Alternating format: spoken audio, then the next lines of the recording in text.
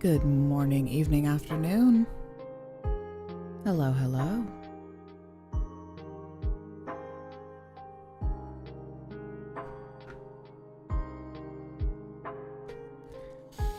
So hey gamers. It's been a morning. I have a lot of news, just in general, for you today. Let me go ahead and oh no, of course. Hold on.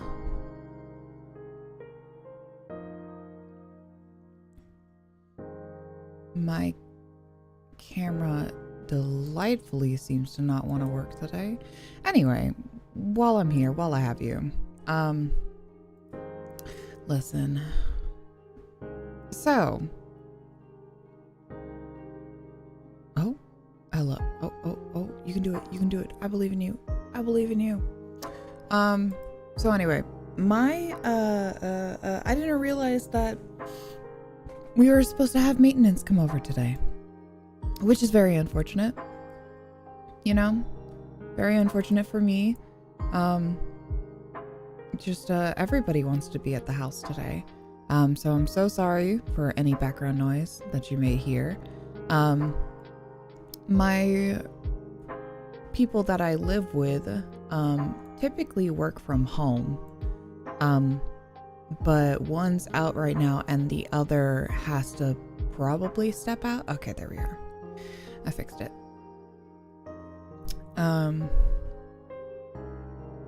Here we go. So let's head on over to here. There we are.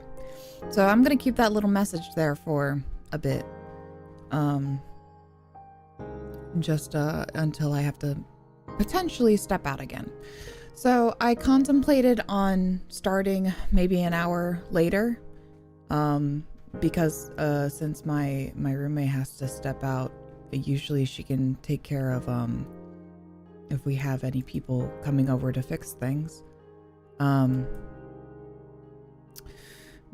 yeah, it's gonna be just me for a sec, and we get charged a hefty fine if nobody is here to let, you know, maintenance in and take care of whatever, which is bullshit, but whatever, I guess it's fine, I guess. But yeah, so I just may have to step away at some point. I was contemplating on just starting stream, I don't know, like maybe an hour later than I intended to, but here's the thing, they might not even come today. Because they just pick a time whenever they want to show up. They give us a notice and then never follow that notice. So what's a person to do, you know? So I thought about it, and I thought about it for a while, seeing if it was better to just go ahead and start and then potentially have to leave in a little bit, or they just don't show up. Who knows? Who fucking knows? Okay. And then the other thing that I wanted to mention, oh no. She turned off again. Camera. Oh God.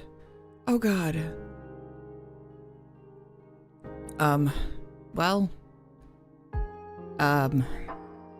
Whoa, this is awkward. Hey. Don't look at me. Don't look at me.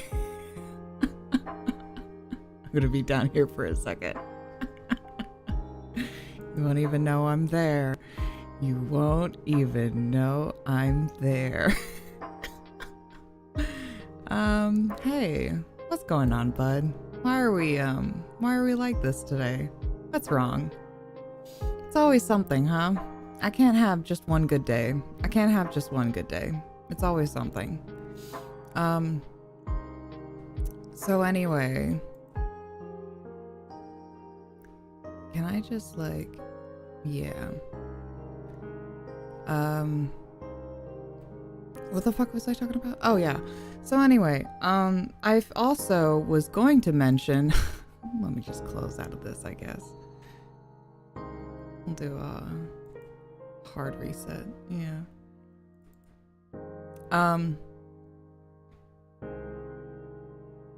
Anyway, I was noting how I kind of sort of figured out the issue with you know how last time we had that little audio glitch? So I kind of know the issue, but I can't really fix it right now.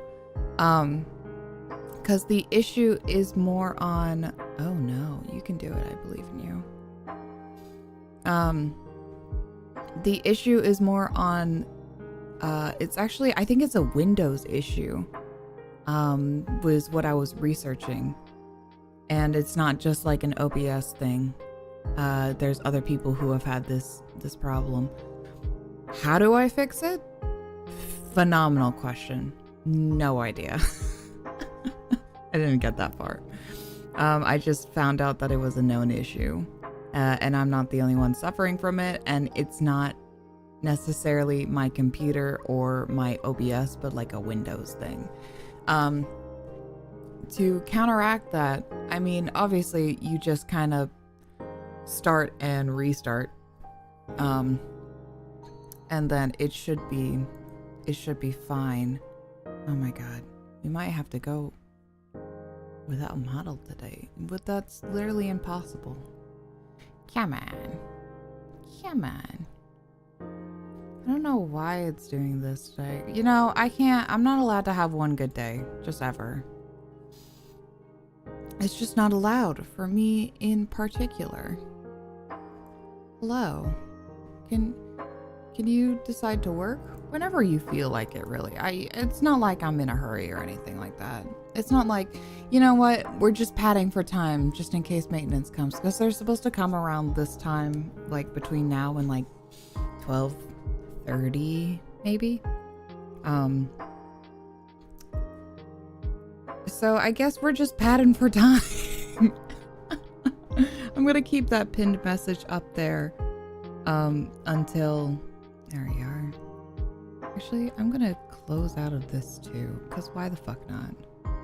Why the fuck not? You know, close out of all these. Get rid of all of these. Task manager, get rid of everything.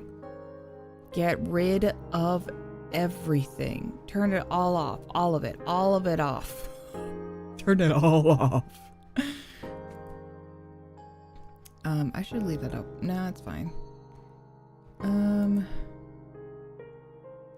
Yeah.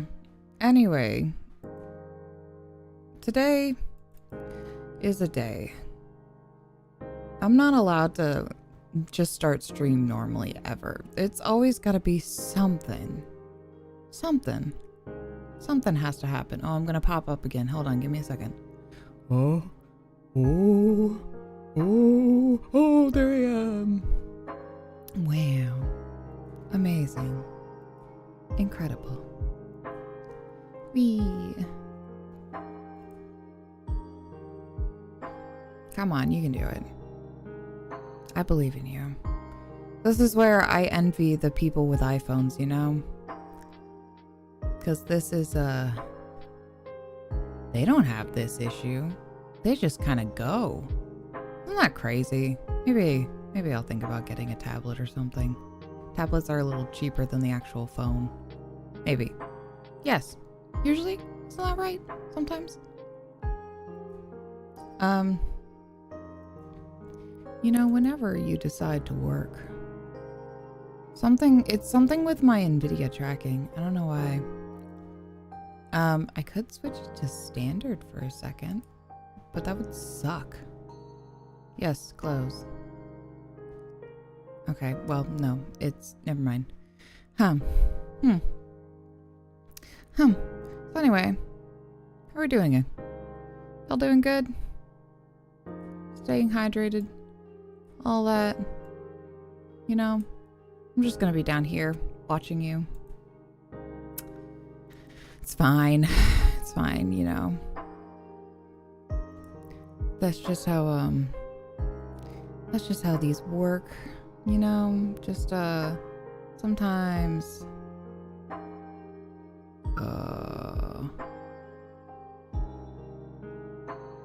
yes. No? Yes.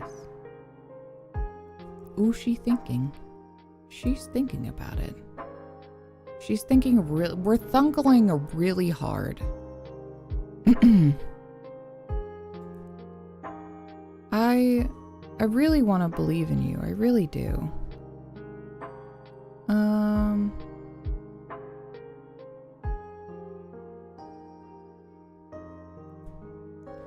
I really want to believe in you so bad. So bad, girly. Let's go here. Let's go here. Sure. Yeah, we'll think about it. Nope. You don't want to think about it? Okay, how about we do this? Boop. Let's do that. Let's do a little bit of this. Okay. Oh, I seem to be left on my own now. Now it's just me and you against the world. And then maybe, just maybe,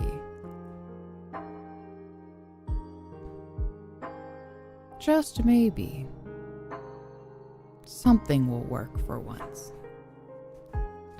Something. Anything. Ay, ay, ay. Ay, ay, ay, ay, ay.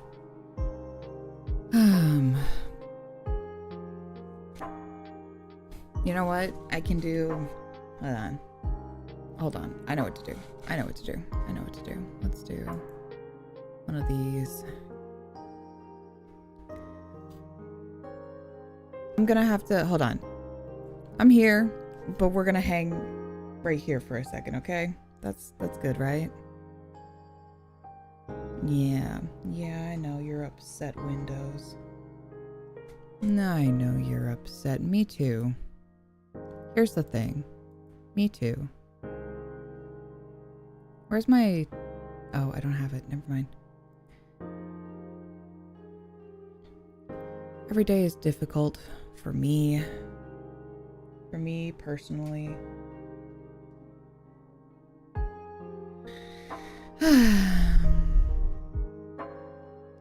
One day I would like to open stream and have things just work.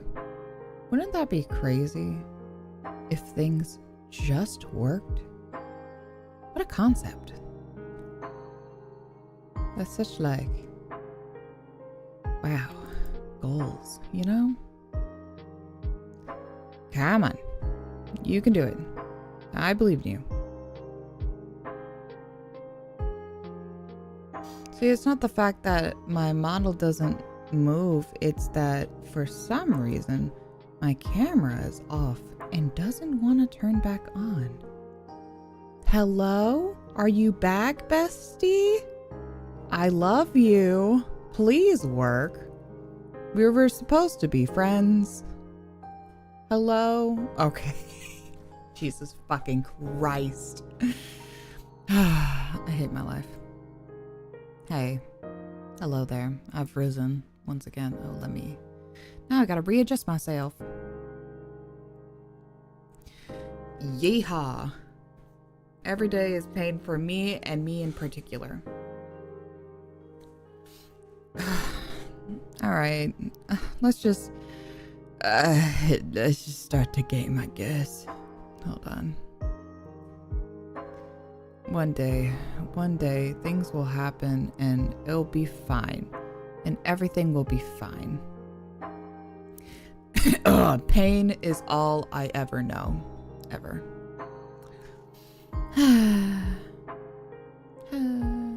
You know what? I don't... With all this shit, I don't think I even set out a live tweet. Hold on. That's also important. You know, I'm just gonna leave you up. I'm gonna leave you up here.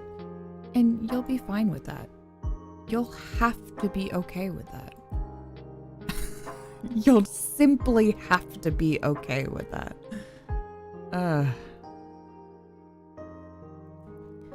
Yeah. Alright, I'm turning off the lights. Ready, everyone? Let's turn off the lights. Whoa. Oh. Gonna turn me a little up. And this a little down.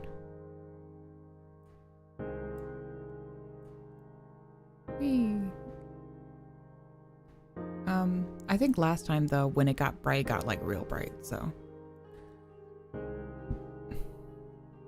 There we go.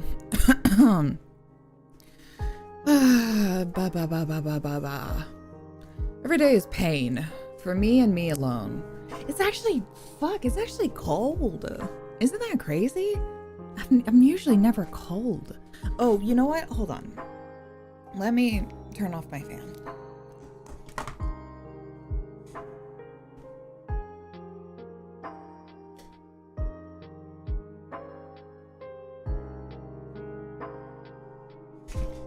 For once, it's cold. Ain't that crazy? It's been so hot. My PC's gonna fucking cook this room. I'm gonna be so warm. Oh my god. Oh my god. Anyway. 30 minutes later, not even. Oh yeah, like 35 minutes later. Actually doing things. Anyway, where's my game? Hello, game. Put it back. Put it down. Stop this. Stop this nonsense. Stop. Let me take my crown off. All right, and then I will move me smaller, actually. No, this is fine. That's a little too much. Let's just move me. No. Stop this. And I'll move me over the slightest bit. How about that? Sound good? I shouldn't be blocking the text. Yeah. Streaming is hard. If anybody tells you it's not, they're lying. They're liars. All right, let me fucking let me send out a tweet.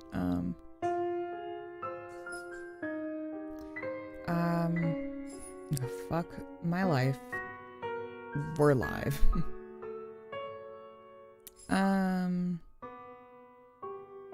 Actually, I think I did a, yes, I did. Okay.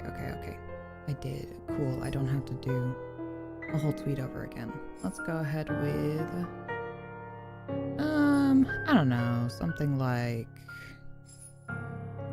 this is riveting stuff, I know. Sorry, we're live. Let's do, we're live. Sorry for the delay.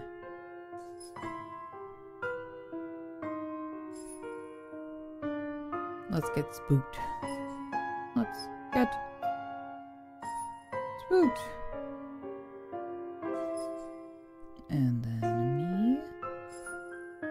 Hashtag we.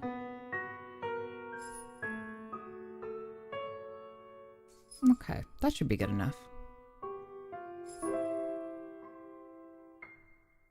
Okay.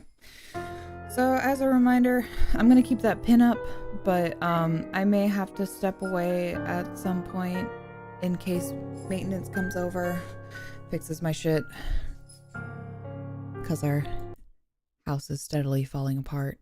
Game audio. Let me make sure this game audio is doing good. I remember it being a little loud last time, but I know exactly why, so I fixed it. I fixed it. It shouldn't be an issue. Yeah. Okay. And then we're on Hannah's story. Exciting. Okay, Jesus. Recap, I guess. We were originally Isabella.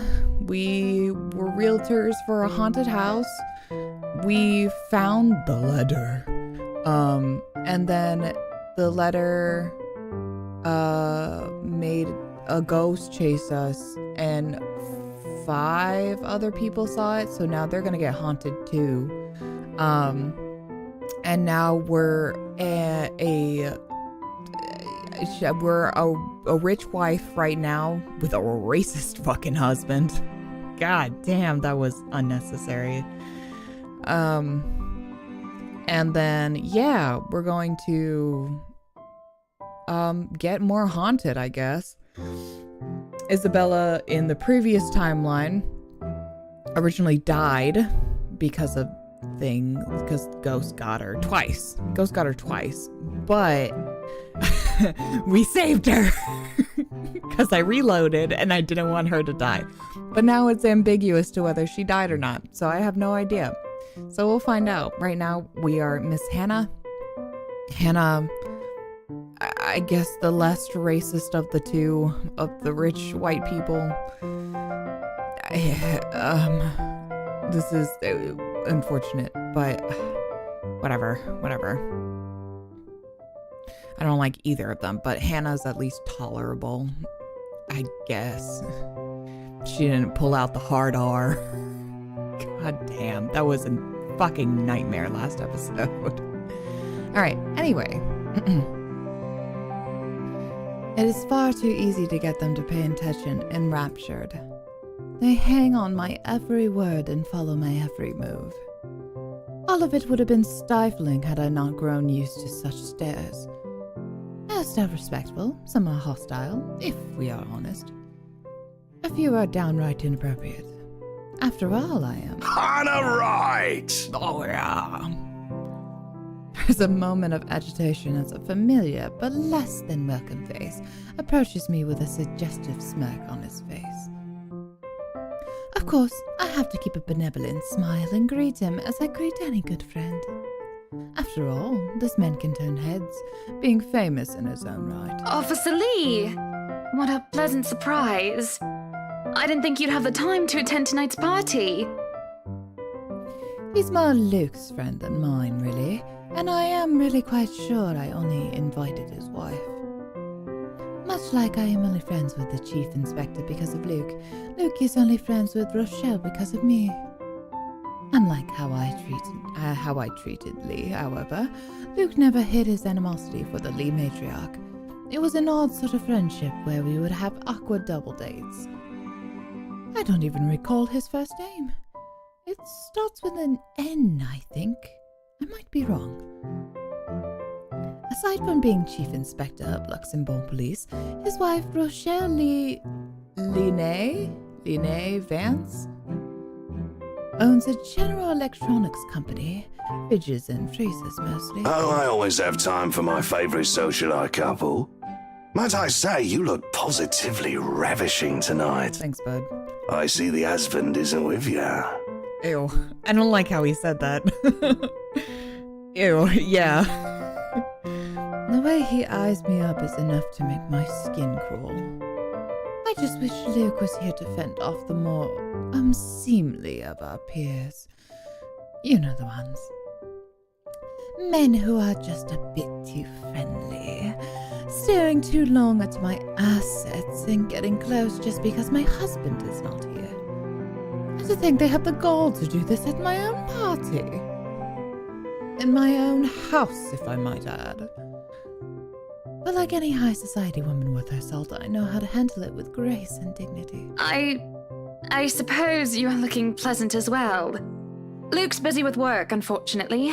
Rochelle isn't here. It's like, where's your wife? Get me out of here. A shame. I do hope he isn't causing you much trouble. That husband of yours can be a bit daft sometimes, acting like he's still some young bachelor. The wife sends her regards and her apologies, but something came up with her doctor and she needed to attend to it. You know her, being pregnant and all. We make small talk. Rather, I'm forced to do so, as he would not leave my side after finding his place there. Much to my chagrin, I've been extricated from the few who flock in the hopes of flattering, for I can tolerate them far better than Lee. He's a nice enough person, and I adore his wife, who is obviously the brains behind the two. But there is something unsettling about him. I do not trust him as much as I want to. He regaled to me tales of the Luxembourg Police Department, a different affair to the usual gossip I am privy to, and, though I loathe to admit it, is interesting nonetheless. I expect the topic of business to die out quickly, which would be understandable enough. Oh, God, hold on. Excuse me, sorry. Do I got another one? Nope, just a yawn. Okay. Oh, sorry. Oh, maybe I do got another one. Which would be understandable enough due to the confidential nature of his work. But, oh boy, was I wrong. So, wearing civvies, I steal and drive off with one of the police mobiles, right? In the mirror, I see the mutant chasing on foot and screaming about theft. The look on his face was priceless when I parked it in the garage. Oh my. You made him chase you all the way home for a prank. What did Rochelle have to say about that? Rochelle has a strange love and hate affair with Lee. He is a married man who did not grow up past his early 20s, judging by the way he acts. Surprisingly enough, they've been married for a good 20 years. I mean, that's normal, where, especially if you're like of the upper echelon, where it's just like, yeah, we're married, I don't give a shit about you really, but whatever. that's a lot of the times it happens. Not always the case, of course, but you know. A lifetime if you compare it to my marriage of 7 years with Luke. I, on the other hand, well, Luke is now Lee. I should be happy about that, I suppose. Although, my darling did have his moments. Oh, you mean like last time? When he was super racist? Whatever, girl. Hey, the wife pulled my ear and gave me a good talking to, though. Besides, we live in a flat a block away, so it wasn't much of a grand chase. A flat? Okay. Weren't you living in a house near the countryside? Yeah, I was like, wouldn't you be living in a better spot? Move for work, you know. Or you probably don't. No, I don't. No, I don't. But a flat in downtown? I suppose if that's what you like. Yeah. No, it's horrid. Hate that tiny place, no matter how convenient it can be for work. 55 square yards are not enough when you need to get away from the wife. Okay. I wouldn't mind a place away from the city. Even started looking at the ads. I spied an interesting lot, actually. Heard it was finally put up for sale. Or that something mansion, you know the one with all the ghost stories. I know what he was talking about. There are only really a few urban legends around here. It's The Ermagood Mansion? That's the one. Worthy of a king it is. I'd buy it myself, but Rochelle would only gripe if I brought it up to her. Not to mention all the expenses a place like that will be a real fixer-upper. You also have to find someone willing to work there with how superstitious people can be. If it becomes a problem, just hire someone to do an exorcism. Actually, I do know of someone who could be up to the task.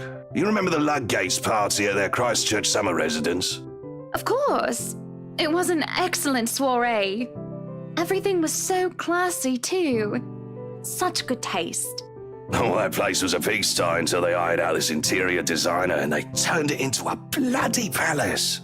She worked for the Exodus for their apartment in Soho too, and they recommended her when we were looking up pieces for our beach house in Porto Colom.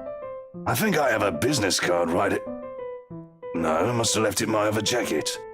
Anyway, she's called, what's her name? Marianne, I believe, yes. But truly, if anyone were to get that place in McCullough, well, they'd be the envy and the talk of the town. Well, if you put it that way, I might just snatch it up for myself. maybe you will. This place was starting to feel a bit small lately anyway. Sure, a 3-story penthouse might not fit the definition of small for some people. Okay, maybe a lot of people. At least she's self-aware. But it isn't big enough to have grand parties in. As it is, I only invited about 30 people to this one, and it already feels cramped in here. It certainly would be nice if I didn't have to ride an elevator up and down several floors before I can get anywhere as well. Well, sure, but then now you get stairs. And stairs are hard. All Luke's words, not mine. Besides, I have been looking for a good anniversary gift. Luke might like this one. Where is he, anyway? Whoa, yippee. Hello, Jeeves. Luke is dressed to the nines as he usually is, and he looks ready for whatever the day will throw at him. Sorry, just like the voice actors, my own attempt at an accent will probably drop on occasion. I'm not the best at it. I do what I can. Is it cash or cachet? Okay. Me. Starting off strong with a good relationship with Luke. Noted. Medium relationship. How is Isabella lower than everybody else when they haven't even met? Or, yeah, why are these two so low with her when they don't even know each other? Fascinating. Interesting. Alright. His butler and valet wait at his side, just in case he isn't as ready as he looks. Oh, sure, that's normal. What is confusing me is the fact that he is on his way out of the penthouse, considering we won't have anywhere to go until much later. Where are you going? I am to attend the Triad Autumn Tasting. I do believe I informed you of this 2 weeks ago. Yes. And might I remind you that I had stricken that off your schedule? Because 1, the doctor told you to stop consuming so much alcohol. And 2, I informed you a few days ago about the open house we are going to attend in its place.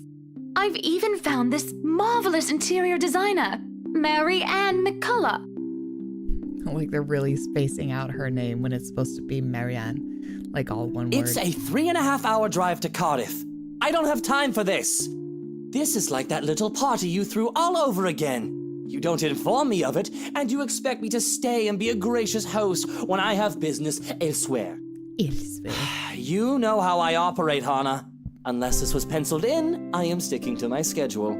If I may intrude, the madam is correct. Okay. Your physician did insist you moderate your drinking, unless you wish to incur acute pancreatitis. And you did have this open house penciled in last Wednesday morning.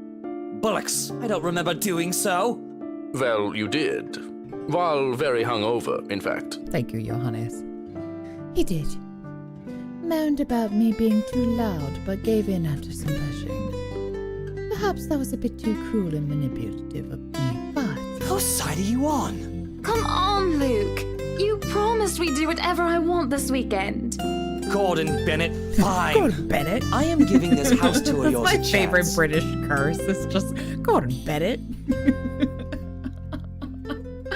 But if it proves to be a waste Doesn't of even time, really mean anything. going to I don't Cardiff, know if it and you was are going to an take a actual- cab it's probably home. a person, but for the most part, it truly doesn't mean anything. It's just Gordon Bennett. Are we clear? It's just a bit of a husband and wife tit for tat, isn't it? All couples have their arguments. Once the honeymoon phase is over, as they seem to call it, reality sets in that you and your partner might not always see eye to eye. Yeah, but you can still communicate and talk about things, because you're of course not going to agree on everything. You're two individuals, but that's okay, because you're not supposed to be exactly alike, you know? Oh, God, sorry. Perhaps it's been the years. 7 of them is nothing to scoff at. I just cannot bloody believe I agreed to this. I was really looking forward to the Triad tasting. I'm sure. Though sometimes I think it's something a bit more than just simple disagreements, and I have to stop myself from wondering where we went wrong. There's always the Triad Christmas tasting in Manchester next month, and that'll only be an hour and a half drive. Have I been neglectful? Have I offended? Have I acted shamefully? Yes, but Cardiff! Cardiff. Certainly any problem can be discussed. As long as he doesn't turn me away. Well, there goes my good mood. Girl, you can do better than him. He's racist anyway. Are you happy now, Hana? Why must he treat me this way? Girl, you stand up for yourself. Please. Especially against this racist. I'm not gonna let that go, unlike all the other characters. Yes, I am very happy, Luke. Because for once in a very long time, what if we we are break doing them what up? I want. What if we break them up? That would be cool. I'm ecstatic. Understood? And this would be perfect if you stop acting like a child who needs their nappy changed. Yeah, bitch. We will be leaving after lunch for the Ermengarde mansion. You are going to park your rear in the car and keep mum. And you are going to behave during the tour. Good. Tell him to shut the fuck up. Needless to say, Luke looks a bit shocked at my little outburst.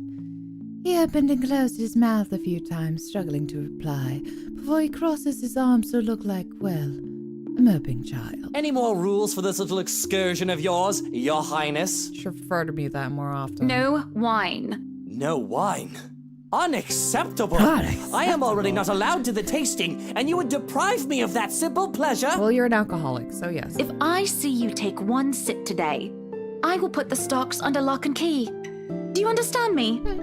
Don't forget the bottles he keeps in his dresser. Thank you, Johannes. Whose side are you on? That was a good line. How many times in one day can you ask that? As many times as I need you, traitor. Thank you, Johannes. What a good man. The ride to the mansion is quiet. Oh my god, I'm starting to do my voice that I do for my D&D character. The ride to the mansion is quiet, with Luke having stared out the window the entire way, not paying attention to anything around him. Meanwhile, I am conflicted. I don't know if I should apologize for changing his plans like that. They've been changed 2 weeks ago, girlie. You have nothing to apologize for. But by the time we arrive at the mansion and I see his eyes light up in genuine interest, apologizing is the last thing on my mind. The whole affair with the Ermengarde mansion is certainly an interesting experience. The place had been renovated and restored by the owners to what they claim to be acceptable standards. The mansion itself looks like something befitting a fairy tale or a period piece. It is tastefully decorated and, with a little bit of love and attention, I'm sure it can be a place Luke and I can call home. And the number of other prospective buyers that had come from powerful and wealthy of Luxembourg certainly did not disappoint, marking this estate as prime property. The Lees are amongst the group who went with the Rose Woman, and I saw a few other notable faces, though I did not really feel like mingling. Unfortunately for every one of them, the Wrights are interested in buying. What's been bugging my mind, however, is that Isabel. What is her problem? I still don't quite understand what is happening. One moment she's scrambling to give us the paperwork to finalize the sale. Then she is panicking over some sort of prank letter or another. Dear me, is Isabel all right? Oh, we finally get to look at her on the other side of this.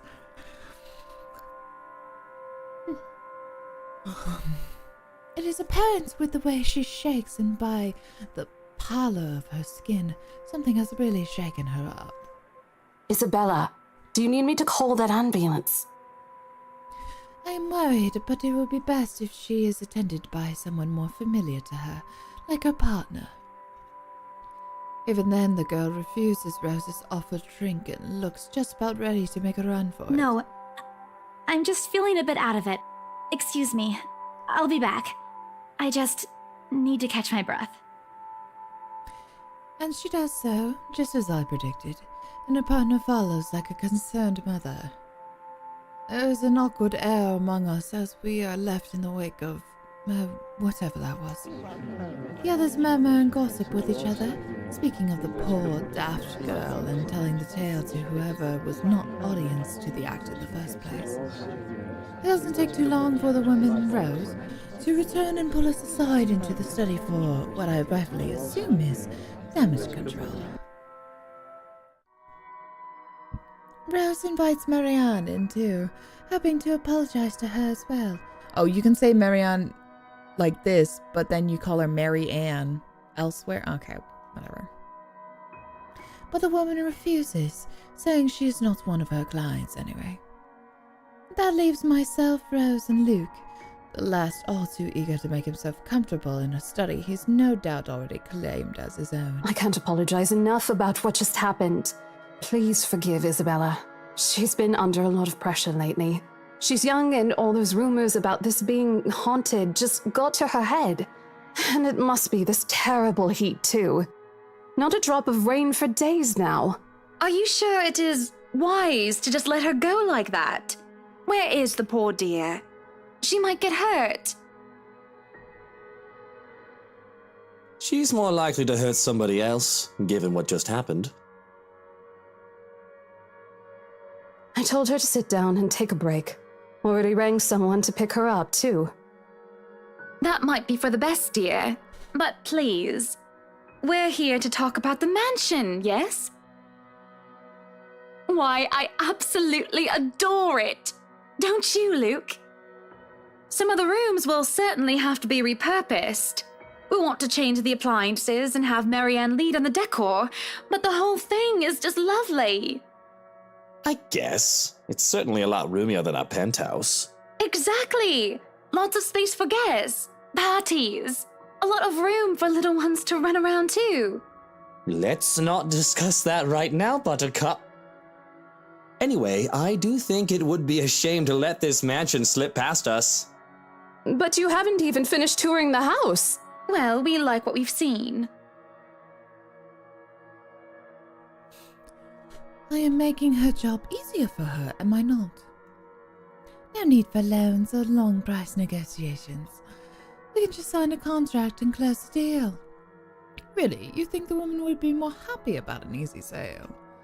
I know how these estate agents worked, how long they had to wait and how much they had to spend for even just a single sale. Why, she should be jumping for joy now. I'm sure the commission on this mansion is nothing to sneeze at, even if she has to split it with the Isabel girl. Do you think we could have horses here? Probably. Yes, those do sound nice, love. Anyway, if anyone else is interested in buying this property, I assure you that I'm able and willing to give a better offer. A vineyard would be nice. Or maybe And we do reward our people quite generously, Rose. So if I were you, I would start on that paperwork. Helicopter pad. I pause. And there's a small moment of complete silence where Rose and I just stare incredulously at Luke. It is an unspoken understanding, a rule, between the two of us that we have to put on an act. With our social standing, where image matters, it is also important to avoid making enemies. And to follow this rule is an easy feat for me. From youth, I have been the well-trained social butterfly, gracious and graceful. Luke, on the other hand... Oh, wait, what, Luke? No, what? Whatever would we need a helipad for? Well, he likes to play the fool sometimes, even if he is anything but. I would beg to differ. As he throws me a wry smile, I shake my head and beckon Rose over. This is to be our home, and there is nothing she or anyone else can do to change my mind. This is a place that speaks of power and importance and, at the same time, of safety and comfort. Oh, I'm fucking sure. Perhaps we can even have our family here. There is definitely no better gift than this for our special date. Why, everything here is absolutely wonderful. Oh, Jesus. Well, except for this ugly painting in the study. Oh my god, this is awful. It looks like a bad fate of an Edvard Munch Munch. It's Munch, right? Painting? Here's the deal. I'm willing to pay 10% higher than Where your is listing that price. painting? If anyone Sounds like tries its to own outbid jump us, scare. just add another 5%. I doubt anyone can, of course. Or, you know what? Just add 15% to the listing price, and we can sign all the paperwork now. I guess, if that's what you want. That won't be any trouble. I don't have all the papers now. Didn't think this would be a quick sell. I'll have copies sent to you so you can look over them. And if you'd still like to finish the rest of the tour with Isabella's group, you're more than welcome to. No, I think we're good here. We'd appreciate a private tour of the place a lot more, I think. All right. Should I let Marianne in, then? Marianne? Oh, right. She's been waiting outside the city this whole time, hasn't she? I'll need to have a little chat with her to move this little mansion project forward. Please do. There's a look of apprehension when the other woman enters the study. Yet, like a professional, I see the moment where she steels herself and masks her worry. Admirable. We have this project then? Of course. Will you be needing anything from us? Having the floor plans would be a great start, just so that I can look at them beforehand. And if you could tell me when you're available for a meeting so that I can include it in my calendar? Oh, is a meeting really all that necessary, Marianne? I guess we can send Johans to help you out. Johans? Are you sure? Are you sure that's how you should be pronounced? You two can Sure. start by getting rid of Gross. this ugly painting. Awful. A hush falls upon the room at my request. What painting? And lo and behold, the painting is gone. Oh, I see. In its... God, we're starting early, aren't we? In its place, a mirror stands, which leaves me to look at my own confused expression. Odd. Well, no matter. Back to the topic at hand. Marianne, dear, we are simply far too busy to meet up. Simply far too busy. Well, perhaps maybe I should... Girl. Do I want to get her killed? I'm gonna be... Though I think Hannah is kind of fun sometimes, I'm gonna be so for real. I really don't care about this couple. I don't care what happens to them. But I'll worry But sometime. I guess we can free up a day to meet with you. You can spend a day. Look, she's doing so much work for you. This is the least you can fucking do. I don't really need another Maudlin Monday reading about Maury anyway. The book club can function without me for one day. Exactly. What time shall we be seeing each other? How does lunch sound? Besides, my house has a higher priority over book club. Why, we can hold the next meeting in this place. Sure. Yeah, I'm gonna get her killed. Surely the beauty and grandeur of it all will inspire spirited and lively debates about whether modern-day writers can match up to the classics. I might as well clear up the rest of my week to handle whatever affairs buying this mansion requires of me. Any social activity can be put off until the Ermengarde, or rather, the Wright Mansion's great debut. I'll have my fill of great parties and gatherings, especially when I organize them myself. That sounds good. Although, with a project of this scope, we might need most of the day to tackle your concerns. Oh, of course. A more thorough of inspection of the course. place is also preferable. Breakfast then! It's a date. It's really not. It's a date. All right. Monday. 10 o'clock sharp. 10 o'clock's a good time. We'll see you then. Actually, Marianne suggested we meet at 9. But who is even awake at that unholy hour? Yeah, crazy. I hate it. I was lucky enough to wake up this morning before Luke went all the way to Cardiff. We say our goodbyes, shake hands, and make it clear without outright saying it that we now own this house. By the time we left the mansion grounds, sunset is almost upon us. So, you really want to buy this place then? Yeah. That's a bit of a big impulse buy, even coming from you. Not that I'm complaining.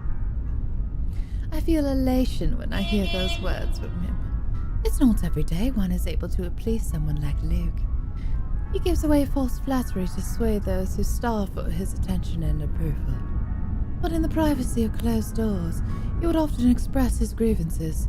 He neither censored himself in front of me nor spared me from his criticism. Yeah, he should censor himself more often. Dumb fucking racist. You have been saying the penthouse was getting a bit too small for you. Happy anniversary! Oh. That time of the year already? He forgot about it last year, too. Yeah, and he's also a shitty husband. Kill this guy. Can we kill this guy? I understand that he's a busy man, but... Is that why you want to buy it? Ma'am, Anna, you can do so much better. You don't like it? I do, but I remember you used to talk about how you wanted to live next to the beach. Y'all are rich enough. You can get another house. Botany Bay, Kent? I remember the sea, water that stretched on for miles and miles, as far as the eyes can see. As a kid, I loved our beach trips, swimming all day as much as I could. I was a well-behaved child, and the only time I was ever truly difficult was when I refused to get out of the waters, even when my fingers had gone all wrinkly. And even when they managed to pull me out of the water, there were always sandcastles. The day before we were married, I told Luke that I wanted a house on the beach and a dog, and a kid or two. None of those came true 7 years later. That was a childish dream. Living next to the beach is so impractical if you really think about it. Girl, you can do so much better. I don't know. It's not a bad thought to see you in a bathing suit every day. Whatever. Maybe another time, love. We still have forever, don't we? He says nothing, only grabbing my hand and holding it tight, as we spent the rest of the ride home in silence. I miss the sea. Sick and Oh no. Sick and hovering over the loo at 3 in the morning, the picture I paint right now is hardly glamorous. A horribly fishy taste is left in my mouth as I throw up what I had for dinner, and I hate the acrid stench that fills the lavatory. The burning sensation at the back of my throat is no help whatsoever. I can feel another wave of nausea come up on me when the door is open. Hannah, what are you doing so early out of bed? I'm fine, love. I must have just eaten something bad. That's all I managed to say before vomiting again into the porcelain throne. Lovely. Just go back to bed, Luke. I'm going to clean up here. I refuse to look up at him. I don't want him to see me like this. The last time I've had a horrible morning retching in the toilet was during my college years, being the life of the party. Thoughtless and shameless, I had thrown away months of frivolous merriment and pointless hookups. I didn't even retain any of the connections I had made from that time. Sure, they still know of me and I still know of them, and we still do business from time to time, but I've lost touch with anyone who I didn't see on a daily basis. I hardly have any of the friends I had when I was still Hannah Evans, teachers, fellow university students, drinking buddies, and old conquests like Jack. No, don't touch me, sweetie. It's disgusting. I'm disgusting. Hannah, you're just throwing up. It's okay. It's okay. Luke sits down next to me on the toilet floor to hold my hair even as I cough up more fish. Oh, well, that's nice. He wipes the vomit from the corner of my mouth and just stares. Do I need to fire someone? I don't feel sick. Just feeling a bit under the weather, dear. It's been unbearably hot as of late, hasn't it? I do wish it would rain. Are you sure it wasn't those sweets? I told you not to eat those sweets. Maybe. Well, don't laugh. Well, I can't help if you make that sort of face. He starts chuckling, and soon enough he's in a fit of laughter. A scene happening next to a loo filled with sick just makes the whole thing bizarre. It nearly makes me start to giggle as well. You're not gonna make me like him. I don't care for him. I try to stifle it though, as I smack him on the shoulder. I'm not making a face, Luke. Stop laughing. Shut up.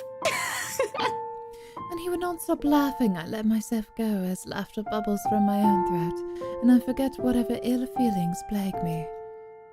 We are just husband and wife, laughing together at a funny face, the little things in life. I let myself go because I know that these moments will not last forever. But if I just know the terrible things that are to come for us, I would have wished with everything I have then and there that the laughter stayed. Yeah, girl. Hiya! Come on now! The place is bustling with movers, carrying furnishings here and there, along with several trunks of personal belongings taken from our penthouse. Luke watches them like a hawk, making sure nothing is handled carelessly or gets stolen. Careful now! I know your pictures are framed by cheap plastic, but those are framed by African Blackwood and are one-of-a-kind commissioned paintings. Let me see. Check our book. Check our book. Okay, this is when... Yeah. This happened. This happened. Woo. How, are they gonna... Oh, okay, they do. Cool. Fantastic. So it's like at this time in Friday, this was going on, but also on Friday, this was going on. Ain't that cool? That's fun. How's our relationship? Our relationship with Marianne is great. I don't care if our relationship with Luke sucks. I hate him. I want him to die. Each one is easily worth a lifetime of what you lot make. Luke, do the dishwashers go into the kitchen or the butler's pantry? Pantry, Buttercup. Careful, that's Emma. No, you there, put that down. You do not manhandle a Napoleon Abueva. I can see the exasperation, and I have to send the foreman to an apologetic glance. Even Johannes rolls his eyes as he goes by. I guess it's Johannes. I feel like that's wrong, but whatever, if that's what the game says. Considering Luke is always like this during a project, Johannes and I have gotten used to it. Poor Marianne, on the other hand, looks a bit stressed at seeing the gigantic mess before quickly going back to work. Everything just has to be perfect, exactly the way he wants it. One little thing out of place, one little thing that didn't fit the image he clearly constructed in his head, and Luke gets bent out of shape. Sweetie, why don't we go and sort your suits upstairs? Let Johannes and Marianne and the foreman deal with the rest of the work.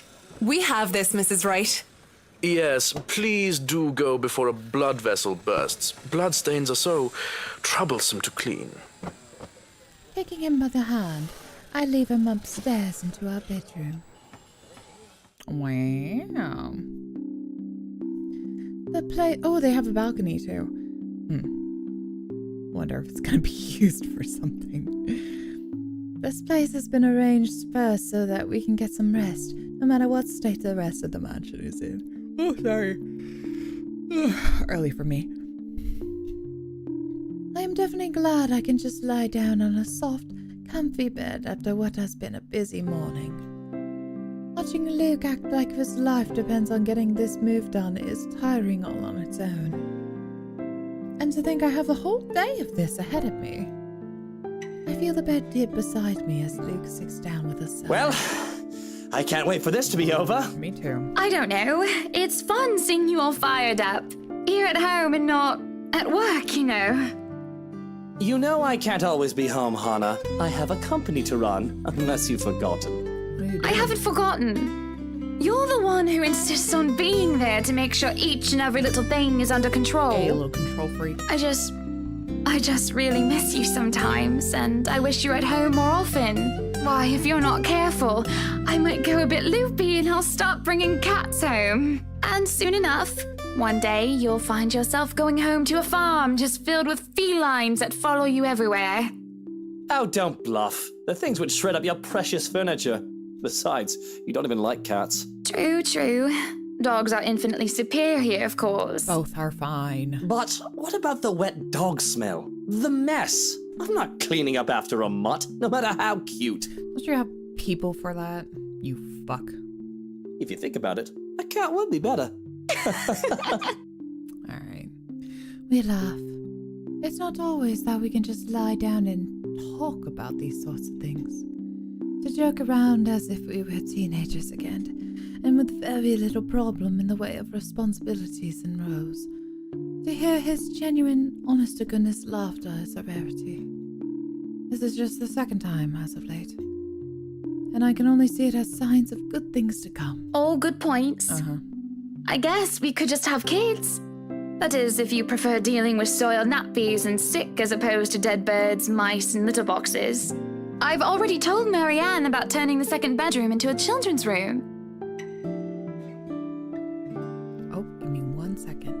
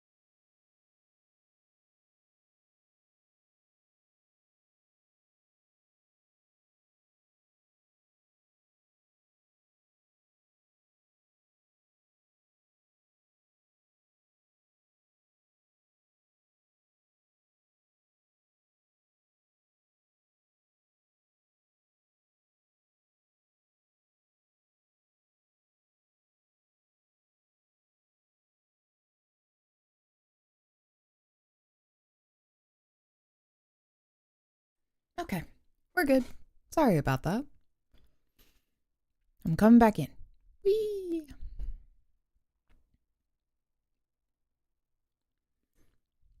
All right. Whoop, whoop, whoop. Let me adjust. There we go. Okay. We should be all good. I guess sometimes I don't know when I'm crossing a line. I didn't say that I am a good comedian, did I? Not this again. What? I wasn't being serious. It's not something you take the piss out of. Wait, I forgot. What were we talking about?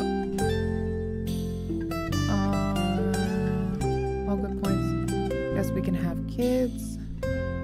Told Marianne about turning second bedroom into a child's room. Oh, right. Yeah, the kids. Having a kid is a big responsibility, Hannah. Yeah. We've talked about this, haven't we? I'm not ready to be a parent. Yeah, I know. I'd probably end up killing the little brat by the week's. He knows, you know. I don't think he'll be a good father. I don't in the slightest.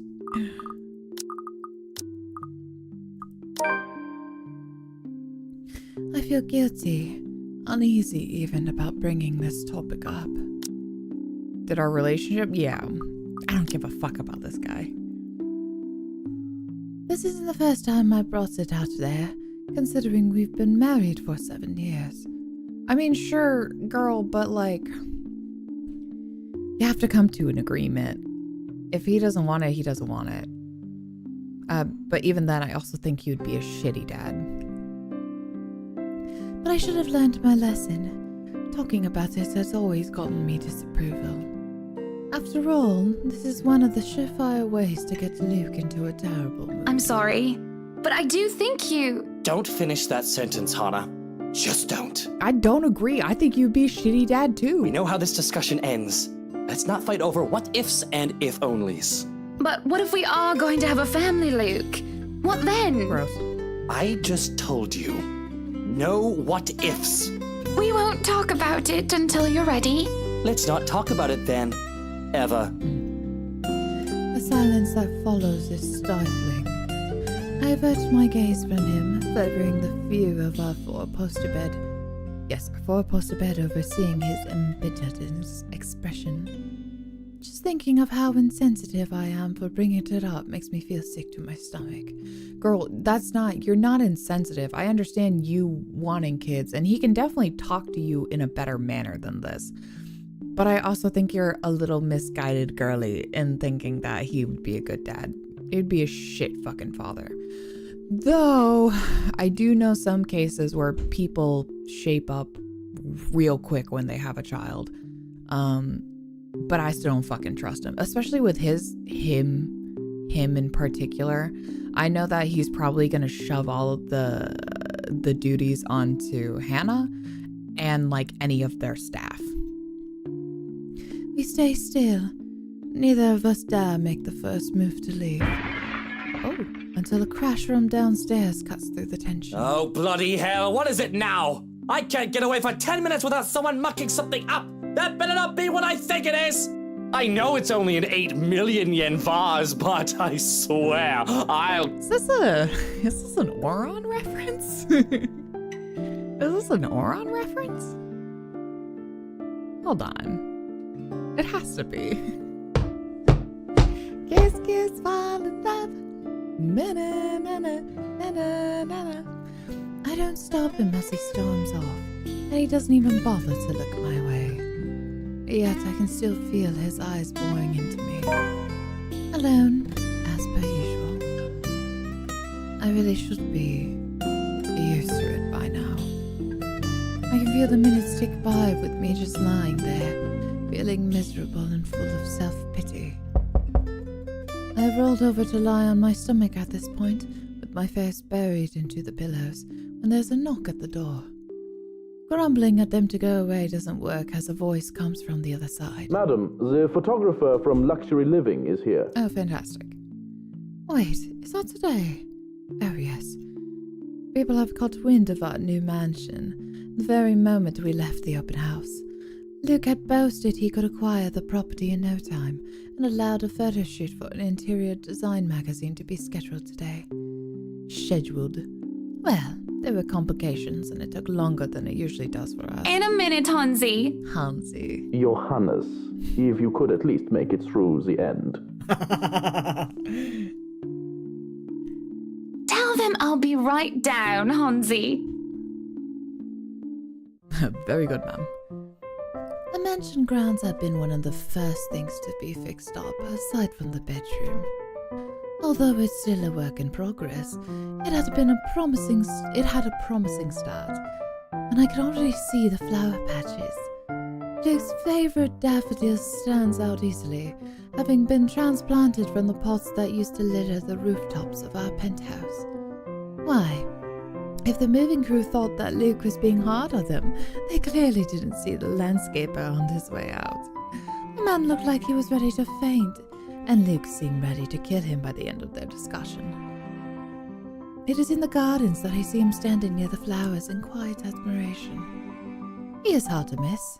I'm so sorry, Zach. I'm so sorry. The hulk of a man that clearly did not belong, and the big backpack and suitcase he has with him makes him look much larger. It is a peculiar sight, seeing someone who looks like he does handling little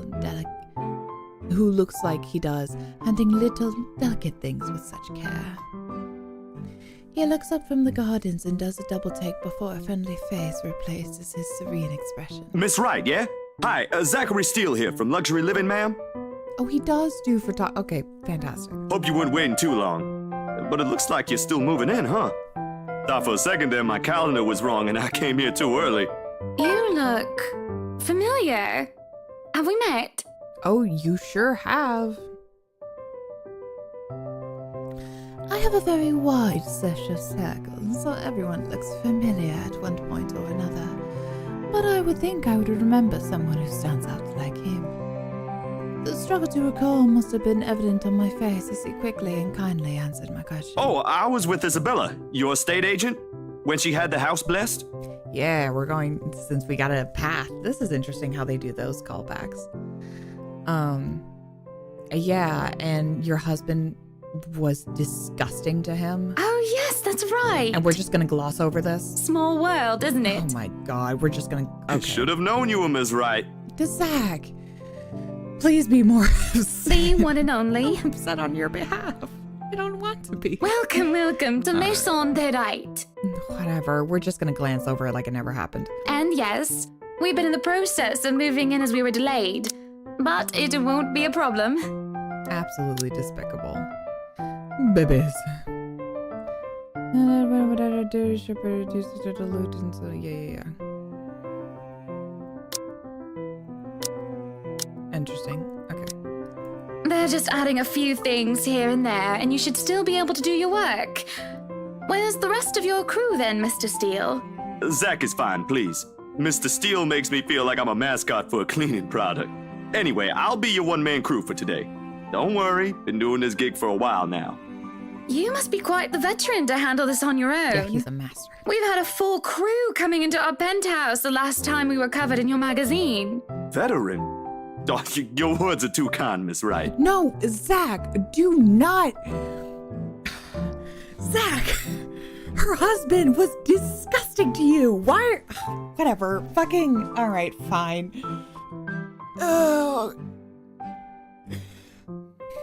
Zach, we can do better. We can do better.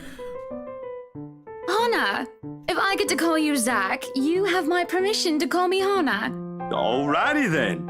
Anyway, I'm no veteran, but I know my camera well enough to make sure this is a good shoot. You can trust me on that, Miss Wright, Hana.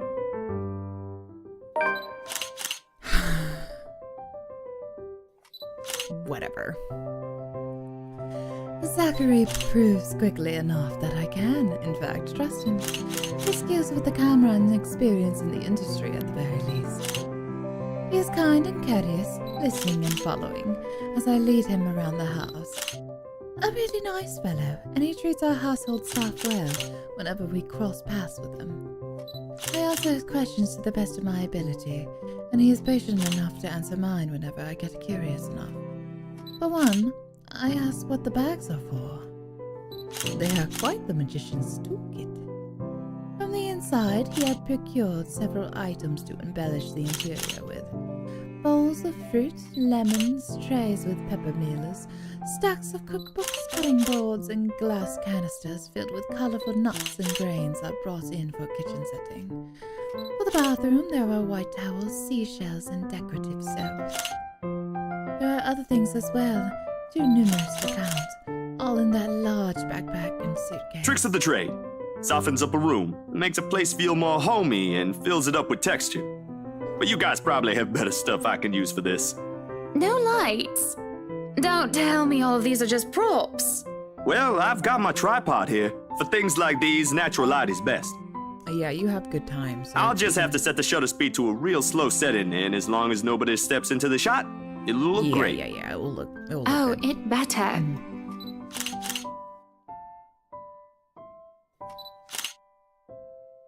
Oh, we're good, sorry. We go through the rooms one at a time, although we first tackle the ones that the movers have no business in anymore. Wow. The ballroom needs a little preparation with its grand design. Although there are some trouble at first, with the wide open space and the pictures being backlit. It is in the kitchen that Zachary's props come in handy, considering how Johann's kept the place so neat and sterile. One can practically eat off the floor. We carry on, touring the house and taking pictures where we can, with the exception to the rooms which have yet to gain any purpose or design. Too bad I can't take a sneak peek at his photos yet. Funnily enough, he is using a traditional camera. I didn't even know film still existed. Oh, really? The way he speaks, however, I can see that he knows enough about his craft that I'm not too worried about botched photographs. I imagine photography must be cathartic for him, judging by how at ease he looks while taking pictures. There are small snippets of conversation in between the clicking of the camera. The game is a little louder than me. Oh, okay. Thank you for letting me know. Is the game really that loud? Here, I'll just change. this down. My mic also was a little bit away from me. Let's just turn these down then. How's that? Sound better?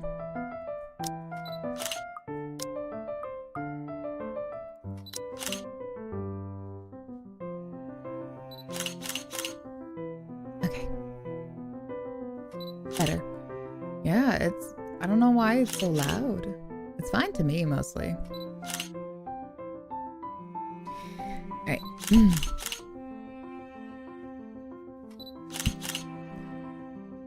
There are small snippets of conversation in between the clicking of the camera. He even goes as far as to talk about these terminologies like shutter speeds and aperture when I ask about the technical aspects. I can't quite see the picture as it is made, much like when I watch artists paint on their canvas. But just watching someone passionately practicing their craft such as this is exciting in its own way. I agree, I like people who are good at what they do. Going through the many rooms has been quite the exercise for both of us. Despite that, he has been so nice, and I find myself putting on my best smile. You're really puffing out that chest, girly. Oh my god. Oh my god. No. Focus. I fucking hate this couple. Hannah is a little bit better. But fuck her husband. I don't give a shit about that guy. But it is as we're taking pictures in the foyer that everything comes to a standstill for a moment. Just a moment. And had I not been paying attention, I wouldn't have even noticed. It is merely a split second when Zachary's rhythm is put to a halt. Oh.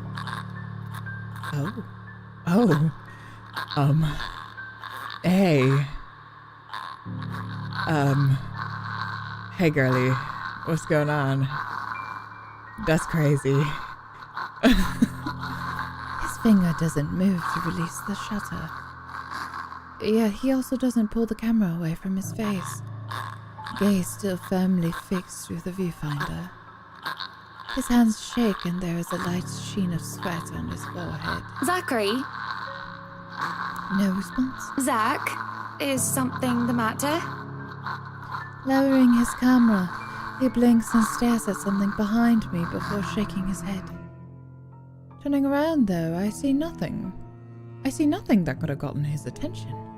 Oh no, there's nothing wrong. I just remembered something I saw. Get out of there, Zach. Let's get back to the pictures. No, get out of there, Zach. Can you move a bit more to the left, yeah? I struggle to respond this time. There's a sudden weight on my back and an indescribable tightness around my throat. Everything stops. And everything starts again as I manage to choke out. If you're sure. I don't know what just happened. It was probably just a dizzy spell. I'm fine. And he said he's fine. We continued at the same pace as before, although there is an unspoken agreement that we will not talk about what happened. So, is this a full-time job for you then? Oh, back to cheerful music. Nah, I just freelance mostly, for magazines, newspapers, and events. So you can't really call it a full-time job. It's fun and it puts food on the table, but it's not what I really want to do. Yeah. At least, not all the time. Yeah. What is it that you want to do then? Maybe I've been out of line sticking my nose into other people's business, but I can't help but ask. I regret doing so as I see his shoulders slump. The easygoing air he has fades away. He looks torn over whether he wants to talk about it or not. Films. Documentaries mostly. I love this for you, Zach. But cinematography is a lot more difficult than photography, right? It's a little more involved, yeah. I was working on this thing, actually. What thing? Well, it wasn't really a big thing. Zach, stop. To be proud of your achievements. People didn't like Blue Fonzie very much. People don't like a film about colors. I suppose they would have liked Blue Bibby a lot more. These are jokes that I don't understand. Very funny. So, Grand Director, do you want to tell me what Blue Fonzie is all about? He hesitates, but when I refuse to budge on the matter, he gives in and spills it all out. Blue Fonzie... Oh, fuck. Okay. Let's go French. Oh my god, even if I can't. me and my goal with languages severely decreased over time. Please forgive me. Bleu foncé, les yeux la plus sombre de Noir Britannique. French. Y'all are British. Get French out of here. Dark blue, the darkest hours of the Black British. Oh, yeah. This is a great documentary, Zach. Please don't sell yourself short. And actually, it's so strange that I'm actually cold right now. It's for once cold outside, and I'm feeling it. I'm right by my window, so I'm probably gonna get so hot later. Oh my god, it's such a rarity that I'm cold. This is cool. This is crazy. Crazy, Dio. He speaks with passion of one who has gone through the very matter he is concerned with. There is conviction, knowledge, and experience in his speech. Why, I would have told him that he is an amazing speaker, if only I wasn't so engrossed in listening. Prejudice and discrimination in schools and in the workplace. Yeah, and with your husband, ma'am. Lesser chances for opportunity and higher chances of being treated like a criminal.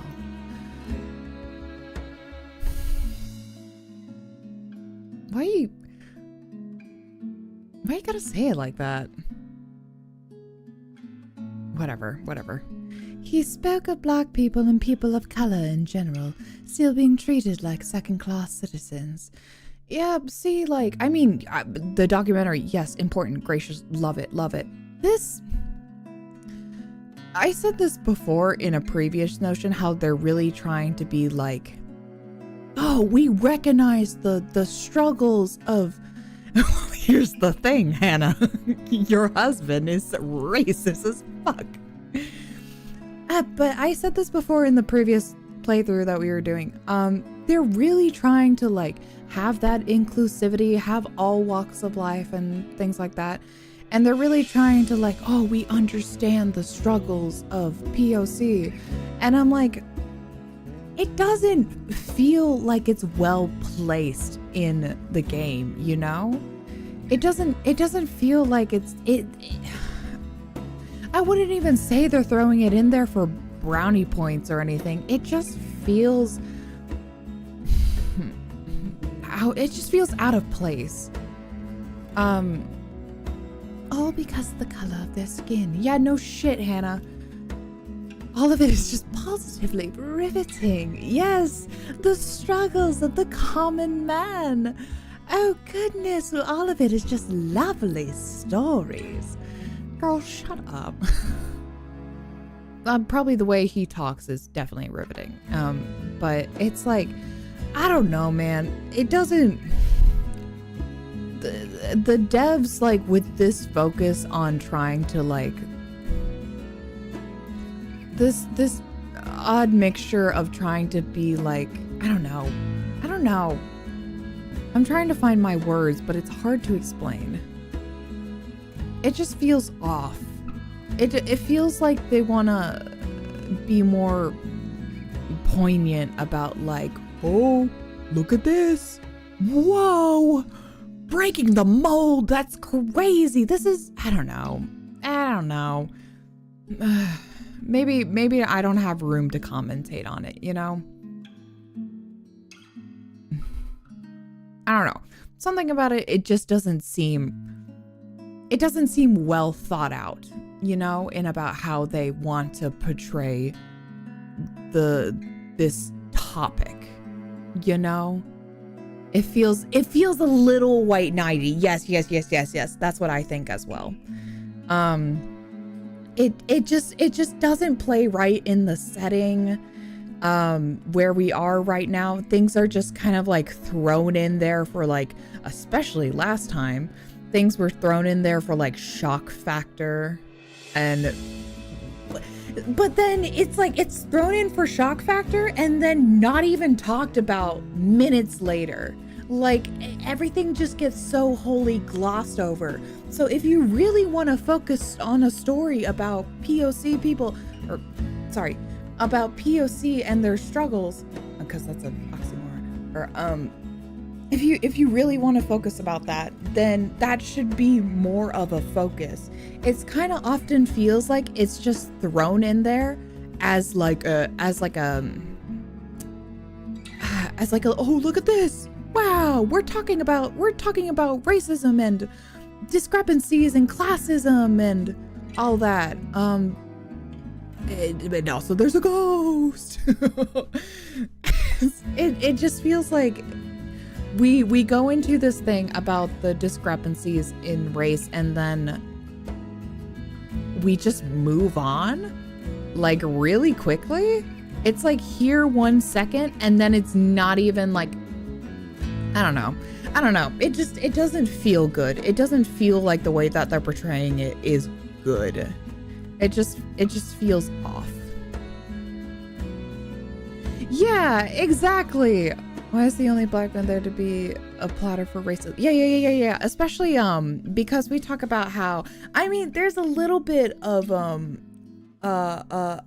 microaggressions towards Isabella with her being Filipino, and she mentioned before how people call her like backwater and things like that. But even then, that wasn't taken as something to be like, even like she is taking that as like a fact, you know, that she comes from like a poorer circumstance.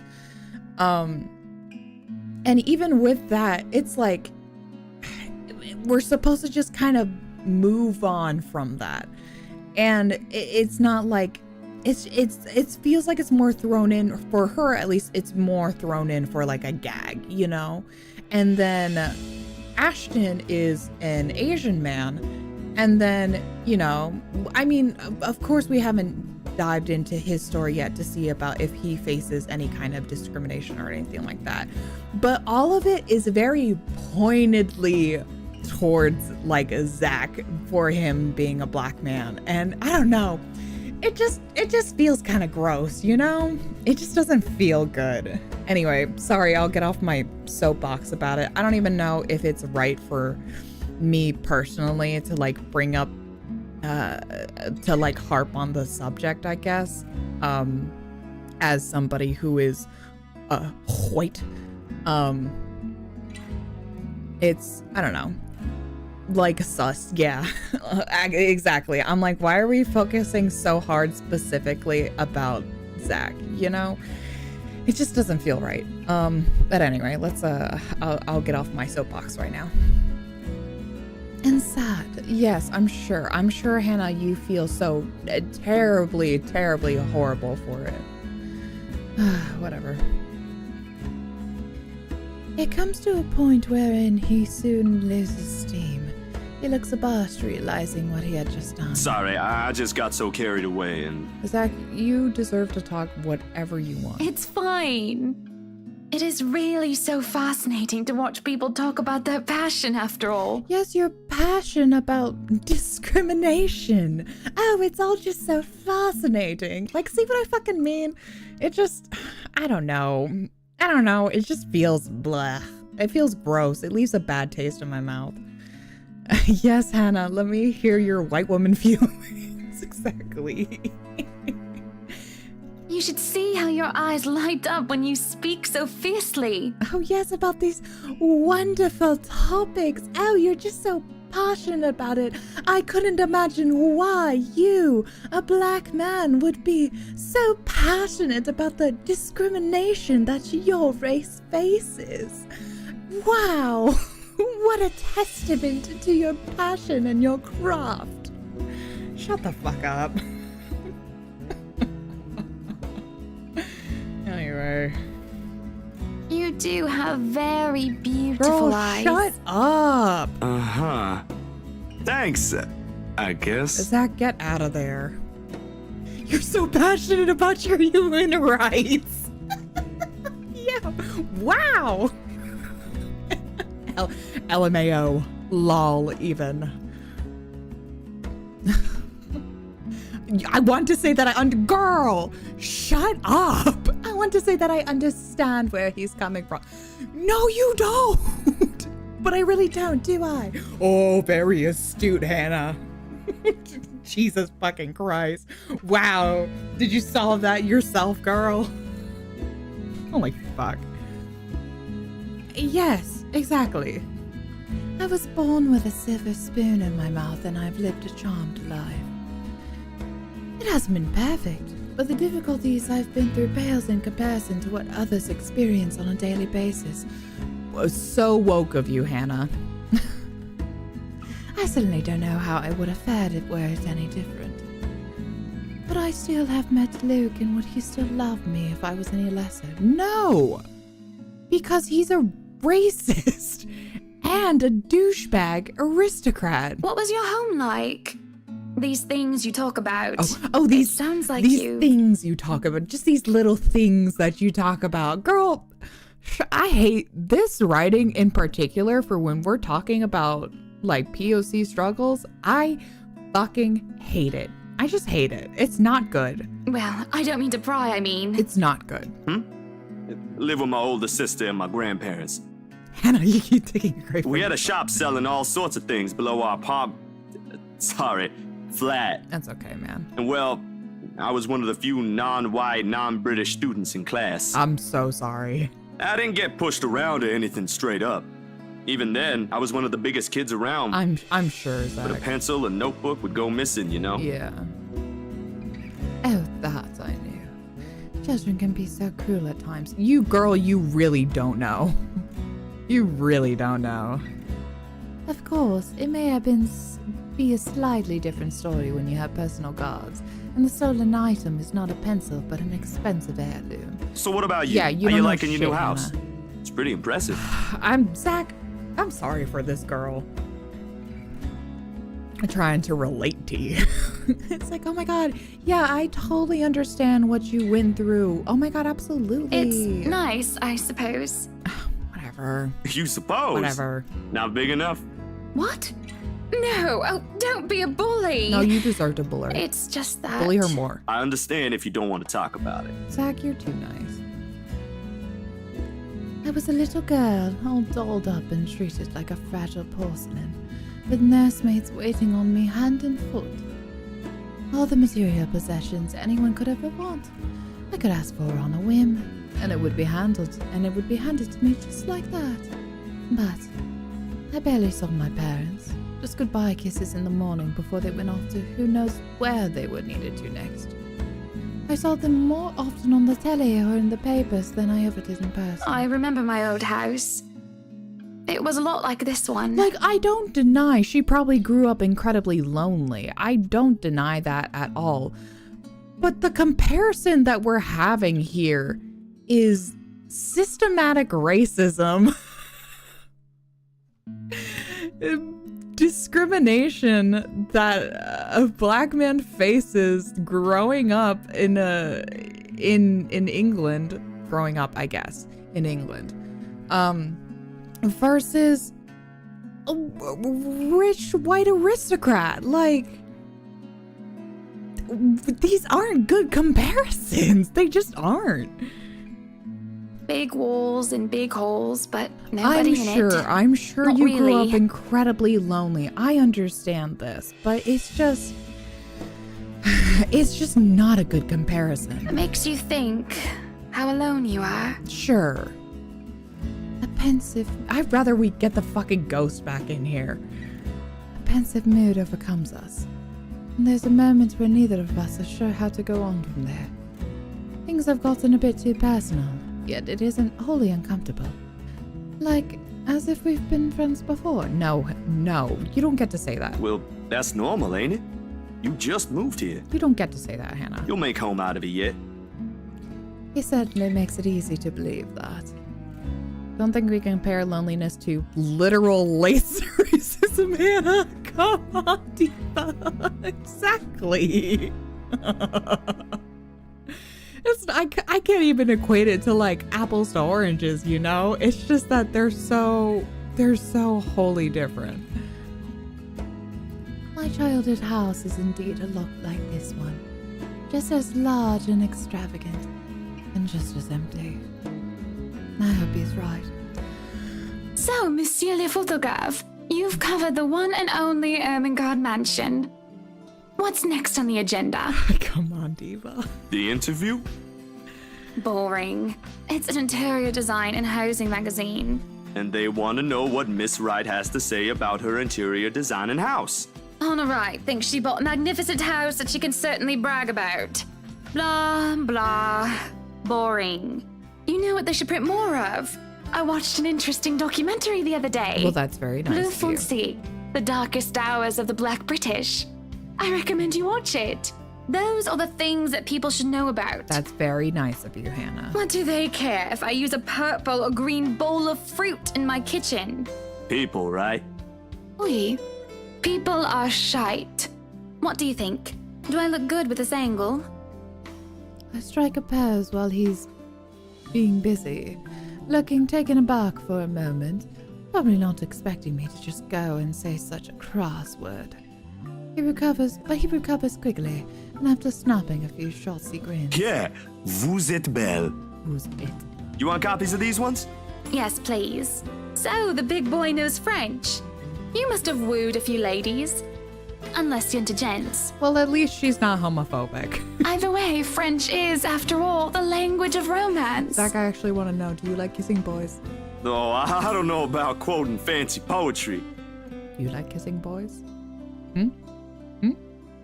But I've made lunch for a girl before, Ally. and they did like that fancy French cuisine. And they did like, Can you good. cook your best? Bouillabaisse? Is that how you say it?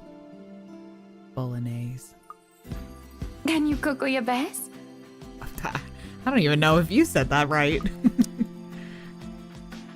I can cook just about anything as long as I know the Oh recipe. my god, I love a man that cooks. C'est magnifique.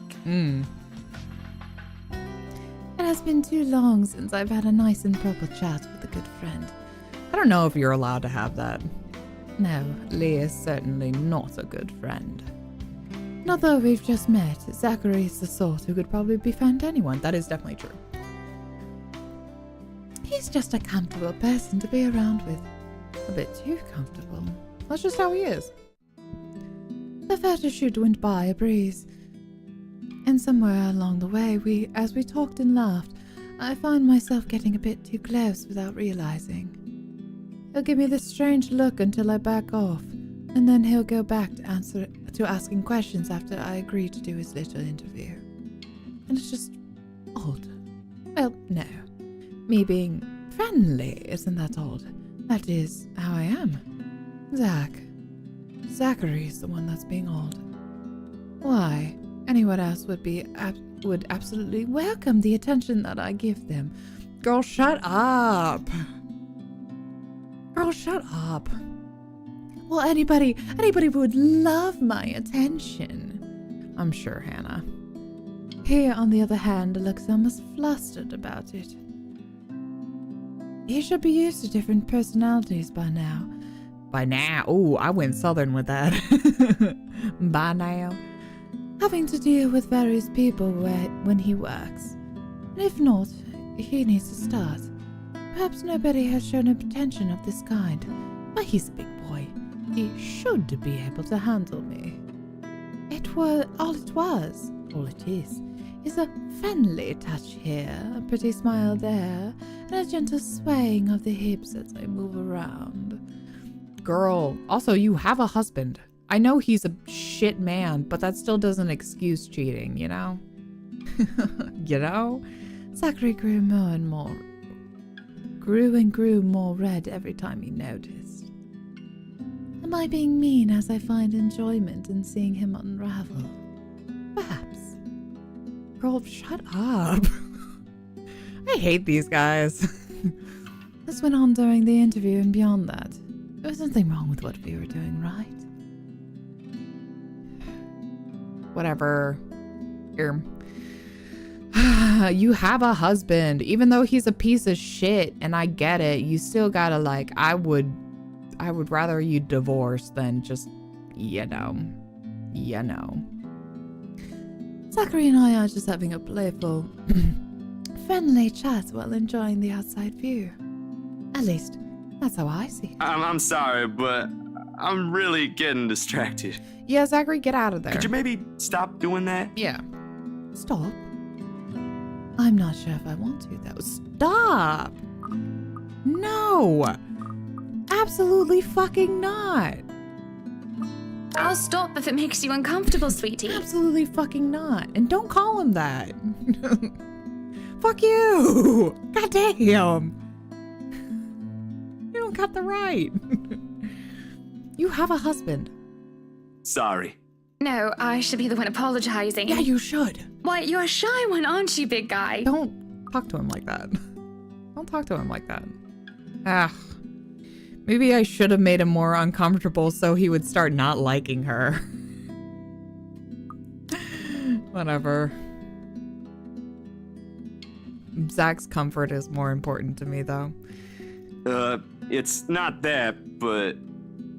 Yeah, you're fucking married! God damn. He gestures to the ring on my finger and lets the fact of the matter hang heavily between us. Being told implicitly that I am too forward is not a common occurrence. I think I'm more stunned at the fact that he pointed it out rather than, well, being rejected. Not that anything is going to happen between us in the first place. It was just going to be some harmless flirting, right? No. So, you've never had a girlfriend? Shut up! No boyfriend either. You know, just in case you were gonna ask for that one next. You want a boyfriend? And you haven't even had your first kiss? Shut up! Not a one, ma'am. It's not your business. Do you want to have your first kiss today? Shut up! Oh God, I hate this girl.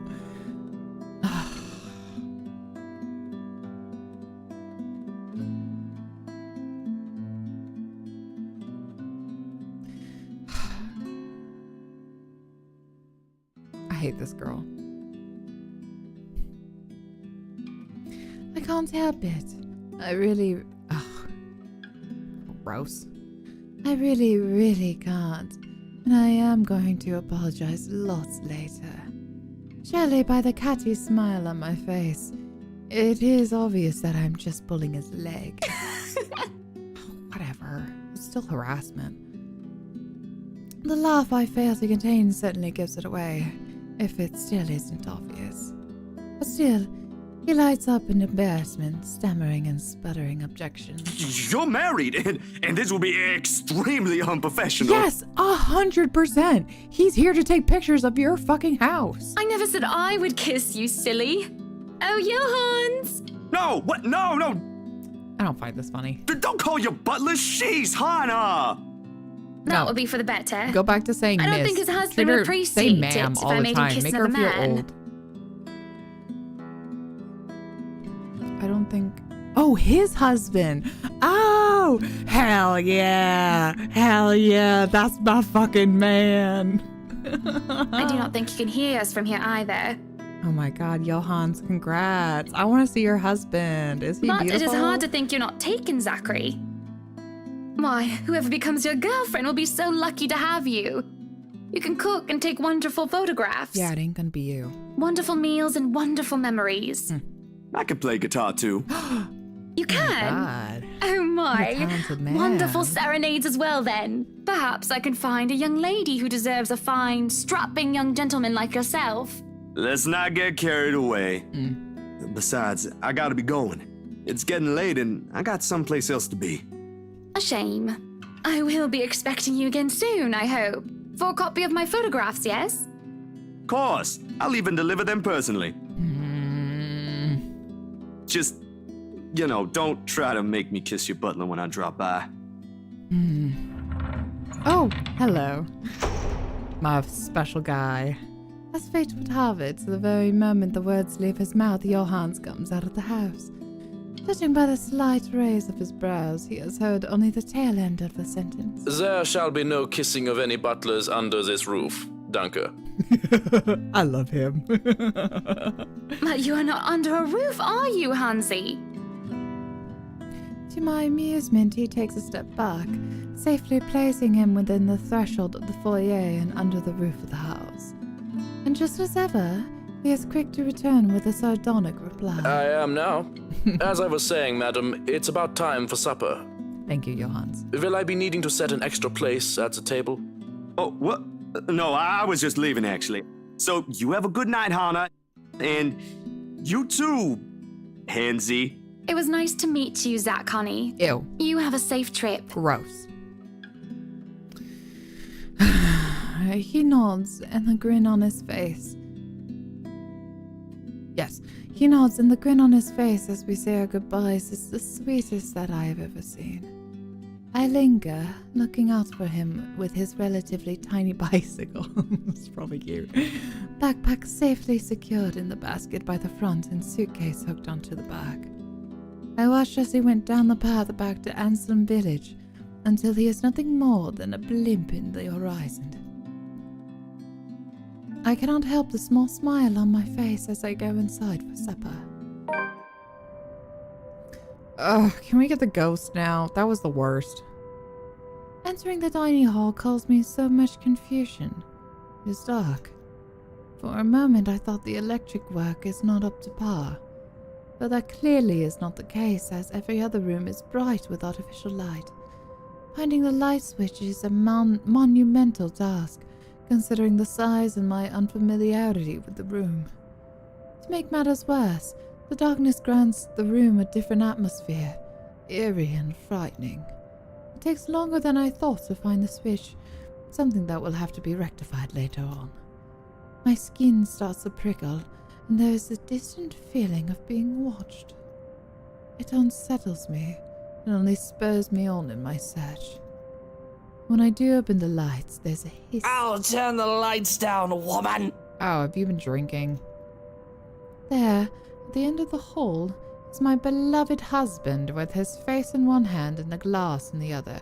What the fuck are you drinking? It's so green. Perhaps I can let it go if it's only one. That's supposed to be wine? It's green. Oh, it's absinthe. Oh, I see. Wow, we getting crunk today, my friend. Oh my god. Why do you have absinthe? Well, I don't assume that's like out of your realm of possibility, but why do you you just decide casually to crack open the absinthe? Like, all right, whatever. I hate this guy. I'm gonna actually... So, to keep up with potentially needing to, you know, if my audio fucks up again, just please let me know. I'm gonna sporadically save here and there when I can. But if the audio starts going crazy, let me know. I found out that it's actually a Windows issue. And so I have no idea how to fix that. But I'm not the only person who has been having issues with. Apparently, it's something with the Windows sending data to OBS or something like that. That gets a little funky, like it has a hard time processing it. It was supposed to be fixed a fall in this year. So, yeah. It just happens. I'm not the only person it's happened to. And I'm just glad to know that it's not like, you know, a specific error on my end. This has happened to other people. But, sorry. We'll try to proceed and hope for the best. Alright. However, I can feel myself go livid after seeing the toxic green liquid gleam mockingly at me. Luke, what? There's also absinthe that's clear. Are you drinking absinthe? You know what the doctor said. Absinthe, Luke. Are you actively trying to kill yourself? I hope he does. Because if you are, we can just hit you with a bloody car.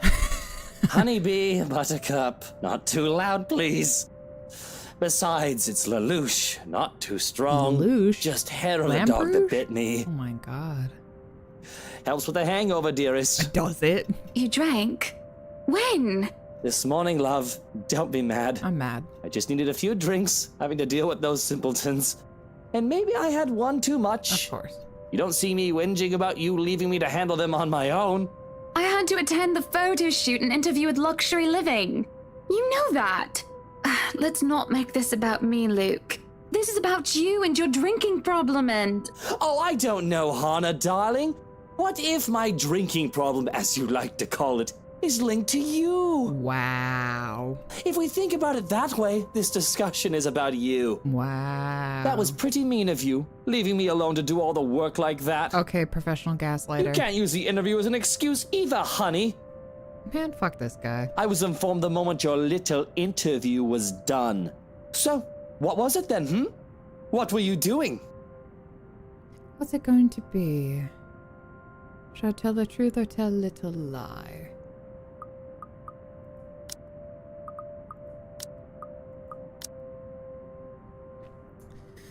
Man, fuck this guy. Let me think. This route is rough. The routes for both of them are gonna be rough because I kind of don't care what happens to them. But they are some of our main contenders, you know? I'll be I truthful. was talking with Zachary, the photographer for Luxury Living. I sure was. I had no reason to tell lies. It's not like I am guilty of anything. But as Luke's expression turns, he makes me feel like I actually am to blame for something. He has a way of making me laid bare with just a look. That had really struck me when we first met years ago. That giant Negro. Whoa! Come on! You were having a secret meeting behind my back and it was This with him? fucking guy! I swear to God! This fucking guy! What is wrong with him? Well, I know what's wrong with him. What are you implying? Hannah! And we're just kind of glossing over this. What the fuck? At least it wasn't... I can't even say that, but I'm like, wow, we're dropping the hard... We're getting rid of the hard R. We're getting softer with it, I guess. This fucking guy. Kill him. I'm implying nothing. God, I hate this fucker. I'm just worried. You know better than to trust those media types, Buttercup. He's not even a media type. He's a freelancer, you He fuck. must have been really friendly to occupy your time like that. But all he's looking for is his next big headline. He's a freelancer! You fuck! He's only selling the pictures! Oh my god. He's a photographer for an interior design magazine. Doesn't matter. You let one little thing slip, one wrong move, and it'll blow up in the telly in the morning. He'll go to his journalist friends to gossip and make a quick quid.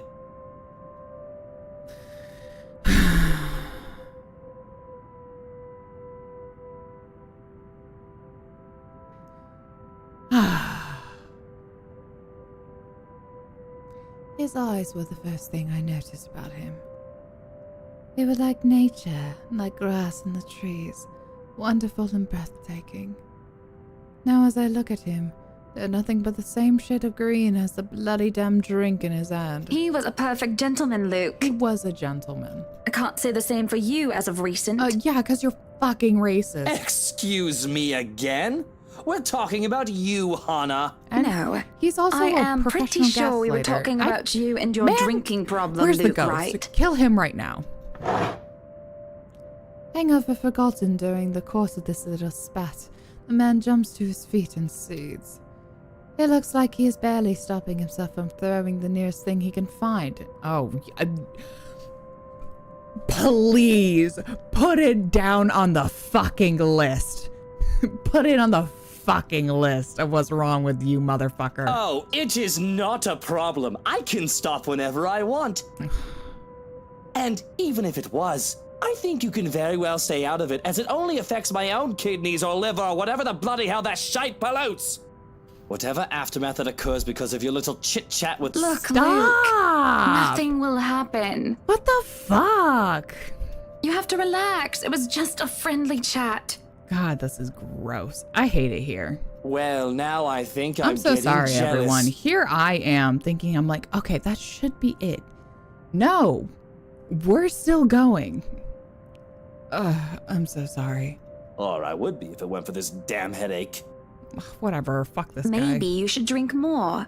Maybe. Maybe you should poison yourself. Ugh.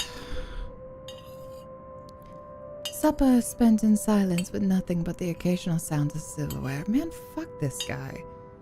A grand feast has been served. Well, grander than usual anyway. Most likely due to Luke's complaints of stress. Ooh, that does. Oh, oysters. Oh my god, I was just talking recently how I want oysters. A platter of native oysters for starters. And a tranche of turbot? I don't know.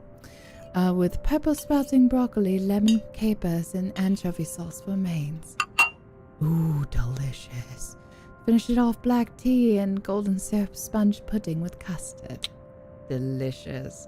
Anyway, back to fuck this guy. She doesn't even she doesn't comment. See, my god. This is what I mean when I'm talking about how it's like he'll just spat a bunch of shit and then she doesn't even comment about any of it. Even though before she was commenting about how she was like, oh, I'm really listening and paying attention to Zach's struggles and especially him talking about his documentary. Let's fucking kill both of them. I swear to God. If they end up dying, I will be perfectly fine with that. Gross. Gross. But this is what I mean. She was going on about oh, I understand. He must have been faced with such terrible discrimination. And this must have been such a hard life for him. And then her husband is spouting all this shit and she says nothing about it. What the fuck? This ain't the woke that you think it is, game. It's just not. You give me a headache. When our appetites are appeased and the plates are cleared away, Luke stands, kisses me goodnight, and leaves me to stare at my half-empty cup. Lonely in the lull of night, I sit in a house too big and too empty, foreign and unwelcoming. Oh, boo fucking who. I just can't bring myself to feel upset for her. I really can't. Even with its warm tone and homely decor, it feels cold. Yeah, he doesn't deserve shit. There is no need for tears, however. I know I can get through this like any other obstacle I have faced before. This is a minor setback in what I hope will be a long and happy life. To remind myself that this place is for Luke and for our future children fills me with a renewed vigor. No, get rid of him. Besides, it...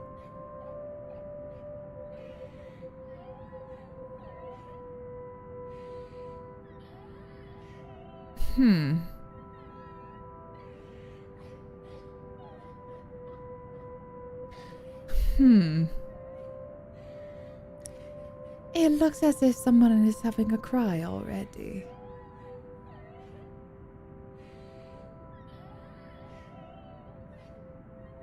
The wailing is far away and muffled. Yet at the same time it shakes me to my very core as I hear it. As if the suffering is just standing right beside me.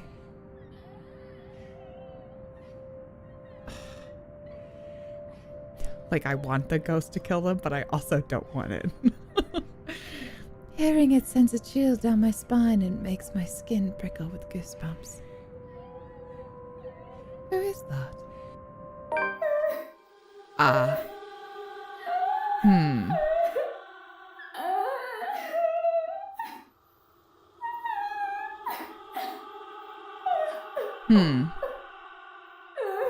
I see.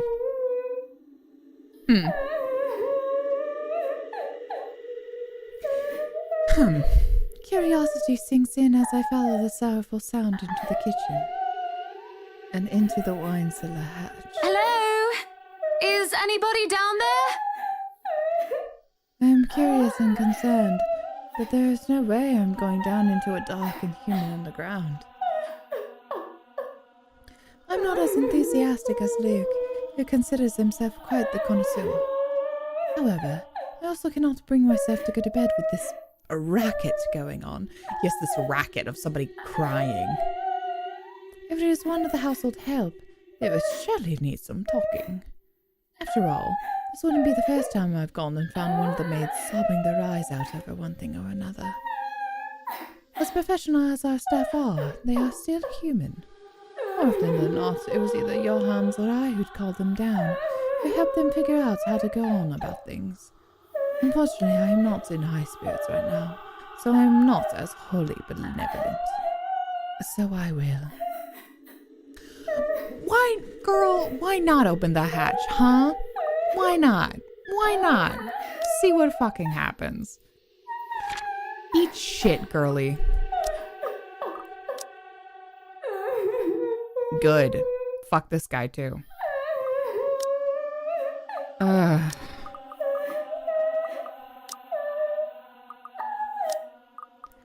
Well, the only thing is, if we get like an actual game over, we're gonna have to redo this anyway, but... You know what? Maybe you should open the hatch, huh? Huh? Maybe you should. Maybe you should find out what's down there, Hannah. Ugh.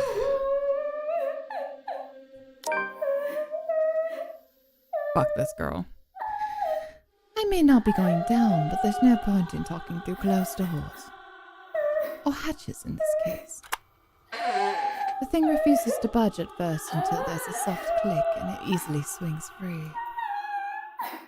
As I lift up the hatch and look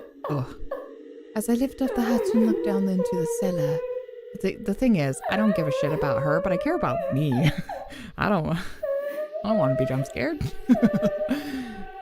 A sense of uneasiness washes over me. Yep. Phenomenal. This is fantastic. It isn't just the sudden onset of vertigo and nausea, but also the darkness. Suffocating. As I look down, it feels as if it's looking back at me. I worry that something will suddenly pull me into the deep. Oh, maybe it does. I can hear whispering. Help me.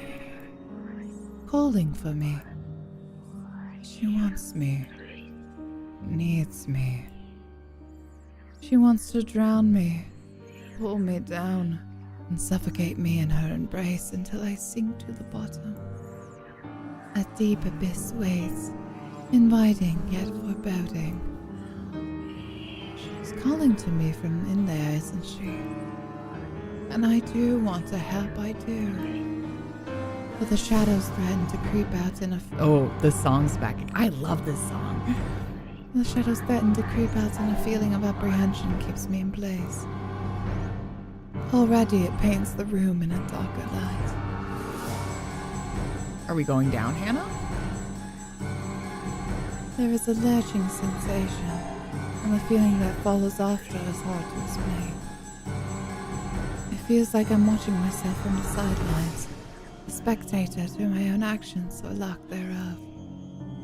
I willed myself to snap out at this detached feeling, to move, to do anything except stare at myself. And for a moment, I see the look of fear on my own face. I'm back in my body, but the hook in my stomach is no longer the only one. There are hooks everywhere, tearing and pulling at my skin, flesh, and bones. They pull at me in every direction and it hurts. It hurts so much, but I just can't bring myself to scream out. Help me. Oh God. Oh God. Oh fuck. Oh Jesus. Pee. Ooh, oh, scary. Oh, okay. What if I failed? Well, if I failed that, it would have just been a game over. And not like an actual death ending for her, I'm pretty sure. Oh, spoochy. I preferred that than the rapid tapping. Oh my god. Scary. I wake from a deep slumber. It takes a while with the fog that has settled in my head and with my heavy limbs. But soon enough I manage to look around. I'm in our bedroom already, although I do not recall going here. Luke slumbers beside me, looking peaceful and angelic. It doesn't matter. I'm safe, and I feel better than ever. Tomorrow, better days will come. Yeah? Luke is already gone by the time I arise. There isn't a single hide nor hair of him to be found, and trying to call him on his mobile is a bust, as it only goes straight to his voicemail. That's twice in a row he's gone on me. And for him to disappear today of all days is every bit upsetting because of what's to come. The morning is once again filled with a whirlwind of activity. Fortunately, I'm much more refreshed as I took a break from my responsibilities. I haven't the faintest clue where Luke was yesterday. Today is going to be a busy day, although unlike Wednesday, the master of the house isn't here right now, absent once again from his duties. Hopefully he'll be back in time for the party. This is our house after all. A grand housewarming party for the wonderful Wright mansion. Every person of importance from Luxembourg is invited, and there will be a few guests flying in as well. Of course, there will be some people from the media, along with friends and acquaintances who are made no less important, regardless of their status in society. Maybe I should say status. Marianne and I discuss business and last-minute touches to the house before finalizing everything. Now that there isn't much change from our original plans.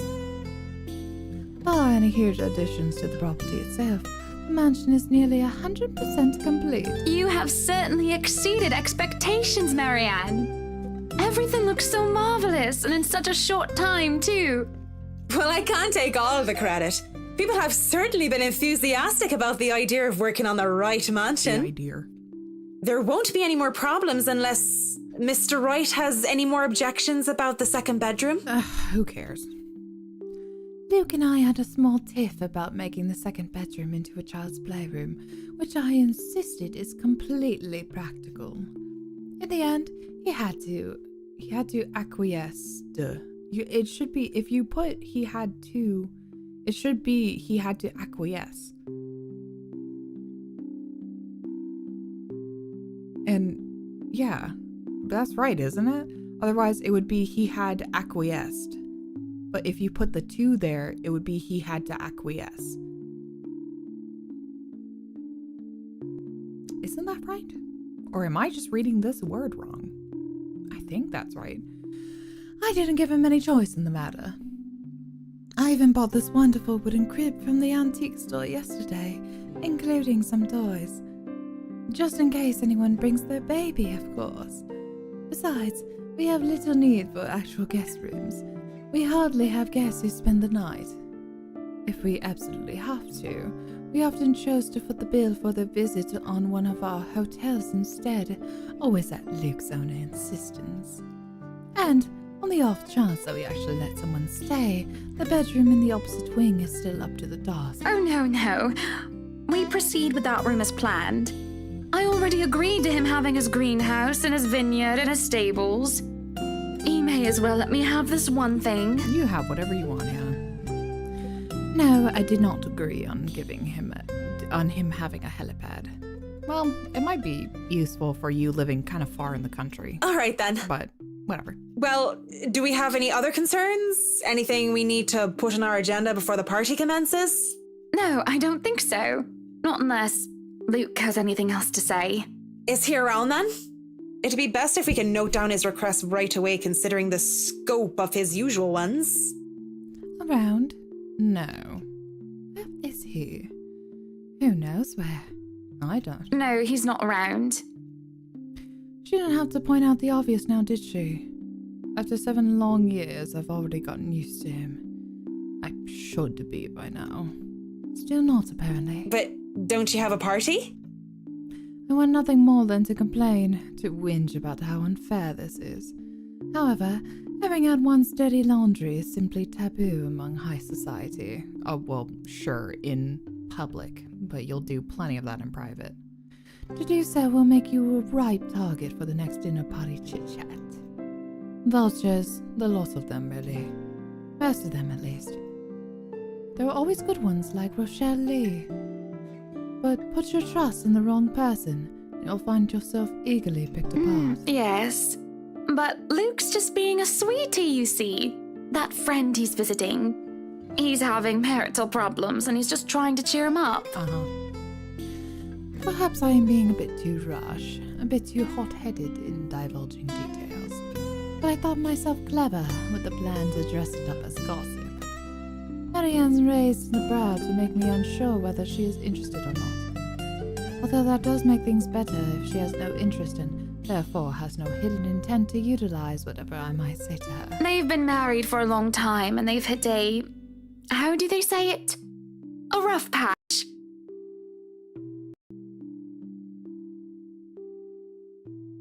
I died again. Stop doing that. Hold on.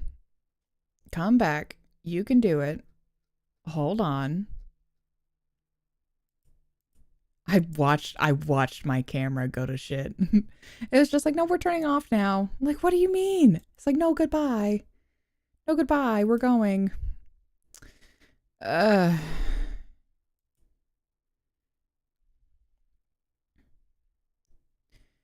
Oh, goodness. Goodness me. Hold on, just in case everything goes wrong. We're gonna just save it there. All right, hold on. I gotta return to my body. I'll be back. Whee.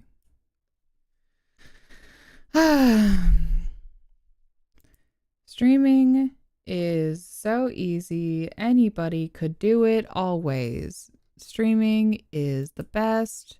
There is nothing that could go wrong ever. There is nothing that could go wrong ever. Come on, there we go. Hello. Hello. I watched my camera turn off, this motherfucker. Oh, let me get back to here. Okay, that's fine.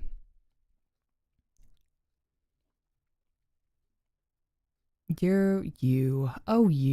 VTube Studio has been angry at me, whatever the reason may be.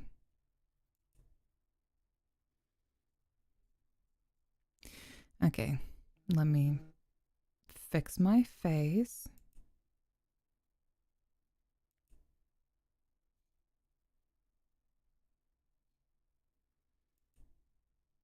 Okay.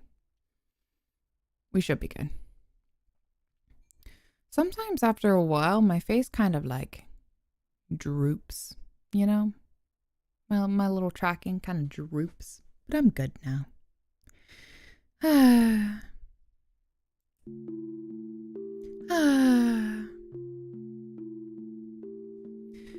Okay. Oh, now it's a little too much. Hold on. I can fix this.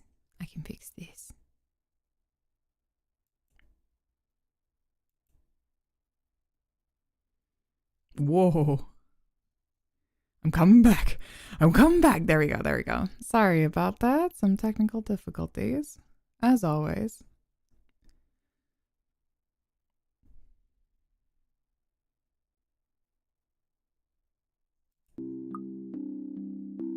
All right. Should be good. Sorry about that. His wife has a drinking problem and can be very neglectful. So the does poor he. thing really does his best to be a good husband. But it's never enough for her. Ah, I see. Sometimes I think it's the years. Maybe it's been so long that they've lost that romantic spark. What do you think? What do I think of the matter, ma'am? No, what do you think of my hair? It feels so lifeless and dull today, and that's no good for a party. And I think I'm breaking out into zits. Now that you mention it, there is something different. There better not be something on my face. I wouldn't worry about that. You do look a little paler than usual, ma'am. I apologize if I'm crossing any lines here, but have you been resting properly? Huh. You'd think I get a bit tanned with how sunny it's been lately. Don't you worry. I feel right as rain and never better. But back to the matter at hand. You were asking for my personal opinion on the matter, ma'am? Do you want me to be honest, or...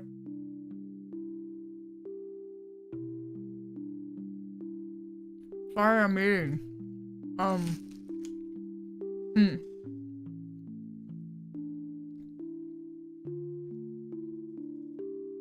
Do I want her to be honest? Yeah, sure. Be so for real with me right now. Be honest with me, Marianne. I don't need someone to sugarcoat it.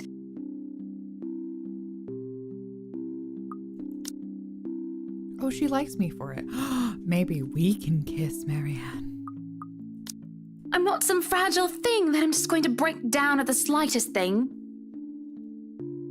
She hesitates, taking a sip of her coffee while I stare into my own cup of tea. The silence stretches on, and I almost believe that she will never answer my question.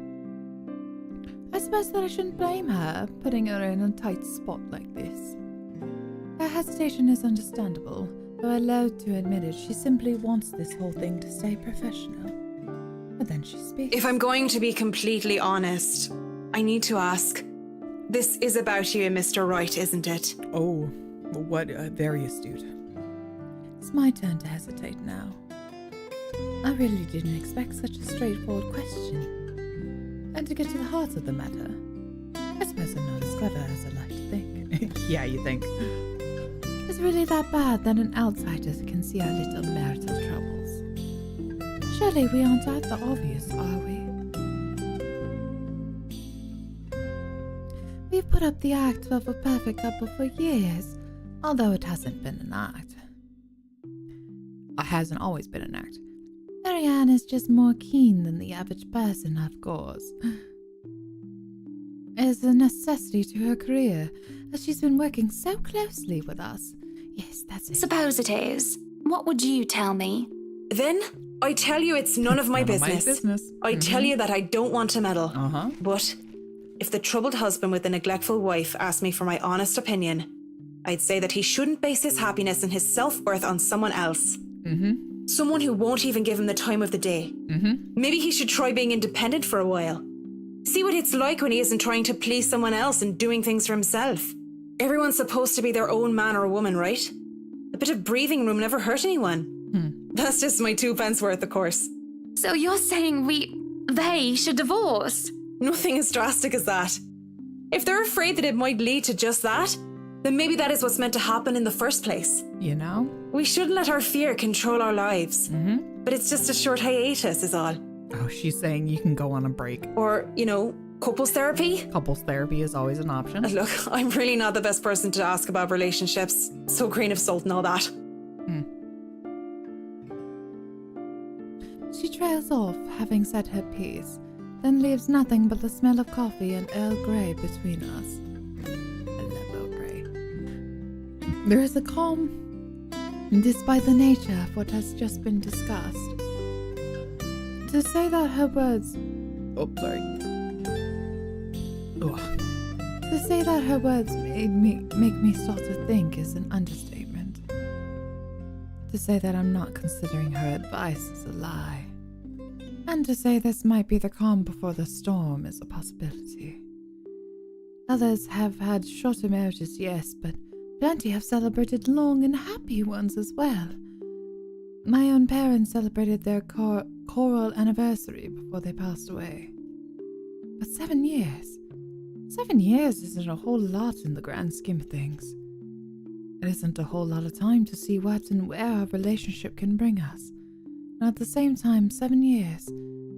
Well, it hasn't been entirely made up of unhappy years, has it? it won't last forever.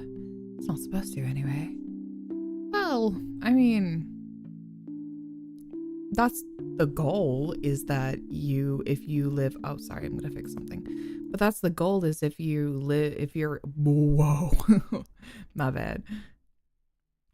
If you're married, you're supposed to live have a good, long, happy marriage.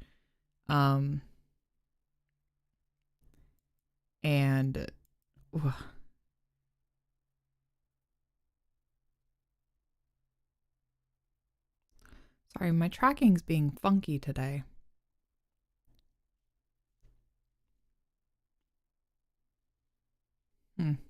I mean, it's fine enough, but yeah, but that's, that's typically the goal. Whatever, girly, until death do us part. I dread the thought that these small spats, these little disagreements. Oh, and now I'm too big.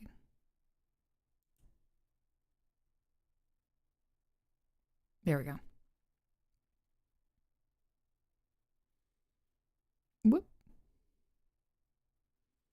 There we go. Well, no, I can be like this. I dread the thought that these small spats, these little disagreements, will turn into an all-out resentment. The idea that we will grow to hate each other with every fiber of our being scares me. I can't even pinpoint the exact moment when our blissful union turns sour. You can get through this, right?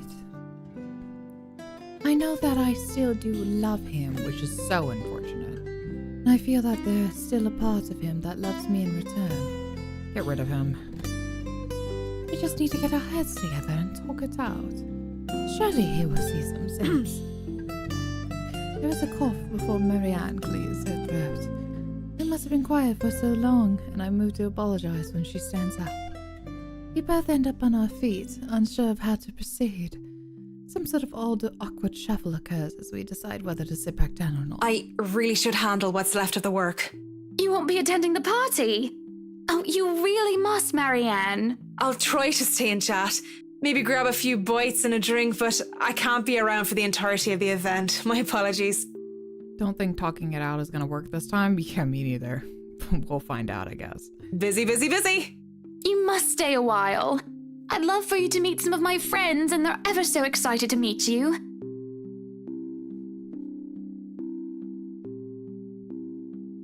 You need to say hello to the Lees, at least. If it wasn't for them, I'd never even heard of you. We'll see. So, if I can be excused? Certainly. You'll have to excuse me as well. I must attend to the party before any early birds arrive. Because, believe me, they will throw a fuss if things aren't ready, even when they're not supposed to be here until an hour later. The scene outside the parlor is a great organized mess. Aside from our own household help, we hired the service of the temp agency, which provides staff for the right enterprise in the hospitality sector. Even our very skilled staff cannot undertake a party of this size on their own.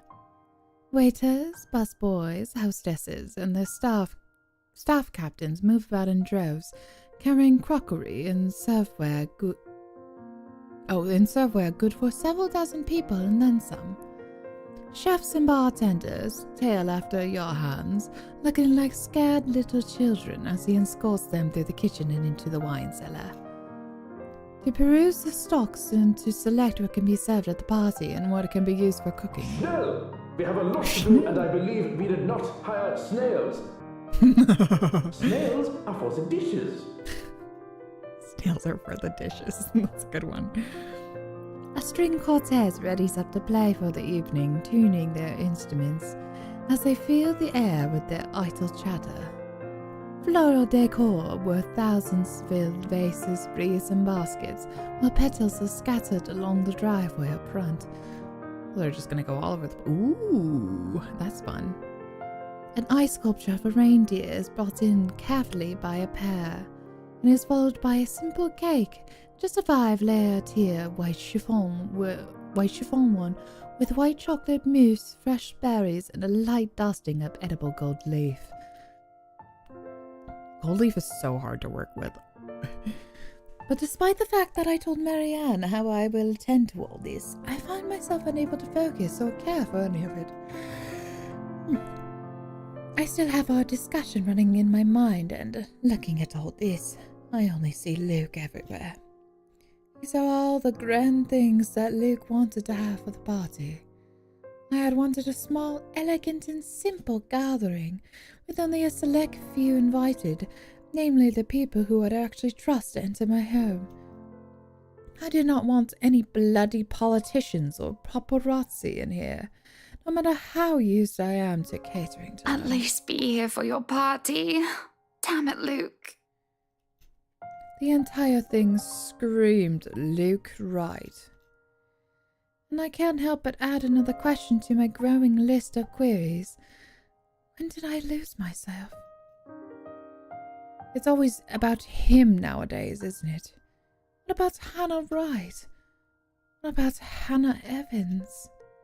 I used to be my own woman. I made her own name, her own career, and her own decisions. Sure, I was already the sexual butterfly that I am today, but it wasn't all empty, shallow gossip and sitting pretty. I was also lauded for my knowledge and talent. Finance manager wasn't just handed to me just because my father owned the company. Oh, good for you, girl. I had insisted that I start at the bottom so I could work my way to the top and prove myself. And I did. I worked numbers, managed budgets, money and accounts, analyzing the competition and market trends.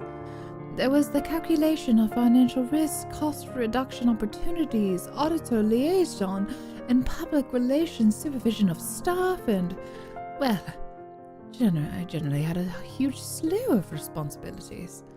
Admittedly, I was already quite the attention seeker even back then, having dedicated most of my youth craving for my parents' approval.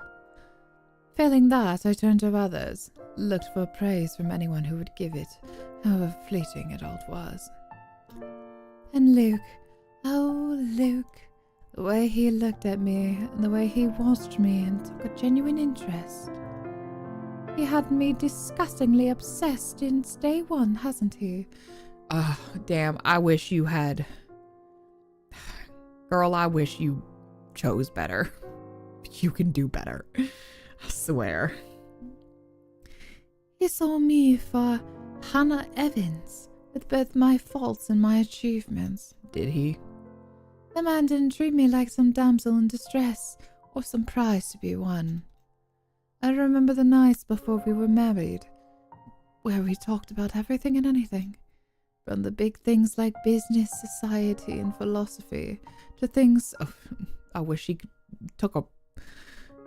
Whatever. The little things such as what we had for breakfast, or whether we like cats or dogs more. We both prefer dogs. Nowadays, I'm just Luke Wright's wife. It's mostly my fault, isn't it? They told me that husbands preferred wives who are docile and subordinate. Couldn't fucking be me. Unless you paid me enough. Then I'll consider it. A woman who will always be there for him, yet would never outshine him in all aspects except beauty. A wife needs to be at home and attend to his needs, to have children and to take care of them in his absence. They said I had no business working anymore after I was married. I can blame society. But I listened. Before I can fall further into this introspective pit of self-loathing, someone calls for my attention. The guests have arrived, madam. Thank you, sir. And Luke? Running a bit late, I'm afraid. Alright, whatever. Late for his own party. That man, I swear. He's probably looking to make a dramatic entrance, knowing him. Maybe he'll die, and that'll be cool. Open the doors, then. We mustn't tarry. We mustn't tarry a second more. Cars lined up the driveway, peppering the front of the mansion with vehicles of every kind. Grand Tours, supercars, and even the old high-end muscle car, too. Convertibles, grand saloons, and other luxury cars can be seen being parked by valets. Yeah, what kind of parking do they got? A handful of cabs drive off, possibly for those who thought it's too troublesome to bring their own cars, which is very valid. There are at least 2 different media vans as well. They're all here for what may be considered the biggest event of the year for Luxembourg, so far. Who knows what we'll be planning for the winter holidays? Welcome, welcome everyone. Please make yourselves at home. Some of the guests are idle, enjoying the warm, if not strange sunshine we are experiencing before the gloomy skies inevitably return. The great acquaintances and friends with warm smiles, others less so. From where I stand, I can see the hierarchy of power, the ties that bind these individuals here, whether through convenience or necessity. However, there are also a few who are not here to further cement their current place in high society. Oh, hi, Ash. Such as that young man with it.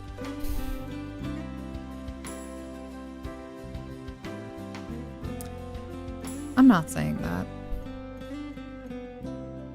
What the fuck do you mean by... What does that even fucking mean? Man, kill them both. Ignorant of the looks he received from women and men alike. Be careful with Shirley, alright? Man.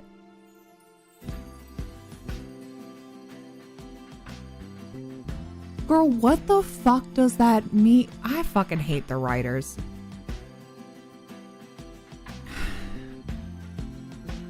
What are we in the fucking... What is that? The fucking 2000s? Early 2000s? The 90s? The 80s? Fucking get it together. You made this in, what, 2016? 2017? Get it fucking together. Or that rose-haired woman talking on her phone while she looks unsure why she's here exactly. Yes, I'm at the party already, Mom. Yes, I'll say hi to her if I can. I see Zachary, the photographer, as well. He talks to a few of the other media crew with an air of familiarity. I was just here a few days ago, yeah. And the inside is huge, but the staff are pretty helpful if you get lost. And then there are people like the Chief Inspector. People who I can never be too sure about. People who stand on the border between being suspicious and being trustworthy. Thank you for the invite, Anna. Husband still missing, I see? Yeah. I should be saying the same of your darling Rochelle, Lee. The doctors again. She told me she'll just be in the gardens. Bet she's lying and that she's somewhere around mingling, gossiping with the other ladies. It's no offense, but that seems to be all you ladies do at these parties. Alright. And aren't you gossiping right now? Yeah, bitch. Yes, well, what about Luke? Should we file a missing persons report now, or do you want to wait 24 hours? He's around. You know, I can tell if someone's bluffing. Don't tell me, let me guess. He's finally drunken himself to death and not wanting a scandal, you've hidden his body. Uh-huh. I was wanting to give this housewarming gift to him personally, too. It's a plate that holds a wine glass so he can stop killing himself with liquid lunches. Looks like it's too late for that. Well. Nothing like that. Besides, this is a hardly polite conversation. Oh, relax. I'm just trying to be cheeky to lighten the mood. It's not like I want Luke dead.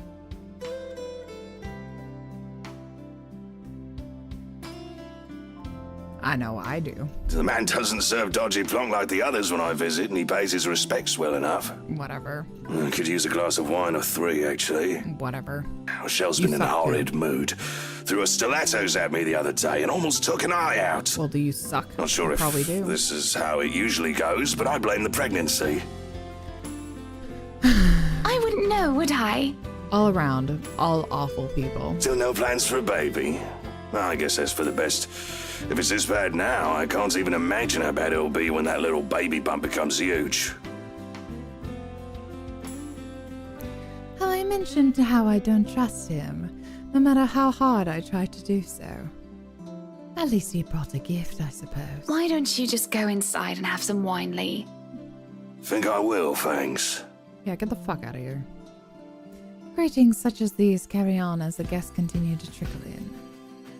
Whether we have short conversations or merely shake hands and nod heads, I make sure to attend and welcome each of them.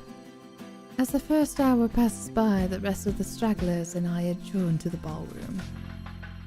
Any latecomers will have the attention of the porter instead. I have other duties to attend to now. Whee! Hosting parties is always the same old song and dance, no matter how big or small it is. Make sure your guests are well fed, have good company, and have them generally enjoy themselves. So when my opening remarks are done, and the band has started to play and the guests have started eating, I find myself wandering around aimlessly until I am pulled aside. For a while, I stay with a small group and entertain them before excusing myself. Sorry. Went with a different accent again. And when they're not anymore watching me, I end up watching them. And they don't listen, I do. A local banker is having trouble with his daughter. He wishes to marry her off, but she wants nothing more but to make music.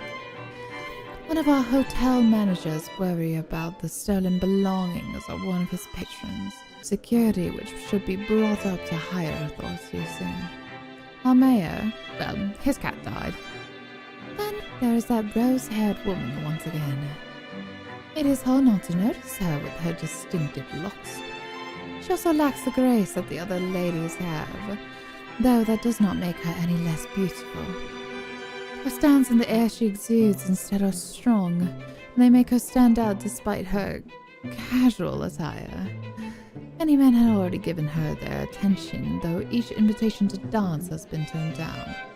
I approach intrigued, although there is no great mystery or what occupies her own attention, the glances she keeps sending towards the boy. What does that fucking mean? How old are you? She remains unaware, though, even as I stand beside her, pretending that I am there for a drink. Please learn Ashton's name. I'm so tired of you calling him this. You would catch his eye a lot better if you wore nicer clothes, don't you think? Girl, shut up. Didn't realize the housewarming was going to be this, fancy. I would have gone with a nice dress if I knew. Oh, you're fine, dearie. It's only really the parvenus, those who climb, that come to these parties all dolled up. Quite the black-haired beauty, isn't he?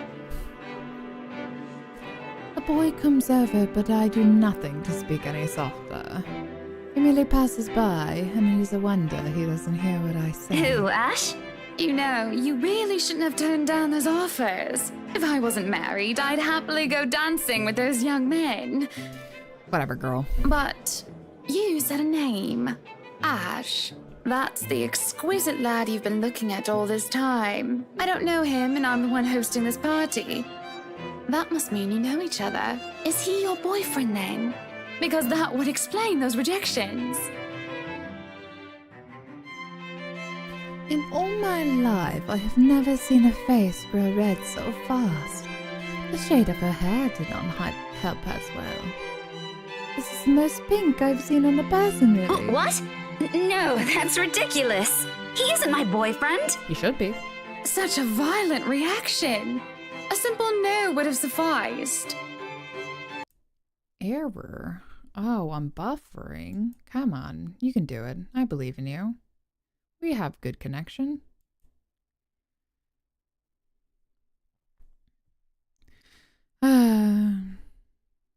I'm not allowed to have nice things ever.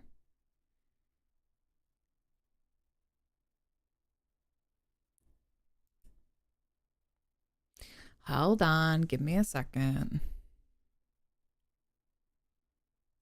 If not this, then we're gonna try something else. Hopefully I don't go offline too bad.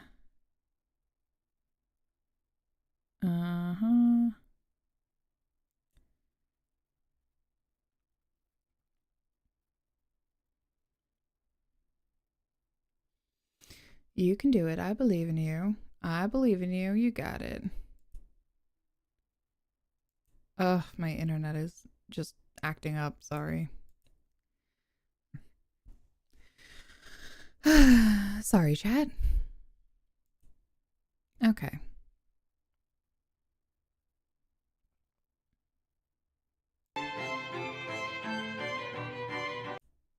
Many here would be happy to hear it.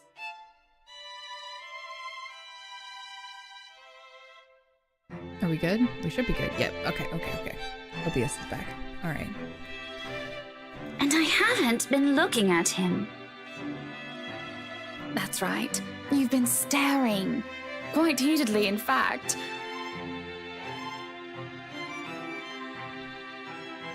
Although I'm not sure if you look like you want to kiss him or kill him. It's more the latter currently. Just don't go murdering him on my property. Someone's gonna get murdered. I don't want to walk into a room and suddenly find a body there. I waver as I feel the burning of someone's stares. It's chilling, and though I'm used to enduring the gaze of others, this one makes the hairs on the back of my neck stand up. Oh. I love this CG. This is so cool. It's chilling and... Oh, I see.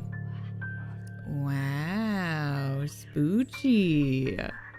Oh, it's a ghost. Hold on, can you pause right there, Miss Ghost? Oh, she's so beautiful. Okay, all right. Spoochy. My attention is pulled from the girl, and I see a woman staring. Dark-haired and dirty. She looks more like a beggar than a guest, and I have half the mind to call the security at her when her mouth breaks out into a grin. All I hear is her laughing. Haunting. The stare makes my blood run cold. She looks at me like I am nothing but a pig to slaughter for her amusement.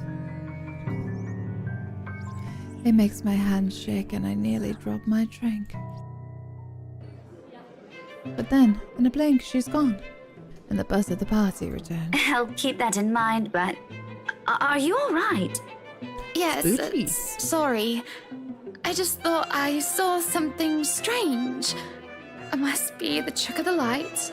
Anyway, Hannah right, as you must already know. I'm not gonna call you Hannah. Hannah. That's what you deserve. Rebecca Gales. Becca, that's right. I was like, I forgot her name for a second. Gales. The name is familiar, like a fond memory. Meet an old friend at the housewarming party. Oh, that's the achievement I got. I recall a kind lady, a private tutor, had treated me like her own daughter when I was young. She'd even bring me food, and there was no need to do so. Usually stovies, which I honestly hadn't been too keen about. Though I ate them. Oh, that went places. Though I ate them nonetheless because she brought them for me. Oh, the professor! And your little Becky! My parents couldn't make it since they're in Scotland right now. And Mom says hi, by the way. But yeah, that's me. Little Becky. We met once before. Yes, oh, I remember you! You were the cutest little thing with glasses! And when we met, you were having boy troubles with this lad called something with an A. Mm-hmm. What was it again? Aaron, Alan, Adele, Albert, Alexander, Andrew? The more I list off names, the more red and the more quiet Becky gets. She starts to look a bit miserable as her body language shows discomfort and stiffness. Perhaps I had triggered a horrid childhood memory. Surely I hadn't been mean when she visited with her mother. I don't quite remember all of it. Ashton! Ash! That man is that boy! The same one. Oh, goodness me, after all these years! I can see why, though. He's quite dashing. You don't really need to announce it to everyone with an earshot, you know? Keep it down. Becca, I'm rooting for you, girl. I'm so sorry, but it really is cute. Becca, I'm rooting for you. And a tad bit sad. This is a nice party, Miss Wright. Please, Hannah's fine. We're friends of a sort, aren't we? We must be friends, seeing as I know about your little infatuation, Becky. Don't you worry, dearie. You'll have your happy ending yet. I'm not too concerned about that, am I? That's not what I'm looking for. Mm-hmm. Oh? And what makes you think that? Doesn't everybody want their happy ending? The idea of happy endings sounds like they're just for fairy tales.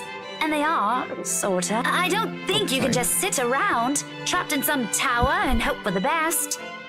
If you love them, you have to fight for it, right? You're not just going to sit there and hope that everything will just fix itself on its own. Like everything, you have to work at it. But what do I know? There is a grimace, although she starts to relax around my presence. How long has it been since we have met as children?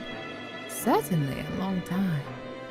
She was tiny back then, if I recall correctly. I'm sure the daughter of the two greatest professors I've ever known is smart enough to know what she's talking about.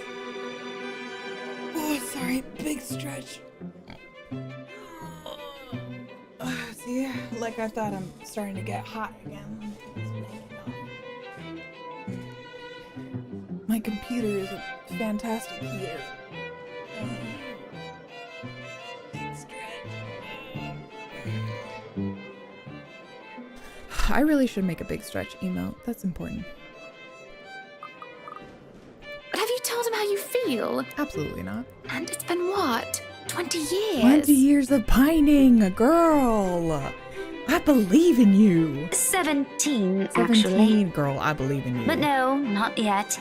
He can be a bit dense. That is true. I was hoping that maybe he'd notice on his own and... Becca, no, you gotta go for won't it. do. No. What if you two become husband and wife? He's not to be dense when he's sworn himself to another person. Why, you might just as well consider leaving before the day's even begun. If that happens, I'll have to give him a good ear bashing, won't I? Whoever anyone ends up with, it's not going to be a perfect relationship anyway. True. There's going to be things you'll love and things you'll hate about the other person. We're just humans. Sure. It's funny. Here I am, trying to give you advice when you did the very same thing back then. Oh, wait. I remember you giving me a makeover when we were still kids. And you were the first I told anyone about my... crush. Oh, we're coming out with it now. Fantastic. I do remember now that she mentions it. Did I give her that yellow summer dress? The pink blouse and petticoat? She must have kept some of what I said in mind. It feels ridiculous remembering all of that years later, talking about how boys... Talking about boys and how they go crazy for pretty girls, as if it's some gospel every woman should adhere to. It was so easy to say such things with me not knowing any better. Though, looking at her now, she must have kept some of what I said in mind. Perhaps I did say something good at the time, enough for her to take it to heart. But all that didn't matter in the moments as I mulled over what she had just said in my head. Becky told me very different from what Marianne told me. There was no time to ponder over that, however, as a hush descends upon the once lively crowd. Oh. The music of strings and the chatter slows to a grinding halt as the doors from the foyer opens. The last of the latecomers should have arrived moments ago. And anyone else this late would simply be too embarrassed to show their face. So this can only be one person, or rather, one man. There is only one man who is audacious enough to arrive at his own party so late. Good evening, ladies and gents. Enjoying the party? Bitch. I hope I'm not too late in welcoming you all to the right mansion. Unlike I, who was raised in the spotlight, and simply grew used to its presence, he sought it out every chance he could, even when there was no spotlight that shone. And I'll never put it against him when he smiles like that. He did so quite brilliantly under the scrutiny when he channels his showmanship. You can tell by the way people's eyes light up as he speaks. They listen enraptured, even if all he's doing is a simple greeting. A little wave of his hands here, a little smile there, and a bit of swagger. I always tell him that if he is not a businessman, he'd do well as an entertainer. I don't know, maybe, with his fucking racism. I love this side of him. especially when he looks at me and he beckons me over to humbly share his place. The music, is it still loud? Turning it down. Really? Damn. What about that? Is it me? Was I talking too far away? Maybe I can get all close up and talk back. What about this? How does this sound? When I'm really up in it, but how does this sound?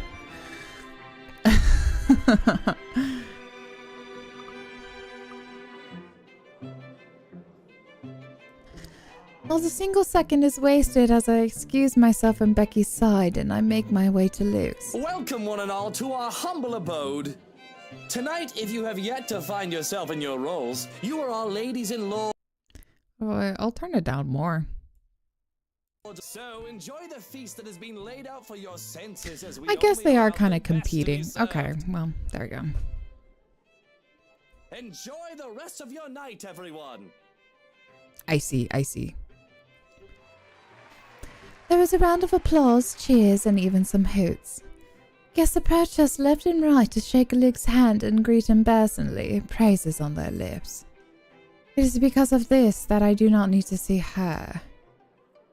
I do not see her until she is dangerously close, with fury in her eyes as she's already spitting venom. Oh, what's happening here? Johannes restrains her, taking care not to unnecessarily harm the pregnant woman. Oh, it's Miss Rochelle, right? But that does little to deter her rage, and the man has no choice but to let her go, lest an unborn child is hurt. Although it might be too late for that, as I see an empty glass of wine in her hand. Oh my god. How much has she piped in? Are you feeling ill, Rochelle? Perhaps you need to sit down and... No! Shut it, you munter! Oh. I ain't talking to you. I'm talking to this scumbag over here. You bloody bastard standing there with your smarmy smile. She interrupts me, jabbing her finger in my direction before she rounds on Luke. Even as whispers and murmurs break out among the guests, all I can focus on is the heat of the moment. Obviously intoxicated, judging by the smell of alcohol on her breath. And you're pregnant, girl! I'm not ticked off about this little display of hers, at least not yet. But I am absolutely pissed by the fact that she endangered her own baby by drinking. Yeah, me too. I was like, you throw out your accusations, but damn, you are with child. There is a considerable amount of restraint and grace that I must exercise while I wait for her tantrum to subside. I keep a patient, if tight, smile on my face. Luke's expression, on the other hand, is indecipherable. Watch your tongue. You're on thin ice, Rochelle. Where's your husband? Who even invited you? Who even invited you? I did. And I told you with great emphasis not to. Now we have a drunk, hormonal, pregnant woman causing a stir. All right. What is even going on? I don't know. You tell me. I'm just about to ask the same thing. I don't know. But Rochelle, do calm down before you hurt yourself. I can't understand a word you're saying. Where is that husband of yours? Oh, sure. Lee, collect your wife right now. Okay. Don't you fucking talk like I'm not here and you're not responsible, you ass. Ooh. You told me that I should wait for you in the gardens. Excuse me. What is this nonsense you're going on about? Crazy talk. That's all it is. Just completely and utterly mad. Has anyone seen the chief inspector? I am pregnant with your little bastard. You promised me you'll take responsibility.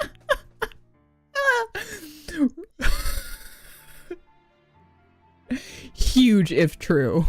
Big if true. You promise? Oh my god, fuck this guy. God damn it, Luke. I finally got you to talk to me after months of silence, and you do this to me. What? What? What do you mean you're pregnant with... Luke, is this true? Lies and slander, woman! Lies and slander, woman! Security! Johans, take her out of here before she makes an even bigger fool of herself! No, you do not do this to me. I was so ready to leave my stupid oaf of a husband. I told you to leave that damn wife of yours. Look at her. Does she look like she wants a baby? She does. Does she look like she could take care of a baby? I love how this line was delivered. She looked like she wants a baby. She looked like she could take care of a baby. The scandal. Scandal. It is now that Johans returns for security, along with a concerned-looking Officer Lee. They surround her and move to escort the hysterical woman. Judging by his pale face, he has heard the whole thing, and I feel nothing but pity for the man. Not that I believe Rochelle. Luke would never. He would never go as far as to sleep with another woman, right? I'm so sorry for her behavior. She's been under a lot of stress, and the alcohol. Yeah, for your pregnant wife drinking. Talking nonsense, that's all it is. Uh-huh. You're not allowed to drink because of the baby, Shelley. What are you thinking? Nothing to see here, people. Move along. All right. Is there really nothing here but the ramblings of a drunk? Of course they're nothing but ramblings of a drunk. She's just jealous. Jealous of this wonderful marriage, this happily ever after that I had with my prince. Take that trollop out of here immediately. Not a trollop. Oh man, I thought you liked her. Not the trollop. See to it that she isn't allowed to hear or anywhere we hold any authority in Luxbourne. Wow. To be banned from anything with the right name on it is basically social suicide. We practically own half of Luxbourne, and there isn't a single establishment of repute that isn't under our patronage one way or another. This is mercy. I can do much worse to her. At least this way, she can just move out of the city and never ever return. I have stayed my hand in the face of her grievous fault, her bold-faced lies, when she deserves so much more. I can take away her business, have her factory shut down. It is too easy to ruin her life until she is just nothing. Oh yeah, really benevolent of you, Hannah. And it is all so tempting. I can only see red. The tension is thick in the air, and the silence that embraces the room is nearly deafening. There are worried and almost fearful glances from some of the guests, yet at the same time I can still hear them whispering. But as long as they hold their tongues and don't interfere, none of those matter to me. Especially when my darling looks at me with a different shine in his eyes. Okay, sure, girlie.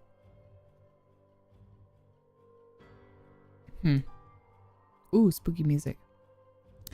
It almost seems as if he's proud of what I've done, and that spurs me on more than anything. Everyone, please go back to enjoying the party.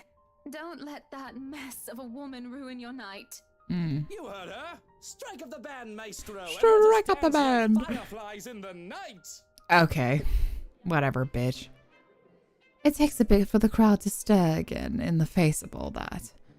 But like most problems of the elite, it is brushed under the rug and forgotten in favor of merriment. He offers his hand to me with a small smirk and a bow. That was a mess, wasn't it? And you handled it magnificently. Ugh. It happens. We are very important people, are we not? Oof, whatever, girl. Would you like to dance? Shut up. With pleasure, my prince. Shut up, both of you. No one is going to get in between me and my darling husband. Not Rochelle or any other rich, snooty scrubber. Not some common whore. Wow. Or ambitious maid. No one is going to get near him in that matter. Not while I'm around. And if I have anything to say about it, no one is going to get near him at all. Oh, yeah? Rough. The day after proved to be a difficult task. My darling prince is a man of many connections, a man of the people. Sure, ma'am. He is always talking to one person or another, and I am always left alone, unable to stay at his side at all times. It is frustrating, but I have to be understanding. Besides, I don't see why he can't just stay at home. The least I can do is make sure I have his time while he's here. Work got busy at the worst time. I missed everything at the party. No, it's okay. Fucking, oh my gosh, should be wildin'. Pregnant woman saying that Hannah's husband is the father of her baby. Oh my lord. Things are crazy. And then Hannah getting really possessive and then immediately turning on her instead of her husband, saying like, get this trollop out of here. So funny. Crazy things are happening in the letter.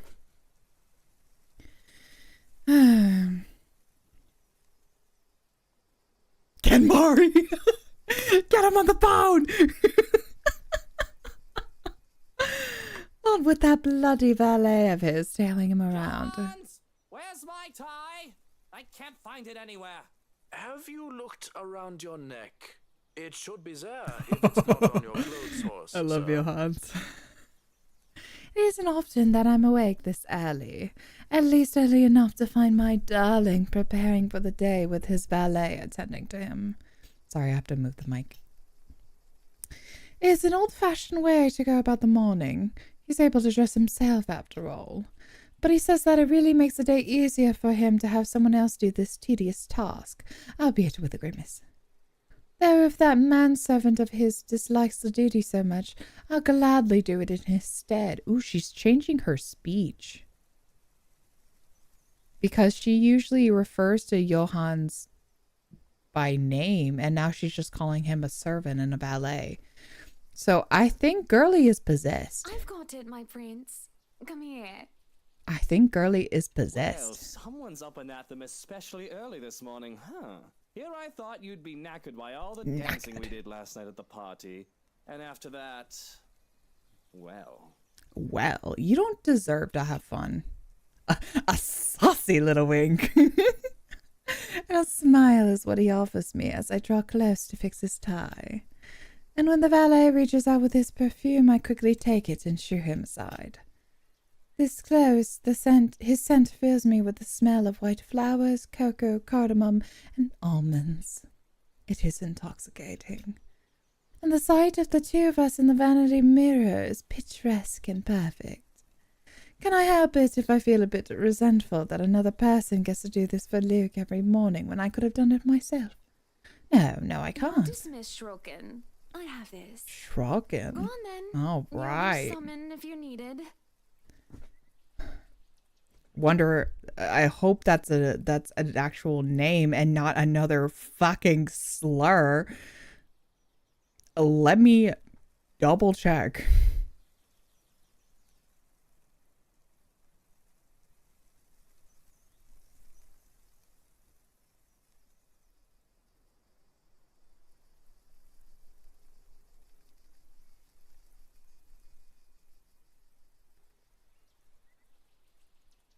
Schrocken is a municipality in Austria. Oh, is he Austrian? I thought he was German because, obviously, but he could be Austrian.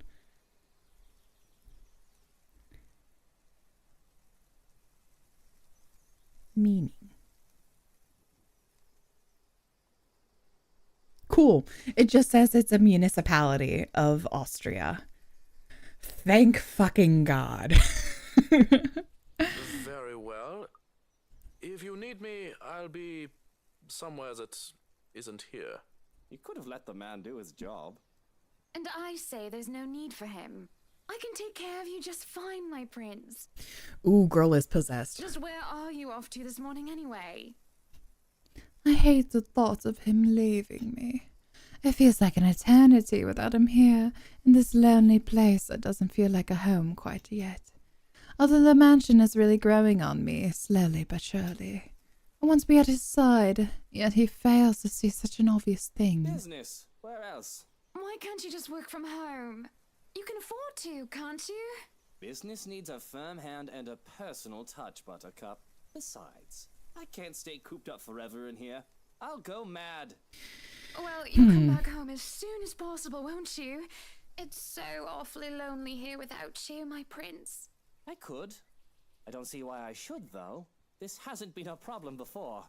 You know I'll come home when I come home. Just get home as soon as you can. For me, won't you?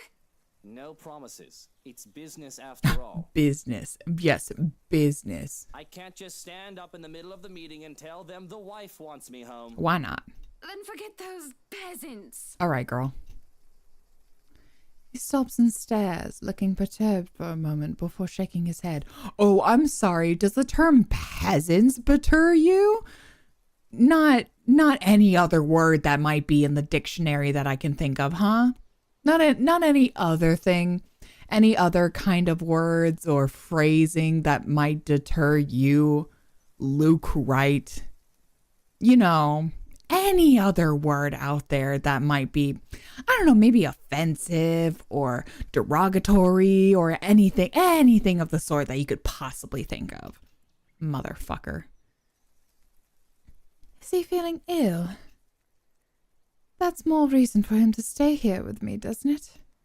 I'm just being a good wife, worrying about my husband and all. Be good, dear, and stay safe. There's been all sorts of dodgy characters seen about the property. I'll be leaving Johans with you, just in case you need anything, and to be on the safe side, okay? But I don't need a valet. I need you here with me. I'll be closing a big deal with a pharmaceutical company soon, if things go according to plan. Maybe, after that, I can take a breather for a bit. No maybes. You have to promise me. I only need him. I'm going to be late, Hannah. The longer this takes, the later I'll get home. Fine. Shall I see you out? If that's what you want. At the front door, his valet waits, ready to accompany him for the rest of the day, when he's told to stay, or the day when he's told to stay and attend to me. I still don't like it. It doesn't look like it looks like he doesn't either. But I ignore him in favor of the one who really matters. I hold Luke's hand in mine and give him a deep kiss. It makes my heart flutter as I see the way his eyes close during our moment of passion. Parting for air, I can only smile. Have a good day, my prince. Oh. Right. Off I go.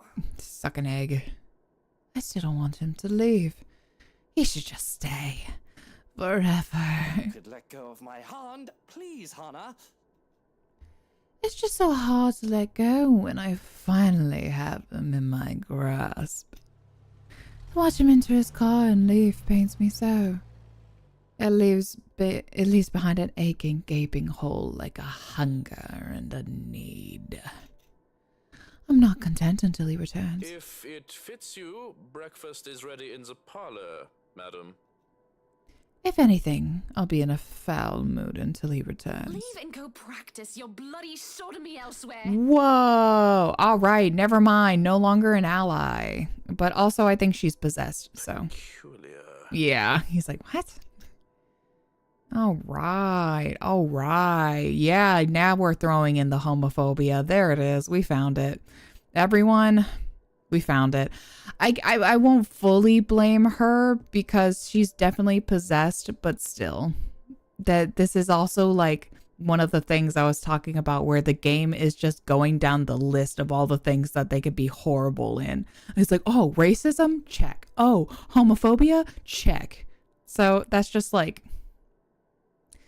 it's just like we're checking off an edge list, you know? It's like, oh, what kind of things? Like, you want to be Stephen King's It's So Bad. You want to be so bad. Whatever.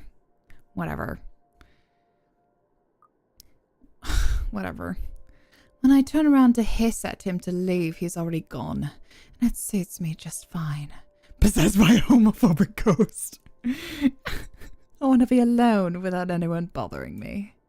I want to be alone with myself and my thoughts with only these holes as company. Yes, all my thoughts, all my bigoted thoughts. These damned halls which will hold our memories. Just he and I. There is no one else I need but my prince. Not some cheeky servant who's just living it up because he's Luke's right-hand man. He's your helper too. Rubbish like him deserve nothing. It's okay, she's just possessed. He deserves to be thrown and locked in the attic. Without realizing it, my feet have brought me in here. This empty, lifeless room disgusts me. The longer I stare at it, the harder it gets to breathe, as if the walls are moving in on me. Yet at the same time, it pulls me in. I hear whispering, and curiosity gets the better of me as I look. Oh, fucking. God damn it. As I look under the bed. What wonderful things are we gonna see now, huh? There, on the far corner, a loose floorboard. The wood, despite having swelled and warped over the years, is strangely familiar, comforting in its feel. Though it is not merely what my hand searches for as I reach it, it takes quite an effort, but soon I am able to lift it. And inside, underneath the dust and cobwebs, lies a pendant, warm and familiar. Yeah, I can't read that, unfortunately. And I swear if I just close my eyes, I can feel it beating in my palm. I feel a thrill, though I also feel like a thief for taking this. But it's mine. So without delay, I hide in our room. In front of the vanity, I see the ways my eyes shine as I remove the clasp of my old necklace and put on this new one. Oh, fantastic. It fits a lot better than the old one. I can feel it as it weighs on my chest. Right where it belongs. Oh, yeah. Ooh, yeah, girly is possessed. Ooh, yippee. All right. Oh, we're moving on to Zach. Yay! Yay! Get these motherfuckers out of here! Oh my god.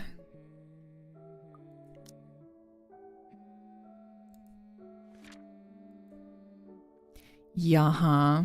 Yeah-huh. This happy couple, I'm sure.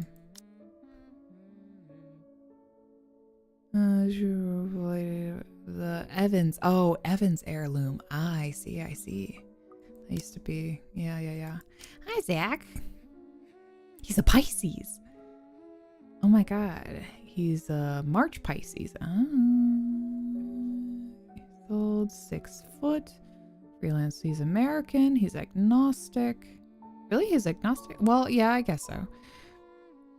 Likes pie, photography, and filmography, documentaries, cooking, acoustic guitar, and video games. Oh my god, I love him. For his parents' death, he lived in New Jersey, where his family owned a diner and bakery. He and his older sister were orphaned due to hate crime. That's awful. That's terrible. Oh my god. They're forced to move to England where their grandparents. Oh my god.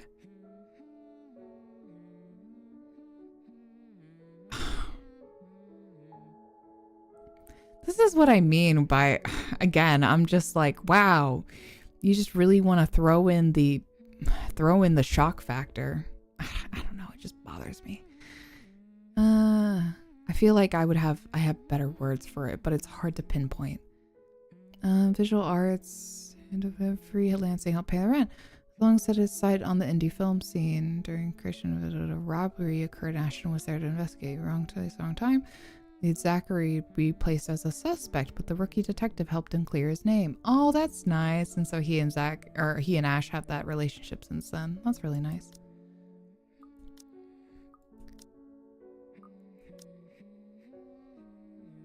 Okay. Interesting.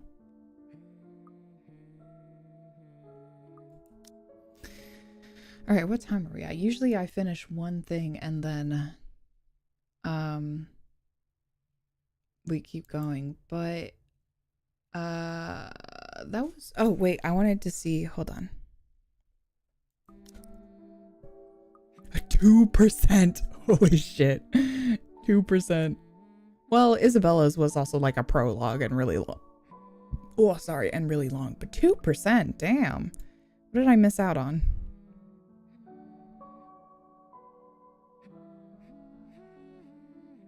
Oh, you could have died there. Oh, that's the QTE. Yeah, you could have just died. 2%. Whoa. Where was this branching path? This is a common route. Ending 1. Okay. Wow. God damn. There's so much more that could happen here. What was this path? That's so interesting. 2%. That's crazy. Wow. Wow, wow, wow. Wowie, wow. Wowie, wow, wow.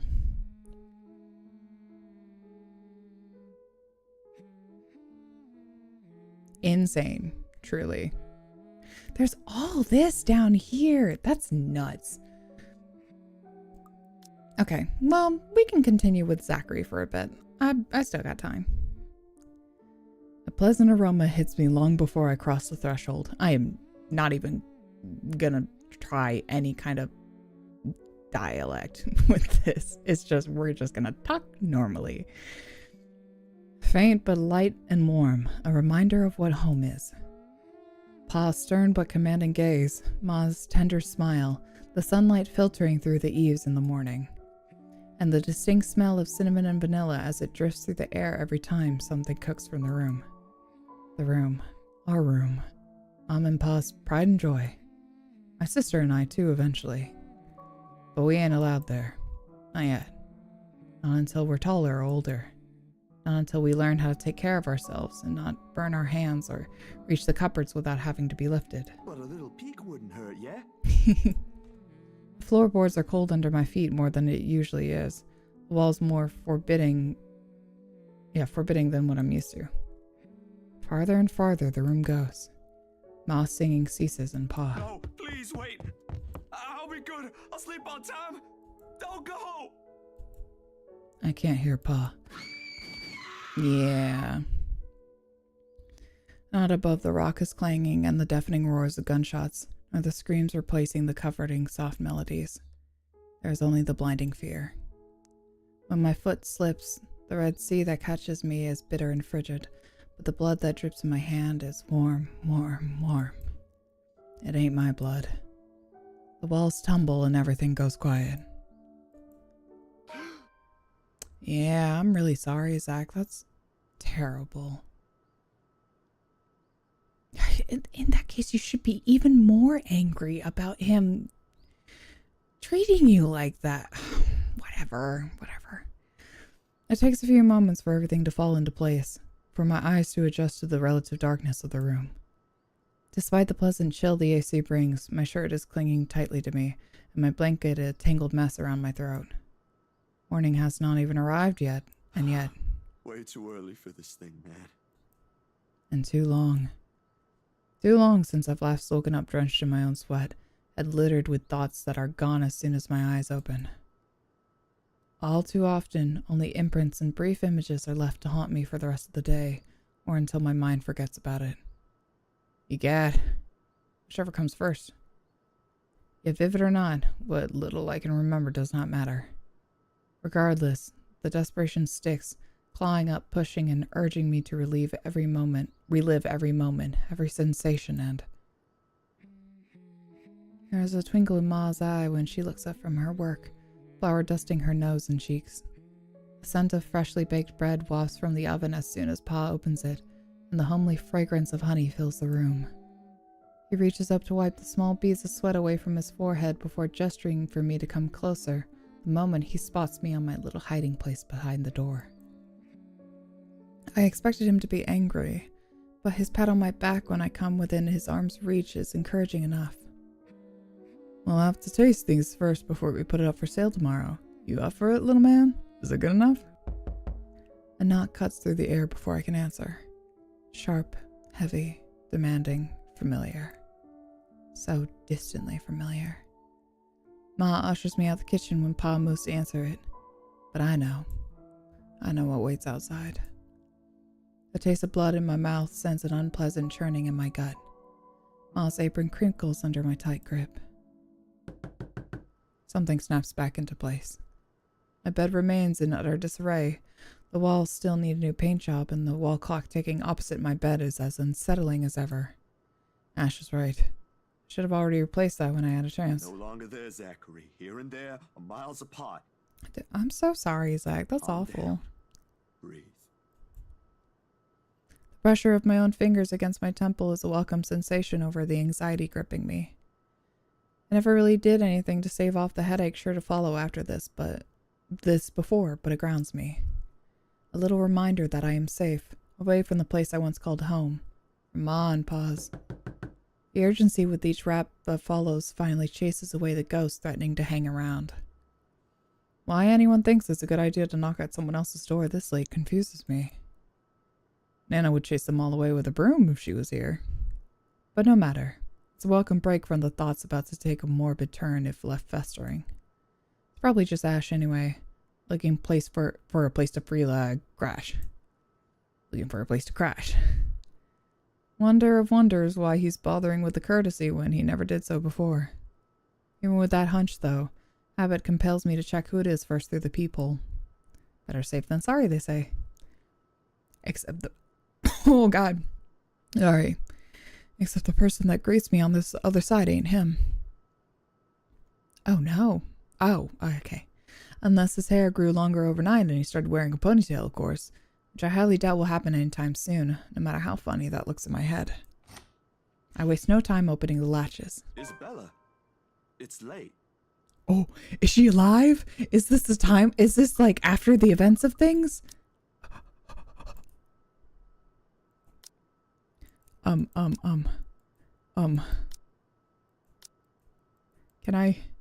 we go back? The mansion. Yeah, help me. Where's Isabella? Isabella met the cat. She did this. What date are we on? However, Collie was when she realized something important. Okay. Are we on the 24th? Oh God, I don't know the time. Well, I hope this is the 24th. Or the next day. There's something I can't quite pinpoint in her eyes when she looks up. Her face a pallid shade, shoulders tense, breathing heavy, and an uncontrollable shaking in her hands as she's trying to hold back. Hide if I didn't know any better. Hey, Zach. Sorry. I know it's weird for me to show up at this hour, but you know, the closest It is. Oh my God, she's alive. Yes. No. It's perfectly fine. I'm not really working on anything right now. Do you want to come in? Is it all right? I know you should be sleeping at this hour, but I thought... I'm sorry, I just thought... Girl, come in. I got you. I have no idea why I went here. My feet just moved on their own after I got out of the office, and... Sorry. She trails off, her voice lost in the muggy night air. I wait for her to say more, but instead, her only response is a downward shift of her gaze, back to her still trembling hands as if the motion alone is enough of an explanation. A minuscule gesture. Easy to miss if one's not paying attention. But for someone who has seen the same expression on the mirror, done the same thing too many times when night terrors were inevitable, it is not. Hey, don't worry about it. At least you not. Ash just bodges in and crashes on the couch whenever he feels like it. I swear that guy is one fine hairline away from being a criminal. Besides, you already know you can count on me whenever. Yeah. Without waiting for her answer, I step away from the door and saunter over to the kitchenette. God, this is a small place. I get it though, bud. You gotta do what you gotta do. Let me see. Nope. Do I get any update? Nope. Okay. Oh, it's the... yeah, look at us. We got a great relationship. Yeah, fuck these guys. There it is. The tree. Something else could have happened if she wasn't here. Whoa. Yeah. We're on the common route still. Okay. Interesting. For a few good seconds, the only clinking of the plates can be heard above the constant tick-tock. Late as it is, at a maybe for a snack, the familiar motions keep me occupied, steering my mind away from dangerous thoughts. Isabella's company is not unwelcomed either. Whatever her reasons for showing up here at such an hour, it doesn't matter. I'll be damned if I just turn her away, frazzled as she is. The door clicks shut behind her when she finally enters, feet scuffling softly against the tiled floor. In all the years I've known her, she never once lost her ever upbeat spirit. Yet in this particular moment, as she stands in my doorway, holding her arms close to herself, it's as if I'm looking at someone completely withdrawn from the person I've come to know in all these years. Do you want to drink or eat anything? I haven't restocked my food stash yet, so ingredients may be a bit limited. But I'm sure I can whip something up with what I have here. Thank you, Zach. That's so nice. Just water will do, please. Yeah, help her. Thanks, Zach. Oh, I'm sorry, baby girl. What? No additional food requests? That's new. I'll put something together for you anyway. Feel free to make yourself at home. You ain't exactly a new visitor here. Although my room's not at its most presentable right now. Sorry. New freelance gigs and such. That's okay, buddy. Didn't have time to fix things up here lately. Nah, don't worry about it. It's okay. I don't mind. Usually she'd had something more to say about that. A quip, a witty remark to provoke a laughter or two. Nothing from her this time. Only a weak smile before she takes a seat on the couch. A silence that stretches out until what we left hanging feels disconcerting. Before everything turns stifling and awkward, I continue talking, if only to keep the dead air at bay. How's one supposed to keep a conversation going when the person you're talking to is like this? Anyway, gigs. I mean, you could ask her what's wrong. Can you believe this one client we got? Boss had all my schedule shoots shifted after they caught wind of this couple buying a new property. Man, must be nice to have all the money in the world. Real. The world itself moves for you, huh? She curled up to one side of the couch, hugging her knees close when I bring the tray carrying the sandwiches and water she requested. She starts to straighten up as I'm unloading the contents, but pauses as soon as I hold up my hand in a halting gesture. Yes, didn't I say you're free to make yourself at home? Here's your water. Careful. The tremor in her hands, though lighter now, still hasn't subsided when she reaches for the glass. Give her a questioning look, but she is quick to avert her eyes, keeping herself occupied by taking small gulps of water. Or maybe she just doesn't want me asking questions. Worrying. Sudden loss for words. This bout of quiet not normally present in our chats, sorry. Even the creaking of the old chair where I casually take a seat is a welcome break. Although the company's familiar, this has gone way past unnerving. What happened? Overtime at work? Hi, welcome in. She doesn't answer immediately. Another gulp drains her glass of its remaining contents. One would think it would be enough to help her recover, yet she doesn't lose her taut grip on the glass as she cradles it on her lap. Her eyes take an unfocused gaze when she speaks again. Yeah. Girl, tell him what happened. Boss handed me extra work today. Oh no. After what happened. Yeah, and we got stuck under a table with a ghost. Rose. Yeah, well, that too. Rose. Why do I feel like you've mentioned her before? Zach is her partner. Sorry, I'm better with remembering faces than names. Well, she was on the news. She is now dead. She was my coworker. Was my coworker. What game are we playing? You can see in the description we're playing The Letter. It is a horror visual novel. That will take some getting used to. I was just talking to her the other day. Did she resign or something? Oh no, he doesn't know! Oh shit! Oh no, yeah, Zach, she's dead. She got by the ghost. She died. I've never met her. I think I did mention her once or twice It's not his fault. He doesn't know. You probably heard her name recently from the news than me. Oh no. Oh no. Oh no. Sorry, Zach. Something clicks then. A little memory from the night before. The bright red light from the dark room, the strong odor of the stop bath, the television's barely audible murmur in the background, and a glimpse of a bloody room.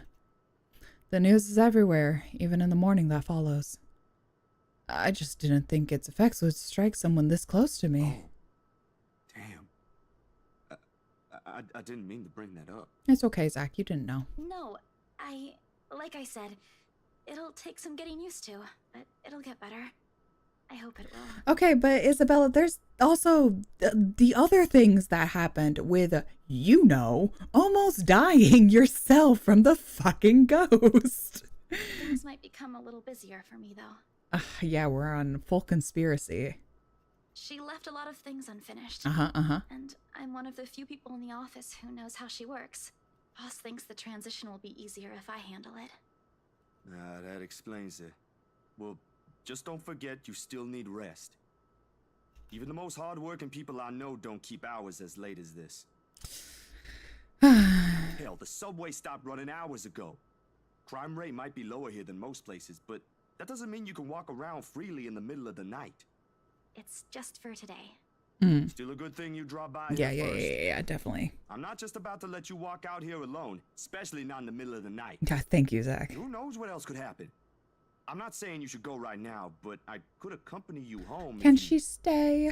Can she stay? Wait, please. The vehement tension in her voice makes me pause. And it is in this instant the mask she's been keeping up falls apart, if only for a short while.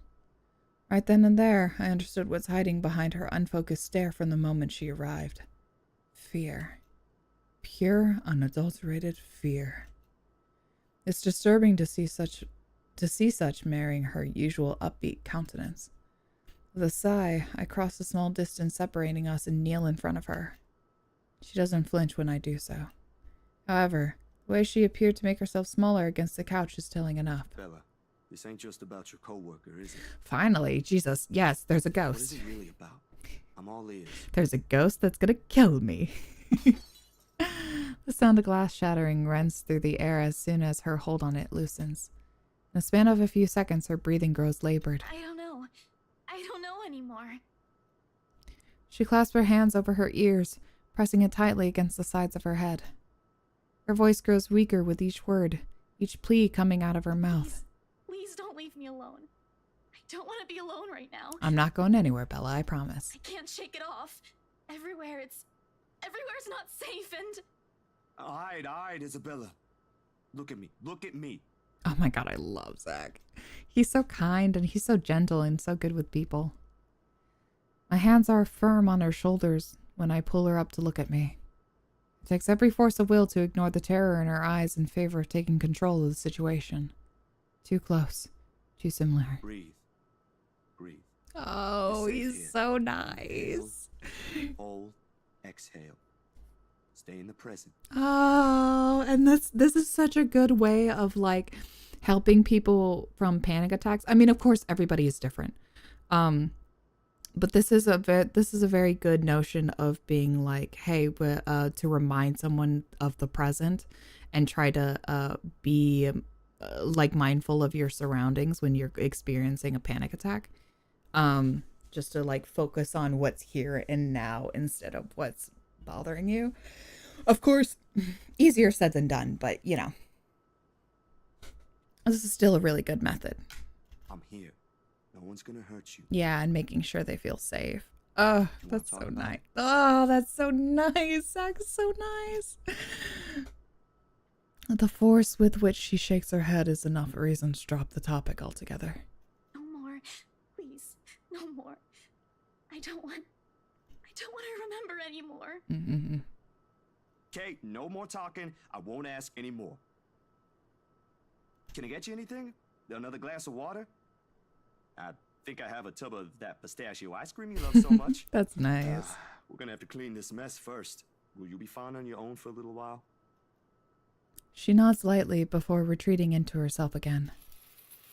No more words are exchanged after that, and I take that as my cue to start cleaning the shards littering the floor before either one of us gets hurt. The quiet hum of the AC is a pleasant distraction as I grow over the menial task. More so than her ragged draws of breath or my little feeble attempts to tell a quick story or two. But the latter does the trick. And soon enough, she has already drifted off by the time I returned with the promised glass of water, her chest rising and falling in a steady rhythm, the strain on her shoulders gone. Frankly, I've never seen her this still. She mumbles something I don't quite catch when I carry her to the empty bed, and hugs herself tighter against the mess of blankets. Do you got another bed in here, or is it just your bed? Oh, also, I can unpin my message now since we should be good. There we go. Whatever happened to her won't be leaving her anytime soon. But for her sake, I hope it won't stay long with her. I hope so too, bud. Because no matter what promises I've made, this is the kind of fear no person could shield her from. I should know. There are still questions left to be answered. The late hour, coupled with the sudden exhaustion, made my old couch a more comfortable bed than it typically is.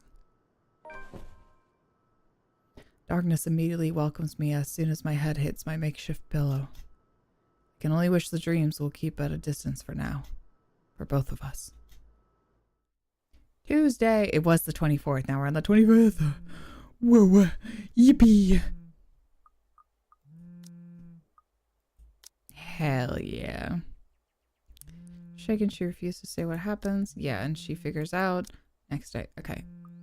Got it. The first few notes, while muffled, are enough to wake me.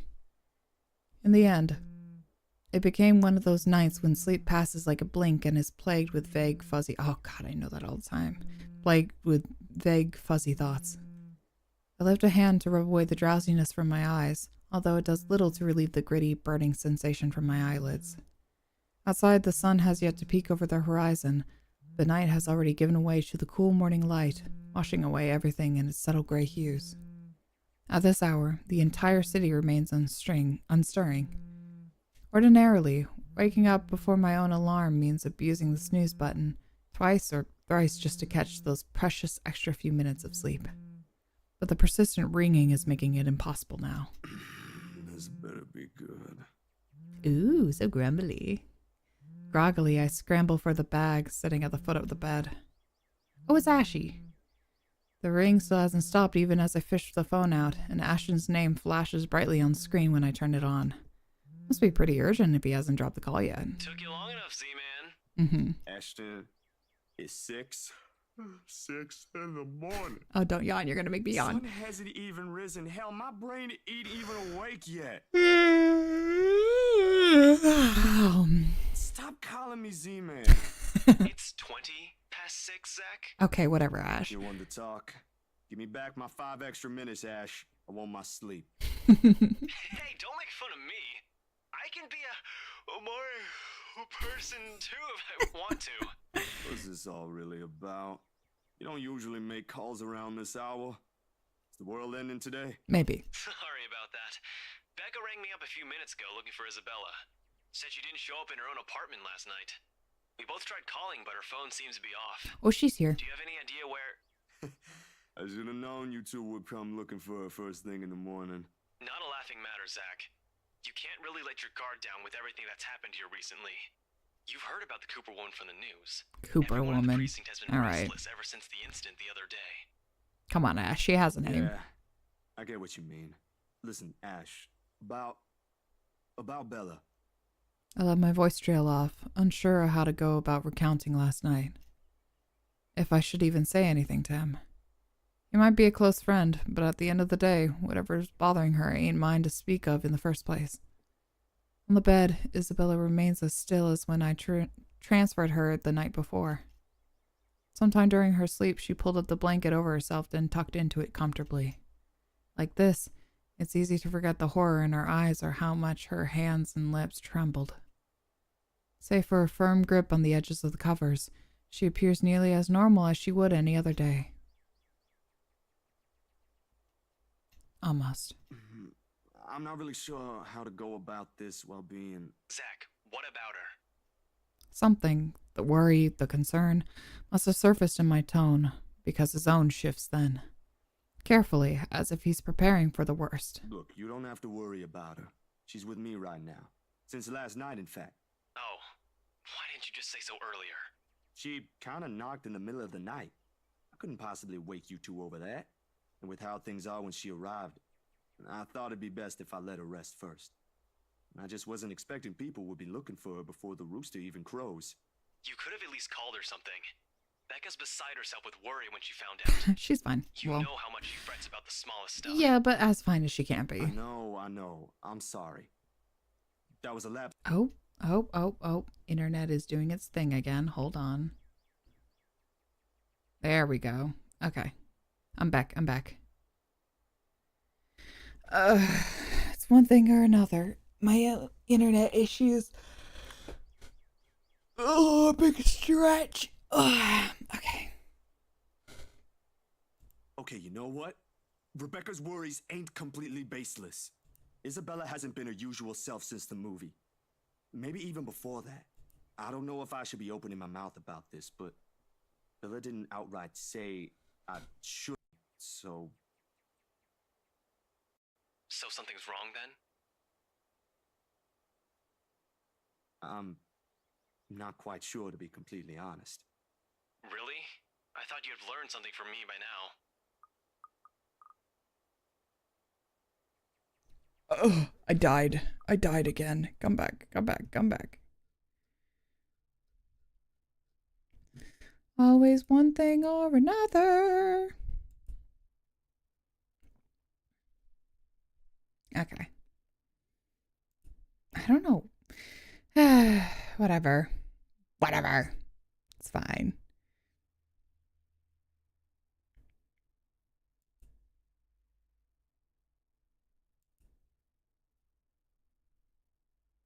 Okay. That's not it. Ash, when she appeared at my doorstep last night, she was shaking, and when I tried to ask her about it, she just panicked. Had this frightened look on her face. I'd be surprised if this was the first time I've seen it, but... Okay, hey, cool. Dude, the first time... Thank you for letting me know. Screaming. First time? When was this? You weren't talking about the thing in the movie house, are you? Because that was just us fooling around. Granted, I think I went overboard with the joke, but...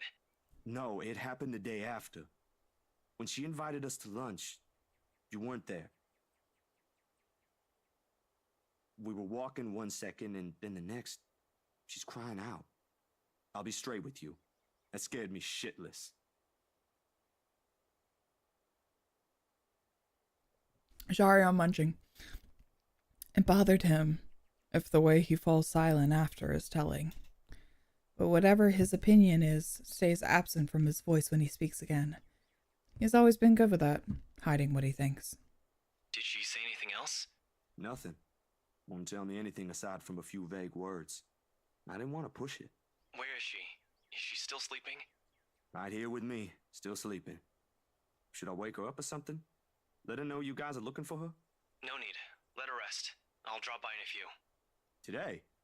Don't you have work at this time? I mean, I can drop her off home myself before meeting my client later. Look who's talking. My schedule's flexible, Ash. Last time I checked, you're the one who didn't have that luxury. How on earth do you think I'm able to tag along when you need me? It's not completely out of the way. They live on the other side of the town from you, Ash. Your definition of out of the way is a little screwed up, you know. It's fine. I have some things I need to do anyway. I'll call you back. I've got to let Becca know that Scared Cat's fine. Bye. He drops the call before I can even get a word in, and for several minutes after, I find myself simply listening as the rest of Luxembourg rouses. I guess it's Luxborn, but whatever. The increasing sound of passing traffic, the bustle of the nearby shops preparing for the day, and the growing clamor of the people while they go about their morning. Not to mention the soothing sounds to hear followed a troubled night, but the routine puts me at ease nevertheless. What's comforting, what's safe, what I'm used to. Nearby, Isabella shifts but doesn't wake, blissfully unaware as the city slowly stirs itself back to life. Was her night as restless as the one I had? Were her dreams as lucid? In hushed moments like this, I envy her. Unreasonable, probably a little unfair to say such in the light of last night. If only forgetting is as easy as breathing. A small yawn escapes me when I rise from the couch to stretch. Luckily, the short conversation with Ash has effectively driven away any will to go back to bed. I still have a day to get through despite the proverbial ghosts hanging around. The orange bottle sitting at the edge of my table is reassuring against my palm the instant I pick it up. The sterile odor of the capsules equally so. Yet the weight they carry is something I've never gotten used to. Years ago, I'd spent minutes, heck, even hours staring at a single pill prior to taking one in. Now it's just routine, a way to stave off the unwanted nightly visits. Although, I don't think Dr. Navarro will be quite pleased if he ever finds out I'm relying on them again. I do owe him a visit regardless, especially after missing our appointments on purpose and ignoring his calls for weeks. Another sigh comes out, tired and weary, and then I pop the tablet into my mouth. Zach? What time is it? Early. The bottle in my hand hits the table with more force than necessary. As much as I trust my friends, there are some things I'd rather keep to myself. Morning, Bella. Did you sleep well? She answers the question with a long drawn-out yawn, one reminiscent of a child.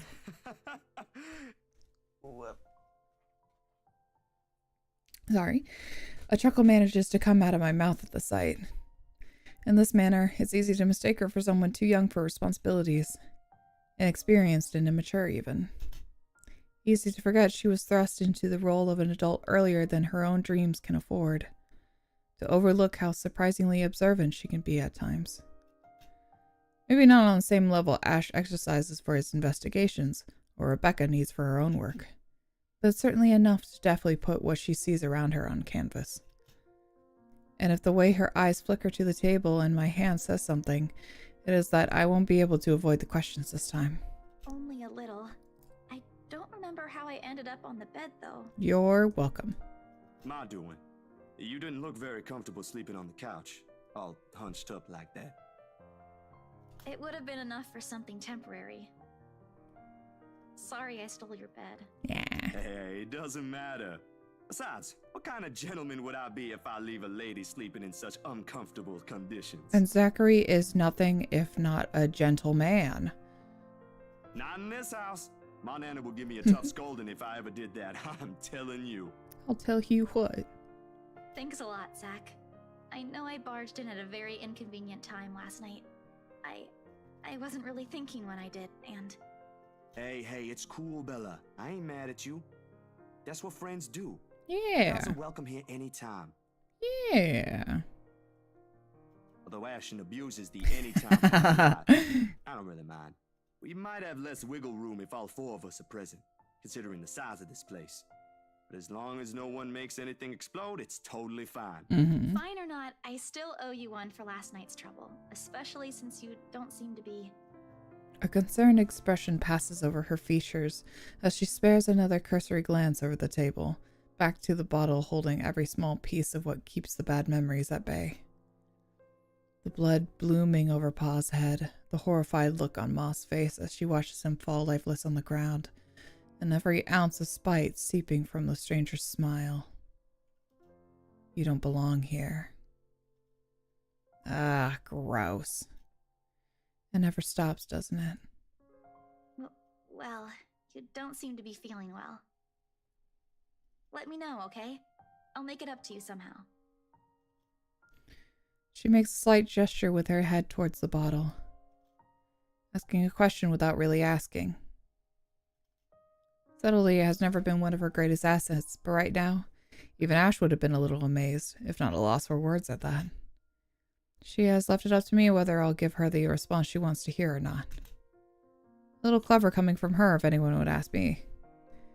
I feel like, it's not my place to tell you what you should or shouldn't tell, but you should trust Isabella, you know? But it's never easy, ain't it? Talking about my own problems, that is. Will never be. Not by a long shot. Not when I've let it stay this way for so long. That's also something that is just like, you know, it's important to talk about these things. Otherwise, it like eats away at you. But I can also, with the subject matter, I completely understand him not wanting to. And also, that's something for like a therapist, not like your friend. That's like for professional help and not just somebody who's like gonna sit casually with you. But you know, if it's somebody that you trust, then a little encouragement maybe. Who knows? Who knows? I realized that long ago when the wounds are still fresh and the dreams are a nightly occurrence. You can't force yourself to get better or move on to better things. It's what's normal now, and I can only cope. The question in her eyes may be unwarranted, born simply out of curiosity and sincere concern for a friend. I don't owe her an explanation, in fact. You don't. You really don't. But of all the people I keep close in my life, she's probably one of the very few who perhaps I can trust with this. I'm sure you can. Maybe she won't understand entirely. I can never hope she will. No, never to the full extent. That alone is expecting too much of her and giving too much of what I can. However, for all her shortcomings, I know she'll hear me out. That is all I can ask of her. My bad. I was kind of hoping you wouldn't have seen me with these. The pills rattle lightly against the container when I gently set it back to its usual place. Always the small area closest to the laptop near the right hand. Within reach whenever, and a quiet reminder of what I shouldn't miss every day. Oh, is it bad? I was just thinking that maybe it's a cold like Becca's. Do you need me to get anything from the store? Soup or something? There's one nearby, right? It's for trauma, but thank you. I can run real quick and... No, nothing of that sort. I'm perfectly healthy right now. Yeah, I'm just traumatized, but I'm healthy. It's really difficult to say, but can you promise me you'll listen at least? What is this about, Zach? I should have been upfront with you about this a long time ago. No, you have no obligation to. Well, Ashton found out without me telling him anything. But you already know how that guy is. Can't hide anything from him. If it's something you're having trouble saying... Yeah. Don't have to force yourself to tell me. I'll forget I ever saw anything and won't ask questions. Promise. No, I need to get this off my chest eventually. Well, that's good. Besides, we're already here. Might as well finish what I started, yeah? If you say so. Only if you want to, Zach. We might get a little heavy in a second. Sorry, chat. She takes a seat on the couch, her posture easy and open and her smile honest. As if this is just a simple talk between two friends on a regular day. It is far from one, but her unreserved air is enough to stamp down the twinge of unease that threatens to come up. Let's hear it then. And she does.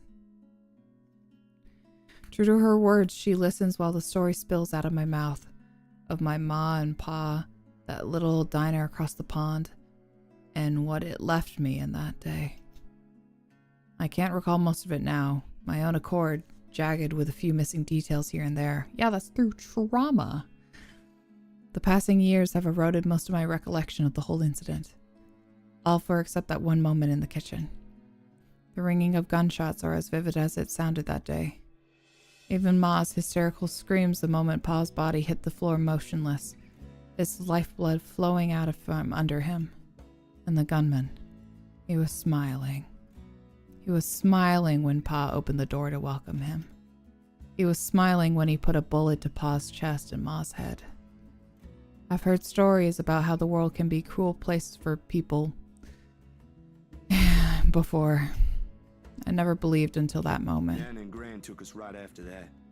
Sis and I flew straight to New Jersey as soon as they heard the news. A few days after, Ma and Pa were laid to rest. And we have a new home a continent away. I didn't even get the chance to take my favorite pillow with me. They said something about the change of environment will be good for us. They had no idea the different kind of ghosts would follow me here. I expected questions, mostly those brimming with childlike curiosity, and maybe some that are a little too hard to answer. But to her credit, she just sat there, bent her ears and looked at me with no expectations or unnecessary judgment in her eyes. She appears wiser and older like this. Easier to see the breadwinner in her. Her younger siblings are lucky to have her. At least this is handled with a little more sensitivity. I think this particular portion of talking about Zach's story, I don't know. I think before it's just like, it was coming from it felt like when previous talkings about discrimination felt like it was coming a little more from a place of ignorance, but this feels like it's being handled with a little more care, which I appreciate. Because it's one thing to be like, you can look, okay, I'm an adult. This is an adult channel. This is a channel. This is a channel for me and you other adults. All right. I play a lot of adult visual novels. I do not shy away from sensitive topics. In fact, I encourage them in a lot of media because it's good to have these kind of conversations, and it's really good to note that these things happen and these are very real occurrences and instances.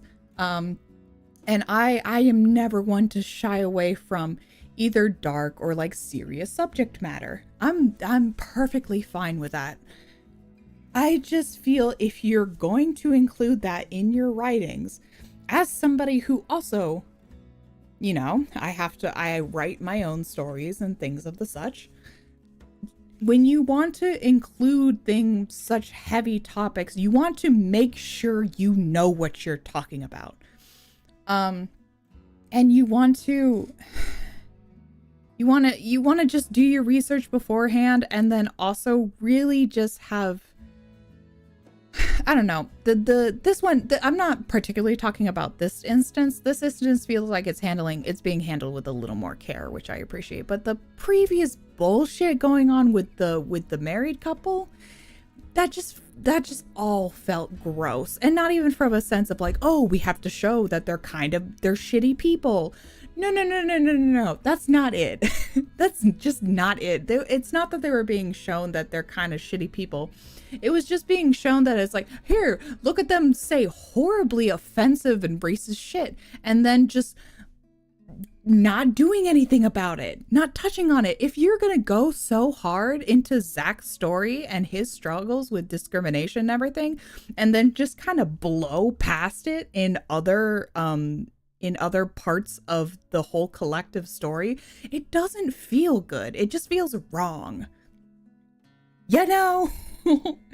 It just irritates me. It irritates me a lot. It feels like, I don't know, you're not giving good credit or credence to the actual.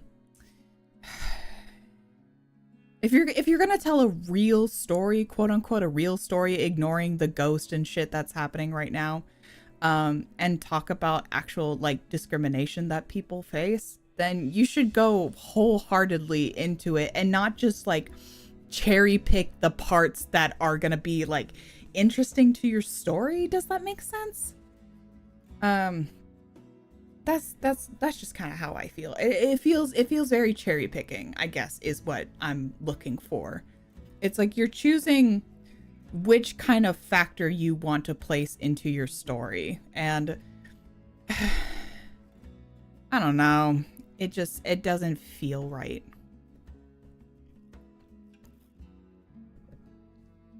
Sorry, I will continue. When I'm done, after everything's been said, she wraps her arms around me.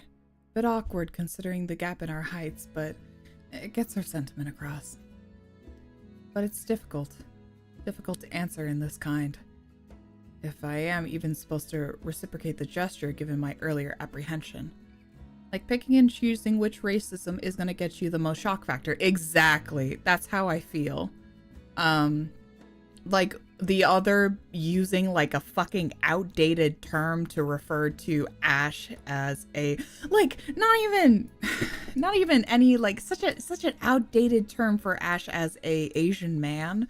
And like, I don't, that felt like it was incredibly out of place. Like you could have just like if anything, it's fine to just describe him as like unknown Asian man because she didn't know his name. Instead, she uses such like a fucking outdated term. I don't know. And all of Hannah's little microaggressions, it just was gross. I don't know. And her not like really there was like the moment where she kind of yelled at her husband for throwing around slurs, but like not doing anything much more on that. And then I guess either the ghost is homophobic or those are her true intentions, where she was getting real nasty with her attendant who happens to be gay. And I don't know, we're cherry picking a lot and it feels gross. She pulls away shortly with a smile on her face. Not the reaction I braced myself for, but it is obviously better than what I imagined. Are you not gonna say anything? Am I supposed to say anything after? Like, Yeah, I apologize agree. or something? Yeah, it's like, what do you want me to That's very say? appropriate, Yeah. But if you want to hear one, I can think of something real quick. Not really. Other people have something to say after usually. And they're not necessarily nice either. Zach, that's so unfortunate. I'm so sorry.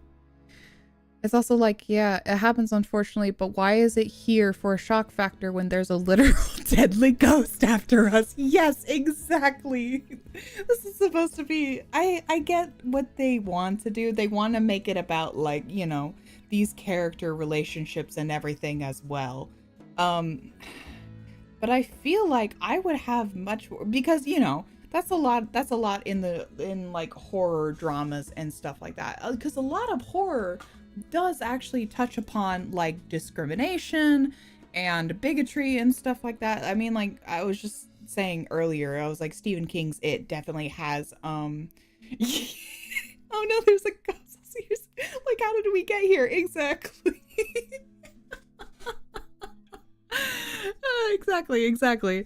But it's also like, you know, there's a lot of discrimination in horror as well, especially for certain things that rely on, like, you know, it's like humans are actually, like, people are some of the most horrible beings rather than monsters, you know? That's in a lot of horror. It was and it's also as used as like a euphemism a lot of the times for like certain acts that happen in horror are also showing like can be related to real instances of discrimination and assault and all that. But the way that it's being handled here is not good. It's just not good. This particular instance I think is fine. But most of the time it's not good. I want the ghost. I want the ghost and the little QuickTime events. That's what I want.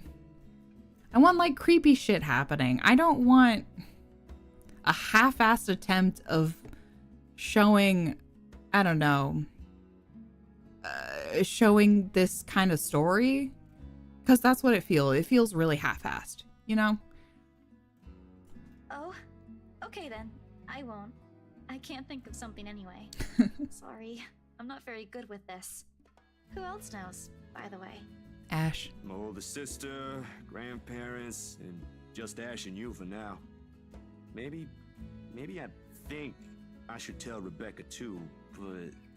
But not right now? Yeah, not right now. When I'm ready. Like today. Yeah, of course, Zach, I'm of sure course. she'll be willing to hear you out once you do. Yeah, anybody who would meet you with derision after talking about how your parents were killed from a hate crime is like insane to me. I don't doubt she will. I'm more afraid of how she'll react after. Like, what is One there? step at a time, yeah? What is there to be afraid of, Zach? Why would she ever feel? It feels good to get that I don't one out of my know. chest. I was a little afraid you'd be angrier. I didn't tell you earlier than today. No, never. I'm not angry. I'm just surprised. You didn't look like it. I wouldn't have suspected. Didn't look like he was a victim of a hate crime? I suppose What? that's how it often is, isn't it? We all have our... what's the word Becca uses? Inner demons? Oh, are you talking about his use of the pills? But this is something personal to you. I understand why you'd rather have a few people know. That too.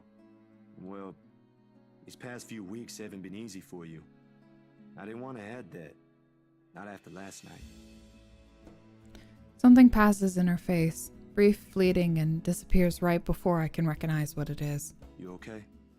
Yep, no worries. I'll be fine. Look, about last night. Never mind. This isn't a good time.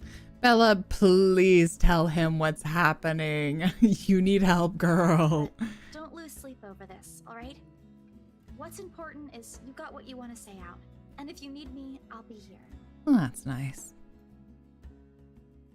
I should be relieved. Her words are more reassuring to my ears. Should be comfort in hearing those alone. In knowing I have another person to rely on if things ever got bad. But somehow I find myself worrying more for her instead. I'll make another attempt to get the story out of her if I can. But this is a dance I know all too well. And with her, I doubt forcing her to say something would yield any results. As much as I want to imitate Ash, there's only so much I can ask that won't result in something a little over disastrous. At best, she'll stop talking to me until a week passes. At worst, I'd rather not risk it. I've never seen her angry. Outright annoyed and maybe often directed at Ash, but never furious. What do they say about the happiest people when angered? Besides, it'd be unfair to her after our little chat. So, food then? She seems relieved at the brisk change of subject, and if it has been simply waiting for its cue all this time, her stomach grumbles at the mention of food. Rather loudly, as a matter of fact. Alrighty, Missy. We're going to get some chow now. Yay! Better be quick, though. Can't have your stomach starting a revolution on us here. I love Zach so much. Zach is so important to me. I want only good things to happen to him. I didn't think I'd end up skipping dinner last night. A lot was happening, Isabella. That's okay. And now we have one starved stomach protesting. Sorry, it'll be nothing fancy, since I'm a little low on stocks. Zach, anything you make, I would love. I should probably drop by the grocery store after the meeting this afternoon. I can make a quick run for you if you want. Nah, I've got enough to put together something nice here. Maybe. I could always improvise if we miss Yeah. It ain't like we're going for a Michelin 3-star status here. Anything you make is Michelin star. Also, didn't I say you're a guest? Is this a Filipino thing? Or just Rebecca rubbing off on you? The soft laughter that comes from her doesn't quite reach her eyes.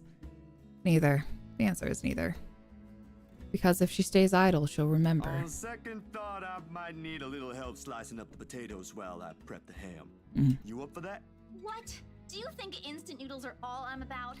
I'll have you know, I can cook a mean paella with my eyes closed. All my siblings love it. How did you say that? Hold on. You did not just pronounce it like that, and you're Filipino. I'll have you know, I can cook a mean paella with my eyes closed. All my siblings love it. Paella? Paella? Unless I'm crazy. A paella? Oh my god.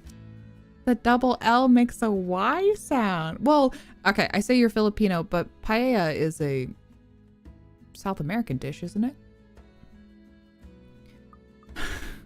Paella. Still. What the fuck was that? Paella.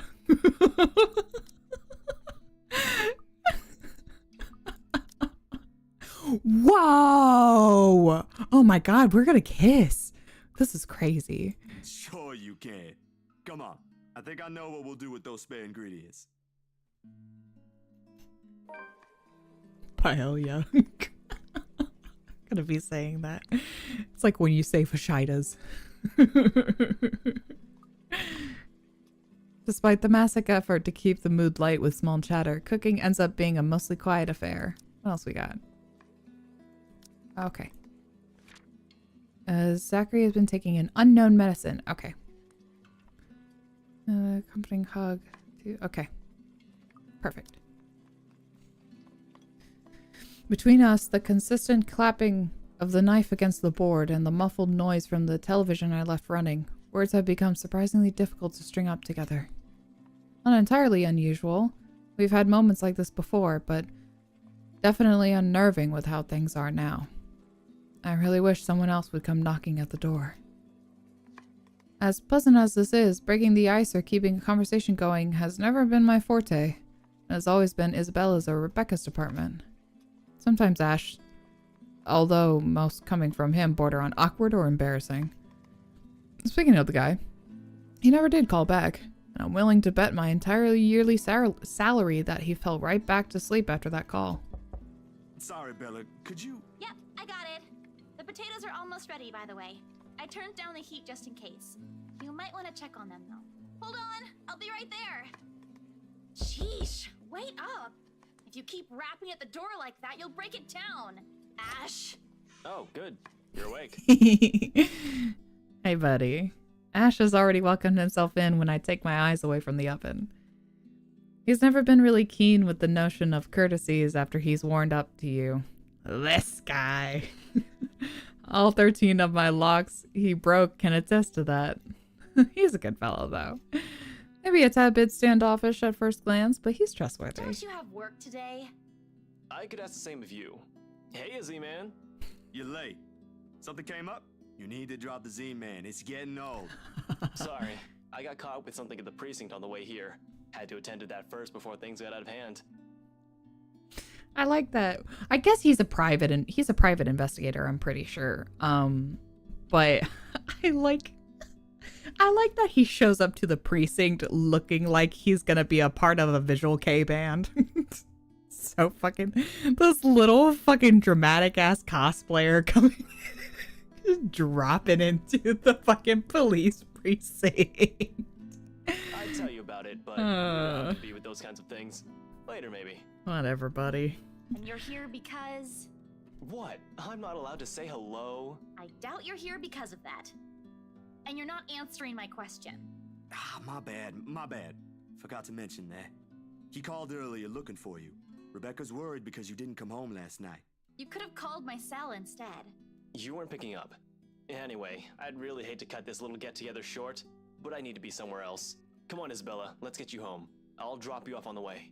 Wait, we're going now?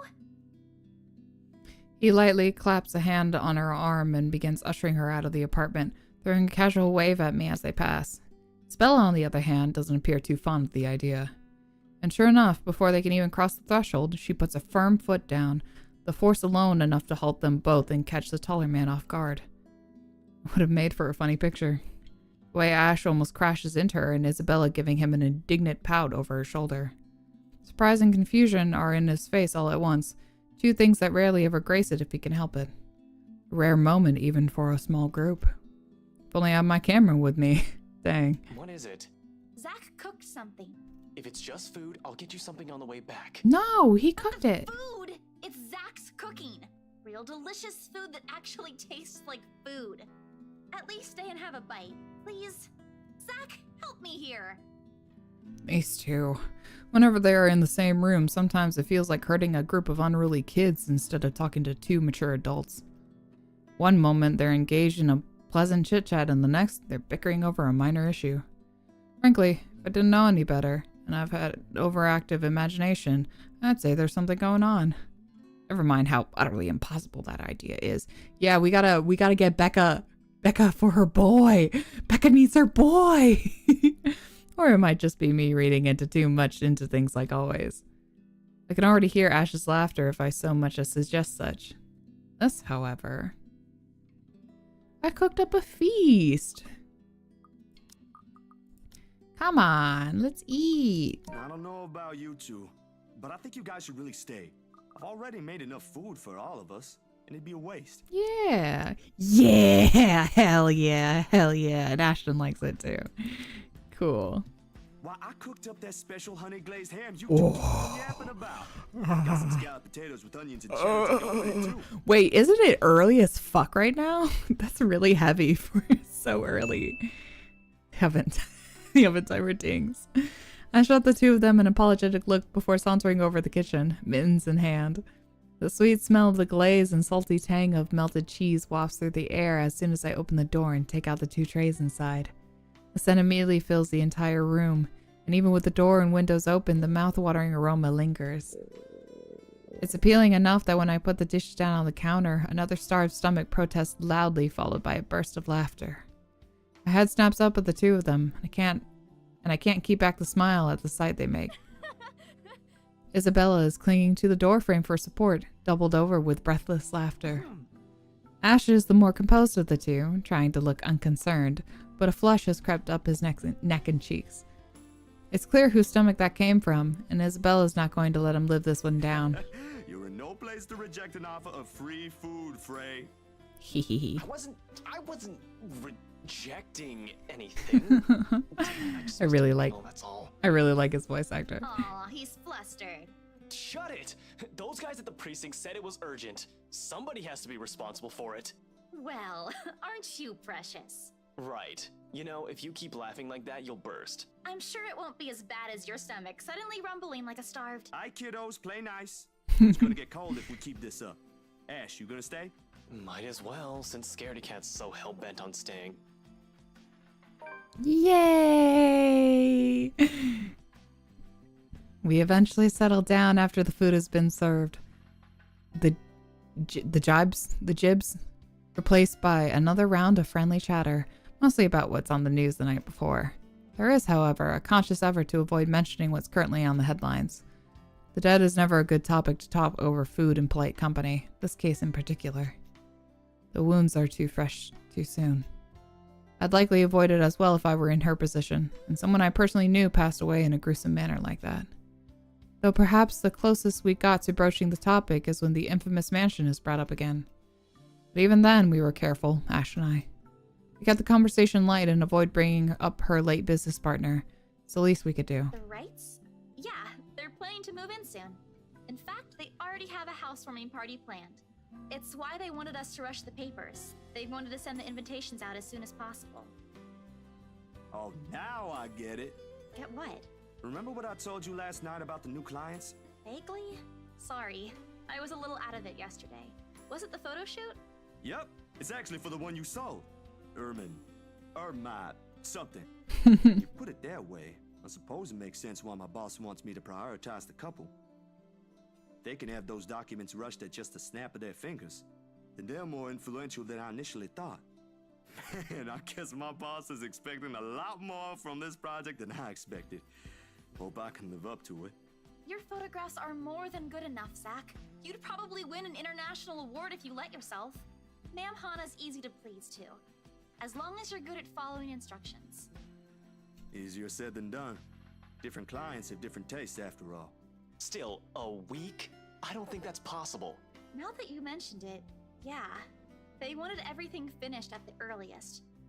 To be honest, it's not unheard of, but... But it's still weird. Still weird, yeah? A slip of the tongue. Still barely noticeable to someone who's already familiar with Ash's ways, yet in this moment it's impossible to miss. I shoot him a curious glance, but he ignores it, rather pointedly. I can't exactly say it's like that, where I'm just the middleman after all. As much as I want to comment on it, I only know what's on the surface, not the in and outs. It's just that BRC and my boss are more hands-on with the legal stuff this time, despite having a separate department dedicated to it. Maybe Mr. Wright helped with it too. They have their own legal team for this, don't they? Well, they should have one. Especially for a big property like this. They have, but like I said, it's off our hands. Rose and I don't handle this stuff in the office. If anything, to me, this just means I'll be able to send the rest of the funds to Papa's treatment earlier. I guess that makes a whole lot of sense. Officially off our instant noodle diet, aren't we? Ash, has anyone ever told you that you have an uncanny way of ruining the mood? What? I was just saying.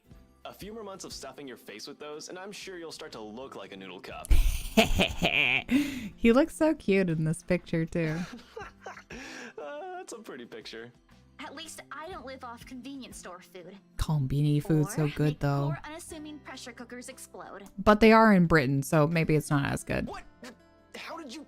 Oh, come on, Zach. Sorry, it just came up while we were cooking earlier. I'm impressed, Ashton Frey. You even made it to the news. It's a one-time thing. And it wasn't as big as you seem to be imagining. Oh, sure. Let's all pretend that one time you almost set my apartment on fire didn't happen too. Hey, that was an accident. You were making a salad, Ash. Can we please move on to a different What topic? happened? What happened, Ash? It helps. The casual talk, the harmless teasing.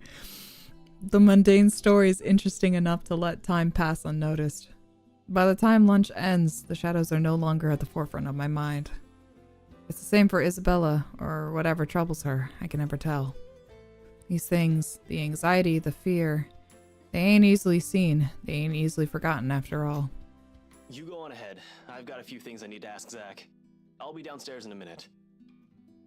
Confusion briefly flashes in her eyes as she catches the keys he tossed over, but he doesn't give her an answer and waits for her to go ahead. How sure are you I won't be driving away with your Shirley? You don't even have a license. Do you even know how to? Papa taught me how. I'm probably a better driver than you. See you later, Zach. Thanks for the food. Always has to have the last word, don't you? You're welcome. I'll send you the recipe for the potatoes tonight. Yay! A grin is back on her face when she leaves and closes the door behind her. For a little while after we're left alone, Ash goes wholly quiet, listening, waiting for her remaining footsteps in the hall to fade. The other amusement is gone from his face, replaced with what I can only describe as trepidation. I know that look all too well. He's like this. He's expecting shit about to go down at some point soon. That wasn't very nice, Ash. What was that with Isabella earlier? You're usually subtler with your questions. They hired you. Hired me who? Don't change the subject yet. What's really going on here? The Wrights. Luke and Hannah Wright. You said your next gig is with them. Is that what this is all about? Just be careful around them. You have no idea what you're dealing with when it comes to that couple. I'd rather you stay as far away from them as possible, but you're already here. Isabella's their real estate agent. Seriously, of all the people in Luxburn. Okay. I guess I'll just have to take your word for it. He nods, claps a comforting hand on my back, and turns to leave without another word. He's never been good with those. More often, he fumbles with what he wants to say, but his actions alone are enough to tell me how grateful he is for the trust. He reaches for the knob as soon as he gets to the door, but doesn't turn it. Instead, he looks back and gestures with his head towards the table. I don't need to follow his line of sight to know what he was going to ask about.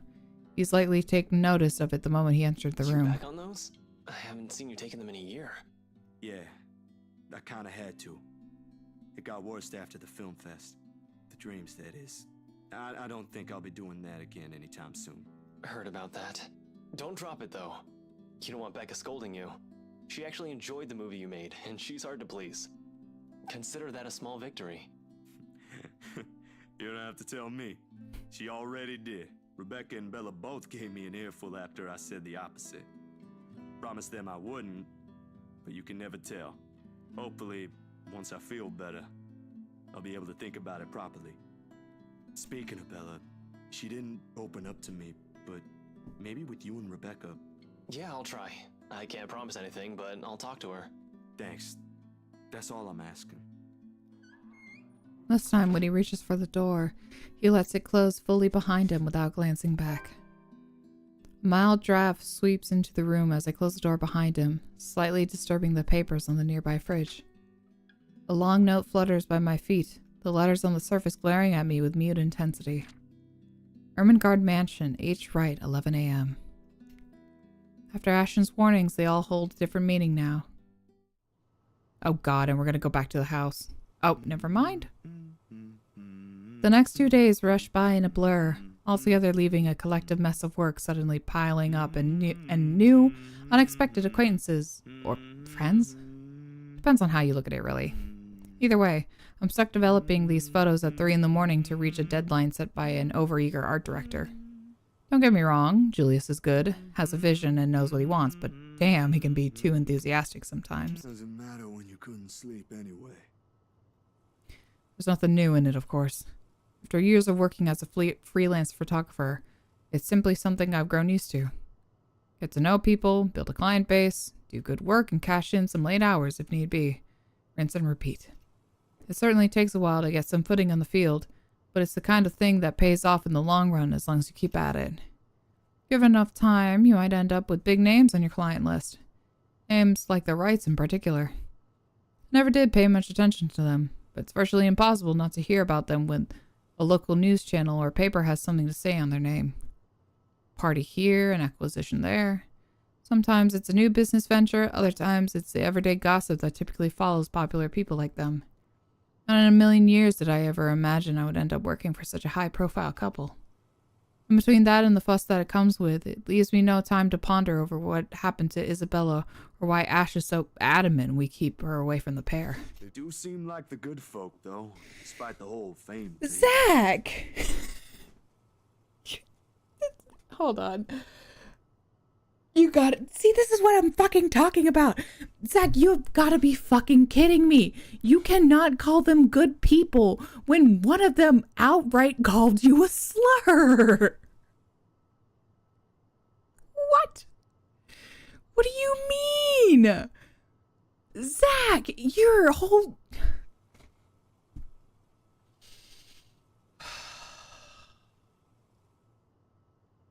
Zachary...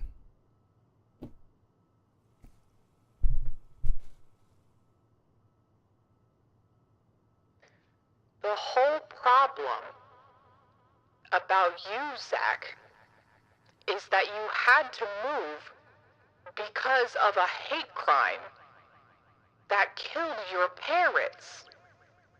And then you come to this house where the husband calls you racial slurs. And you call them good folks. I need to lie down.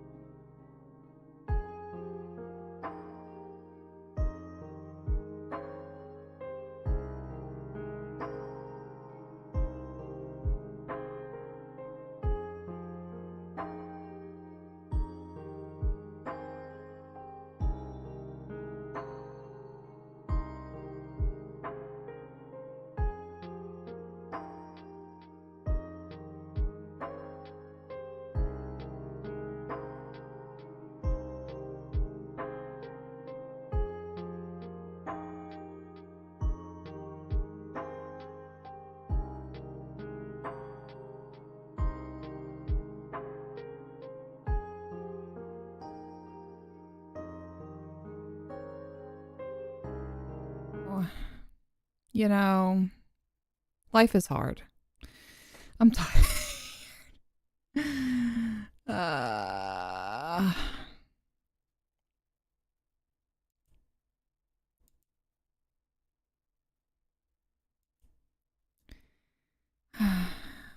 Anyway, let's continue, I guess. Zach, that's not the issue here. The issue is that they're racist. Fuck me. Whatever. Sure, there was a rumor running around years ago about him being involved in some business scandal. But just like every gossip blown out of proportion by the media, nothing came of it, and eventually it simply died down. Much is definitely left to be said for the husband, but I doubt a woman like Miss Wright would pick him if he doesn't have any good points at all. Zach. Oh, this is awful. Miss Wright, Hannah herself, though. She ain't particularly bad the way the press makes her out to be. Well, she's possessed now, so. The tabloids had that all wrong for sure. Maybe I should have made her make him more uncomfortable so he'd fucking hate her. I just didn't like making Zach uncomfortable, but I don't particularly care for him liking her at all because this writing is stupid. For someone born with a silver spoon in her mouth, well, she ain't exactly what I was expecting. Among other things, the newfound friendship is what I least expected from her, but here we are. Although with a life as public as the rights, no wonder it's a woman who often gets the crappy end of the stick. I mean, that is true. I can't help but feel sorry for her. She's a real nice person when given the chance. Sure. Heck, she might have even ended up friends with Rebecca and Isabella too if they weren't living worlds apart. Probably. The beep quickly pulls me back before my thoughts travel any further. In one practiced motion, I carefully place the wet print I'm holding on the drying rack and amble over my makeshift dark room to get past the last photos from the water bath. Inside the converted broom closet, the film... Oh, it's in his closet. I see. I was wondering, I'm like, how are you developing film in such a tiny place? I see he made a specialized place in his closet. That's really cool. Let's add another soft clack before going on its standby mode. At its mouth, the lone photograph sits on the tray, barely visible with the lack of light. It's the last one tonight for the set Miss Wright requested. I don't usually make this a habit. Giving away stuff, that is.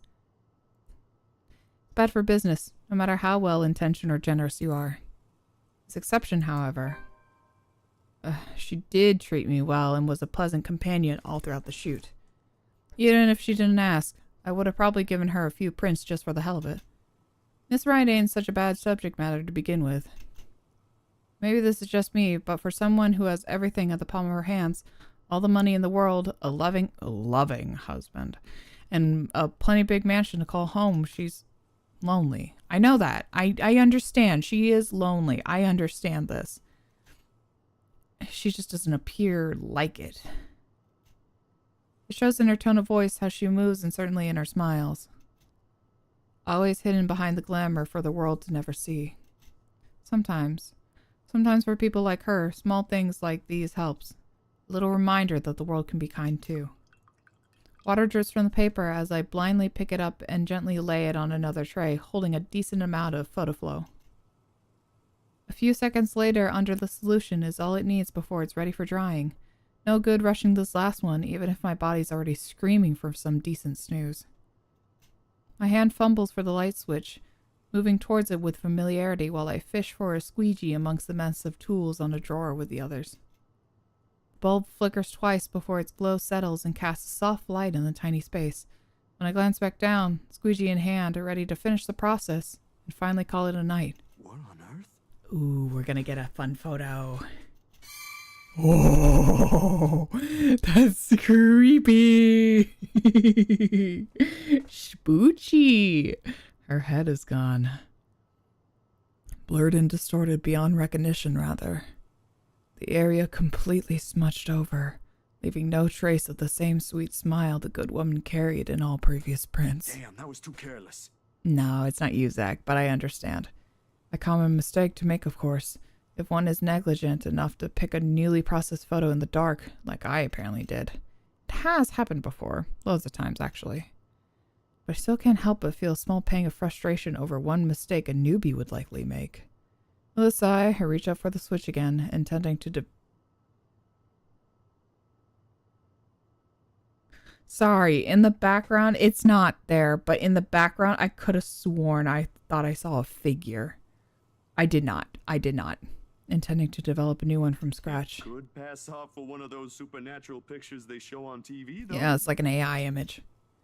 A memory clicks, one cursory thought in the sea of many, and a short yet distinct second from the day before. Glimpse is all I got, but it's enough to burn the image in my mind. There was a shadow.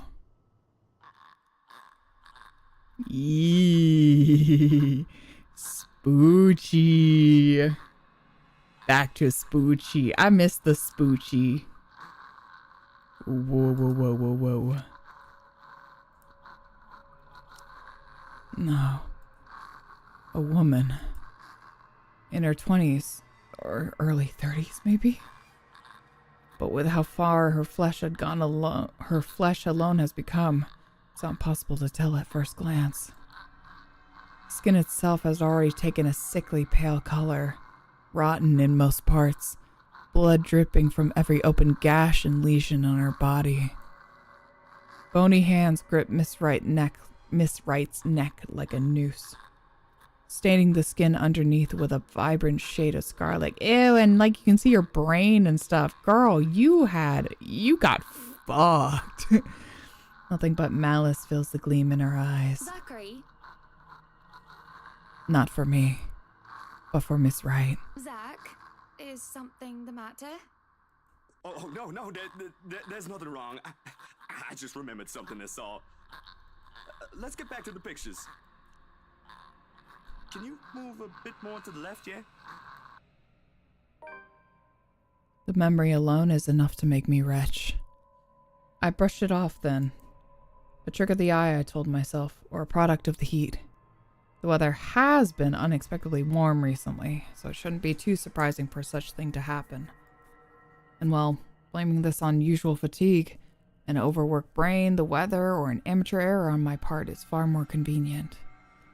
It makes a whole lot of sense than what the small voice inside my head whispers. Same tiny voice that only makes itself known when something's afoul. Same one that lent a curious ear to Isabella's worries at the mansion. And with each second I spent staring at this photograph, the murmurs in my head only grow louder in my ears. Someone has to know. Ooh. Ash is not going to believe me, and I don't want to talk to Hannah, so it's going to have to be Ash. We're showing the picture to Ash, not like the paper, right? Distorted development, dismissed a human error, chilling memory, yesterday's shoot. Yeah. I want to show it to Ash. Let me check the tree real quick. Where are we? We went through a lot. Wow, I'm so curious to know like what these other paths are.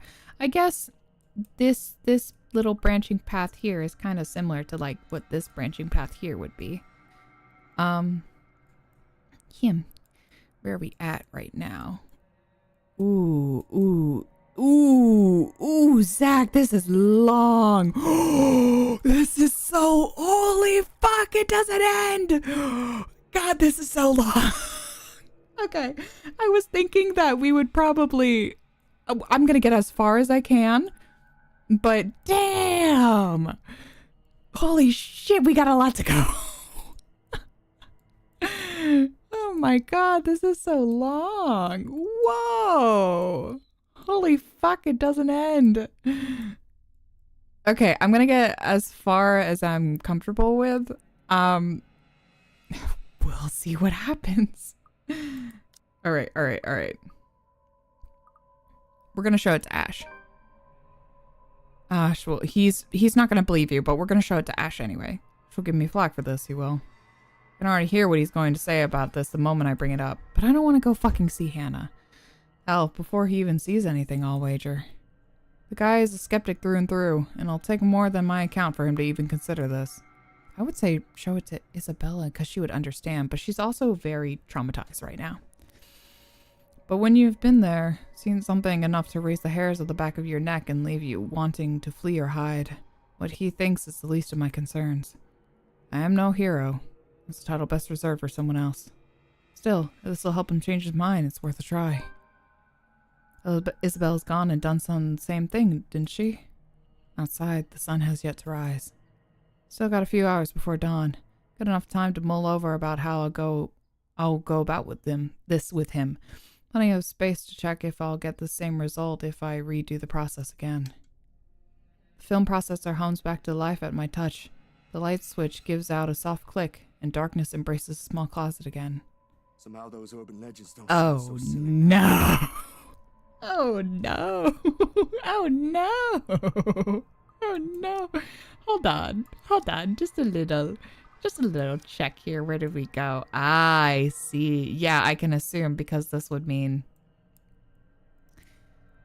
Oh my God, we're skipping so much. Holy fuck. But then this brings us to all these little options and stuff here. Interesting. We moved all the way over here. Well, we will find out today. Interesting. Oh, there's also these paths here. That's so interesting. What could it mean? What could it mean? Oh, nothing happened. Okay, cool. Sometimes I wish Ash would make himself easier to find. 24 messages, 13 phone calls, and 1 visit to his flat later. I still have no idea which rock in Luxborn he went off to hide under again. The guy has his own place but refuses to stay in it. Has his own phone but doesn't answer any of his calls or give any indication he's gotten my messages. Most of the time, he'll just show up on my front door. Sometimes in the middle of the night complaining about how uncomfortable it is to sleep in the back of his car. As if the old couch in my flat is any better. Nothing new for him, though. But a bit frustrating, really. There's a police precinct, of course. And again, he's not there most of the time, either. And if that's also true for today, then he's likely on another stakeout. There's nothing much to do for me but wait if that's the case. Let's just hope I'm lucky enough today. We'll find out. Wow, new place. While Luxborn is a relatively peaceful city boasting a low crime rate, its precinct stays abuzz with activity. As soon as I open the glass front doors, murmurs coming from people waiting in lobby welcome me. Officers can occasionally be seen shuffling in and out the rooms, greeting civilians with a casual smile and a polite nod. Some, though, look a little worse for wear, like the receptionist who looked at me with much disdain the moment I arrived. Thankfully, I won't have to deal with him today. Or I can even step in. Ashton's voice, though low, comes from the hallway adjacent to the lobby. Not even for just 1 minute? No. The case was dismissed, remember? You were the one handling that case. If you want access to those records, you've got to ask Chief. I was taken off it before shit went to hell. Why do you even bother? Even Professor Clark seems to have given up on that. Well, never mind, you won't understand. Right. I know you owe Professor Clark a lot, but the right guy isn't just someone you mess with. Take him down, Ash. They've got the money. Who knows what else gets swept under the rug with them involved. That takes a special kind of ignorant not to know. And a smart person to know which boundaries he can't cross. You're a bright guy, you'll figure it out. In any case, I've got to get going. Another missing person case on my hand. Benjamin on the front desk looks like he's about to maul someone after the 4th one yesterday. Murders, people missing, what a time to be alive. Man, I miss the old Luxburn. You and me both. I'll see you. Gonna go grab some lunch. You notice me first as soon as he enters the lobby and pauses. Confusion briefly crosses his face until I fish out the phone from my pocket and wave it up. Frowning, he pulls his own mobile out, wordlessly fiddling with it for a few seconds before sighing heavily. There ain't any annoyance in him when he glances up, though, only mild exasperation and what might be a hint of amusement. Stop taking pointers from Isabella. This is gonna get old soon. At least use your phone properly. It's an alarm clock, a good note-taking device, a halfway decent camera. Why is Ash kinda... If I'm being nice. Why is he kinda... I don't know. Pretty? He's a little pretty. He's the only model that... Well, no, that's wrong. Zach's model is normal looking too. Ash's model looks kind of normal. The girls sometimes look odd because their eyes are just like a little too big. But it looks fine. Ash looks fine and Zach looks fine. What else do I need it for? I don't know, keeping in contact maybe? When he merely shrugs, I know I've struck a chord. He's far from holding a piece of technology in contempt, of course. Ash has always been nothing but practical from the start, and technology is useful. Only when he gets too focused on one thing like the case he's handling, he tends to forget there are other things around him. A little reminder and a nudge in the right direction can get him a long way. I've got an email on that social media site the girls roped us into joining. That doesn't make any sense. Also, you've got an account before any of us had one. Hey, Zach, remember what we said about kissing boys? I think you should try it. For policing purposes? Mm-hmm. Anyway, why are you here? I thought you have something scheduled today. Or was that yesterday? Oh, Ash, I'm here to show you a terrifying photo. Please look at it. That was yesterday. I have the scariest photo ever in my hands, and I want you to see it. About that, there's something I want you to see. I want you to look at it. It's terrifying.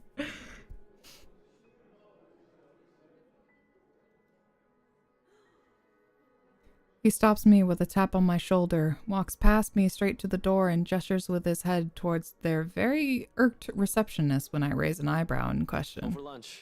I haven't eaten anything since last night, and Benjamin there doesn't really like loiterers around here. Oh, thanks, Benjamin.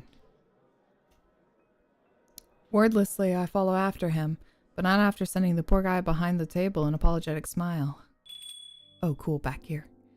As expected, he takes a seat in the farthest corner of the cafe, a good way from the window, but easily allows a view of who comes and goes.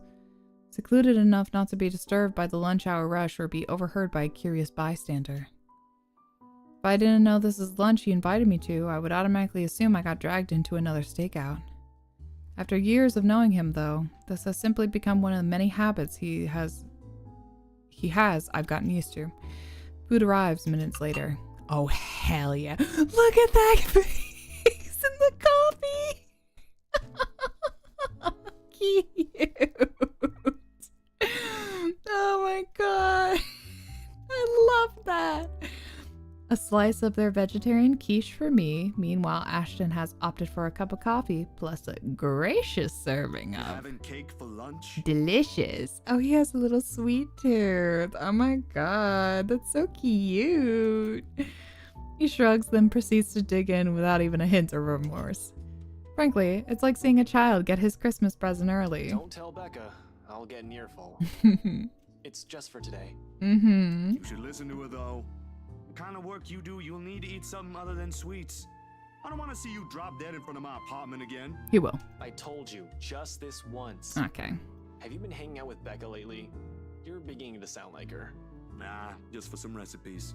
But she has the right to worry, you know? It's like she's taking care of two kids. One bitches on sweets, while the other on cup noodles. That's cute. At least Bella knows how to cook. Hey, I can at least boil something. Uh-huh. Wait, that's easy, right? I mean, you just put water in and... Mm-hmm. No, don't even think about it. You destroyed your own kitchen once by sticking a pressure cooker on it. I think my sister is a whole lot better than you. And this is coming from someone who has no other choice but to eat her cooking for some time. To be fair, he genuinely appears offended at the last remark. Hate will be too strong a word to describe how Sis and him usually interact whenever they're in the same room. Though whatever appropriate word it is, I can say with most certainty that the feeling's mutual for both. Ash thinks she nags too much, while Sis thinks he's a trouble magnet and I should stay away from. They're both technically right on their assessments. How's your sister, by the way?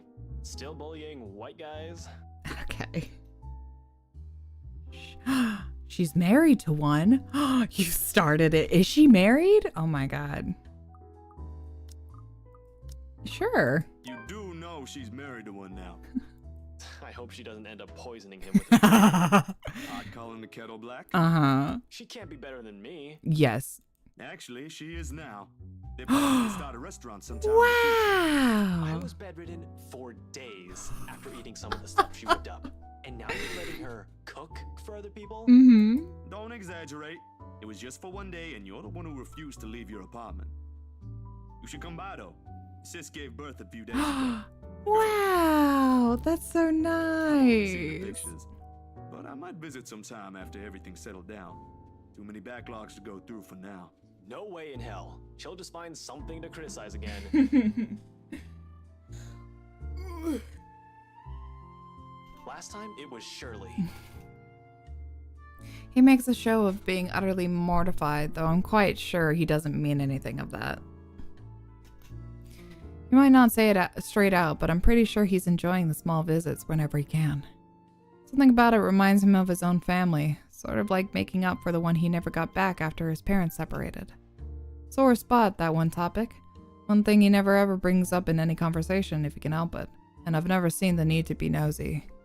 There are some wounds you're just not meant to open, and for both of us the sentiment goes the same way. As if you ain't already on a shit list. You're just afraid of her. In your dreams. But I'll think about it. Can't just drop this thing at the moment. His change in tone is subtle, but his aggravation over the matter hangs completely palpable in the air. Still no closer?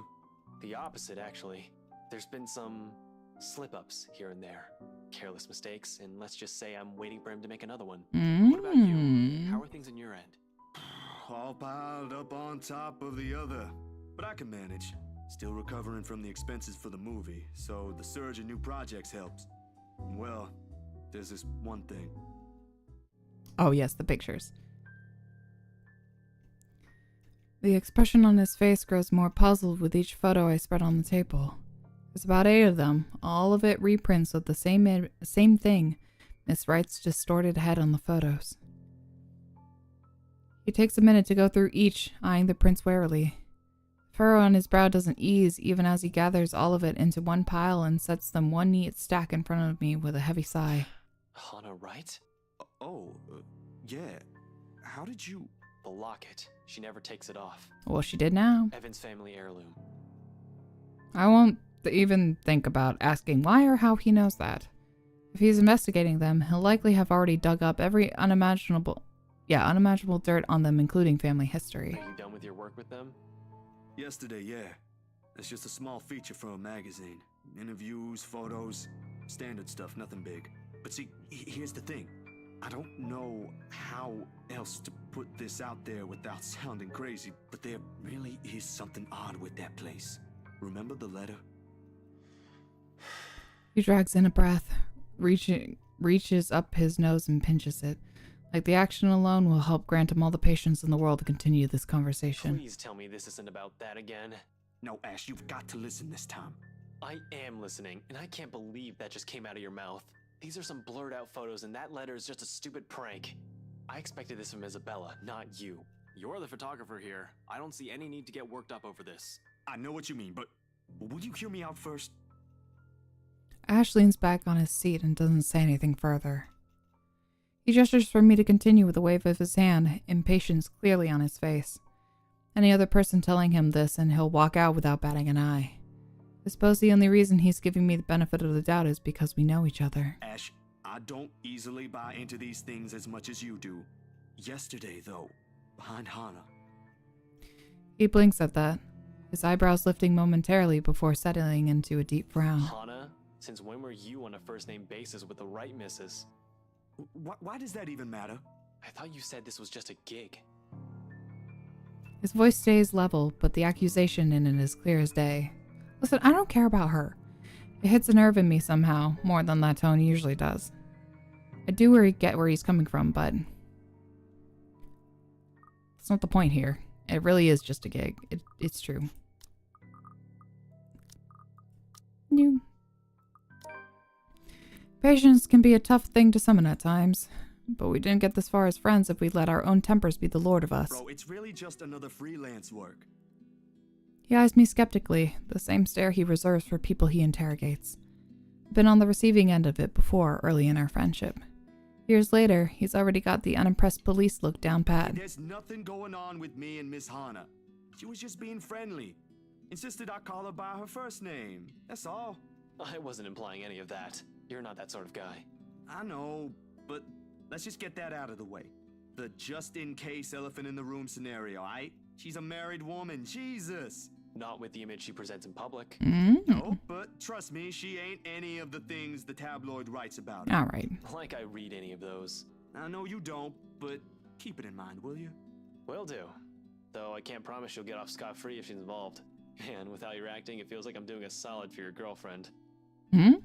Cut that out, will you? And I'm not asking you to. What girlfriend? What's currently going on here is more important. All right, lay it in. Yeah. Tune back in. Recounting everything takes the better half of our lunch, but he manages to listen through the entire thing without a snide comment. A feat in itself, actually. At the end of it, Ash merely nods, takes out his phone, and excuses himself. Off to a far corner of the cafe for some privacy, if you can even afford to have such in a place as public as this. He returns in a little while and hands me a small card. I can't stop you if you're willing to believe in this crap. Give this guy a call. You're better off talking to him than me. He's at the public library now if you want to catch him there. He used to be my professor back in the university. Oh, no, We get to talk to the professor. That's Go on. I already gave him a heads up. You know I can't help you out, man. He gives my arm a tap and walks off, mumbling about checking back how things are at the precinct. I don't see his face when he leaves, but I know this is his own little way of helping out despite what he doesn't voice out. Of all places, it never crosses my mind that I'll end up wandering into a public library today, considering I rarely ever visit.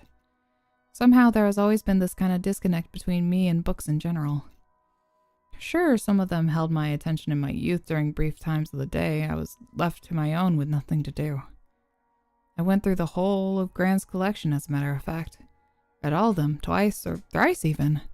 But they never did hold it for long. Most of it never even sticked.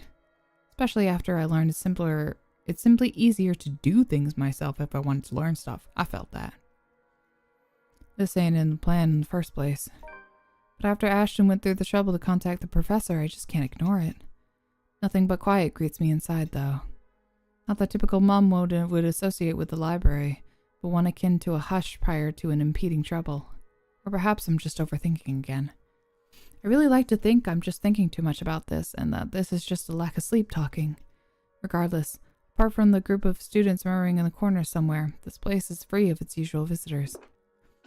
All while my footsteps echo in a manner unsettling enough to rise the hairs at the back of my neck. Much to my relief, it doesn't take long for me to find him, being the only occupant in this side of the room. Professor Andrew Clark. I never personally met the man, but Ashes spoke highly of him several times. In fact, he's Ash's go-to guy when something's troubling him with a case. My steps are unsure as I approach. At any rate, he greets me with a warm smile, like a grandson he hasn't seen in a long time. Ashton's friend, I take it. Zachary. You'll have to forgive this old man if I don't get your name right. Oh no, you got it. It's Zach. Zachary Steele, Professor Clark. He gestures at the empty seat across the table when he returns to his books. The next couple of minutes pass in relative silence as he continues to read and take notes from the pile he's accumulated on the table. Maybe I should have taken a book first before heading here? Before I can even get far into that idea, the professor clicks the book shut and sets it atop the stack next to him. Ashton told me you were hoping to get answers from me. Although I'm not quite sure what I could share, I'll do my best to help. Of course, there are a lot of things I want to ask. How do we get out of this mess is the first among hundreds of concerns in my head. But in the presence of someone I barely know, the thoughts won't easily form. He is nothing but patient, however, and with enough time to mull over, a question finally forms. Do you believe in the paranormal, Professor? It's supernatural, actually. Oh. Don't worry. It's a common mistake to make. But they really are two different things. Interesting. The other one deals with what we can't explain at the moment, while the other are things we may not have an explanation to. Here. He places a couple of papers in front of me. The very same one he was writing on earlier. A study of Luxembourg's supernatural culture in a nutshell. A friend of mine wrote that a few years ago. He took interest in the city after reading about the stories. I have to agree with him here. Even stories dealing with things you don't see with the naked eye can be rife with culture, and this city thrives on it. Just ask the locals. Like ghosts, for example. Among other things. The interpretation has changed over the years, though. Various religions, for example, have their own version. It might not always be a spirit now. It could be a memory, or an imprint, an echo, so to speak. Some are born from curses, even, out of great anger, hatred, or pain. There was this one story. Here it is. Another book is pulled out from the stack and placed open atop the papers. While he speaks with such passion, it makes me wonder if some parts of him believes these to be true. It is interesting, though, even if I'm personally not a fan of such stories. And soon hours pass without my notice. In the end, it asked for something to be sacrificed in order to destroy whatever anchors the wraith. Ooh. A sad tale, that one. But the simplest grudge can bring the ugliest, even in the kindest person, with some people none the wiser. Oh, I'm sorry, I just went on. No, I love it. It's great. Nah, it's good. Are you familiar with the Ermengarde Mansion, though? Of course. That goes without saying. Who hasn't heard of the local legend? Although, word of the mouth is, someone has already bought it. Yeah. Ah, yeah. The right couple. It was a close friend who handled that sale. So I heard. Well, don't think the house being bought by anyone would stop us from talking about it. What is it about the mansion, then? I just want to ask what you think of it, sir. We're going to need more than an afternoon for that, young man. You see, it's the kind that has changed over the years, passed down from one person to the next. Sometimes, it's the Lord William who haunts the place. There are versions where it's the lady of the house. But my favorite, a personal favorite, would have to be the ones that followed after the disappearance of the kind daughter. Well, what about these then? We're getting lore. There's a moment of hesitation on my part before I pull out Miss Wright photos and lay them all in front of him. Unlike Ash, though, but the professor inspects each print with great interest. That gives me some hope, at least. When were these taken? Ew. Just the other day. Do you think those are the same? Perhaps. Perhaps not. There were certainly instances when the film would pick up what the human eyes weren't able to see. But then, it could also have been human error. Possible. I didn't edit it in any way. You have my word on that, Professor. They all just came out like that. Then, if it is what you're thinking, I'd strongly advise against doing something reckless and further tangling with them. Accounts about them may be riveting to you, but most of it often ends in an unpleasant manner. What about those people in the house? If there is something in there, shouldn't they know? I'm sure they're already familiar with the legends, but... Some people might deserve it, however. Oh? Deserve what, sir? Oh? Huh? All of a sudden, the tenderness in the professor's eyes disappears, his face becoming unreadable. As though catching himself, he hastily clears his throat, gathers his books, and rises from his seat. Professor? I'm sorry. I just remembered something I neglected to do. Uh-huh. You'll have to excuse me, Zachary. All right. Do you need any help with that? Don't let my looks fool you, son. I can still carry a few hundreds. I've been doing this for years. I'll see you some other time if you have any other questions. Of course. It was nice knowing you, Professor. He doesn't hear it, however. In a few short strides, he's out of the library, leaving me and every piece of this whole mess amidst the oppressive stillness. Despite the answers gleaned, more questions surfaced. If there is even a single way out of this, I hope we find it soon. The moon is well into the night sky, and by the time I make it home, my heavy treads and the sound of traffic outside echoing in my ears, filling the empty room with some semblance of life. Nana would scold me if she ever hears me walk like that, but after today I can't really give a damn about everything. The mattress creaks under my weight as I unceremoniously flop down on it, and I find myself looking at the paper under my grip. Invitation and request to cover an event, the Wright's housewarming party, tomorrow evening. If only it were that easy, but it'll give me a chance to talk to her about that thing in their house. With a sigh, I let my hand fall to the side of the bed along with the invitation. I'll think about it tomorrow, in my head a muddle with thoughts of headless woman and the haunting smiles of ghost. Belatedly, it occurred to me that the last meal I ate had been one with Ashton. And an empty, gnawing ache makes itself known, but I can't bring myself to stand up. Today was a complete waste of time, and frankly a disappointment. I don't like this. The lack of certainty, the disquiet, the lack of stable ground to stand on, the part where I do not know what will come tomorrow. Ever since that damn letter, everything has been thrown out of the loop. I wish everything stayed the same. Routine would have been so much easier to make sense of than this. Closing my eyes, I let the noise from the streets below lull me to sleep. At the very least, that's one thing that hasn't changed. Alright, next day. I see. We're back at the memory. Okay, let me check real quick. Studio. Yep. We talked to the professor. Cool and fun. A new relationship. Dope with Ashton. We might kiss Isabella. We could kiss Ashton. That would be crazy.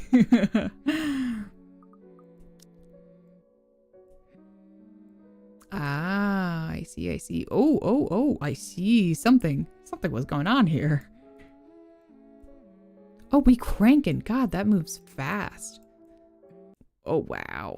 Oops. Tabbed off. There we are.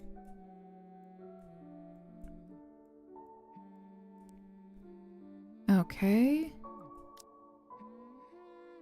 I'm just gonna check real quick that the audio is still good. Give me 1 second.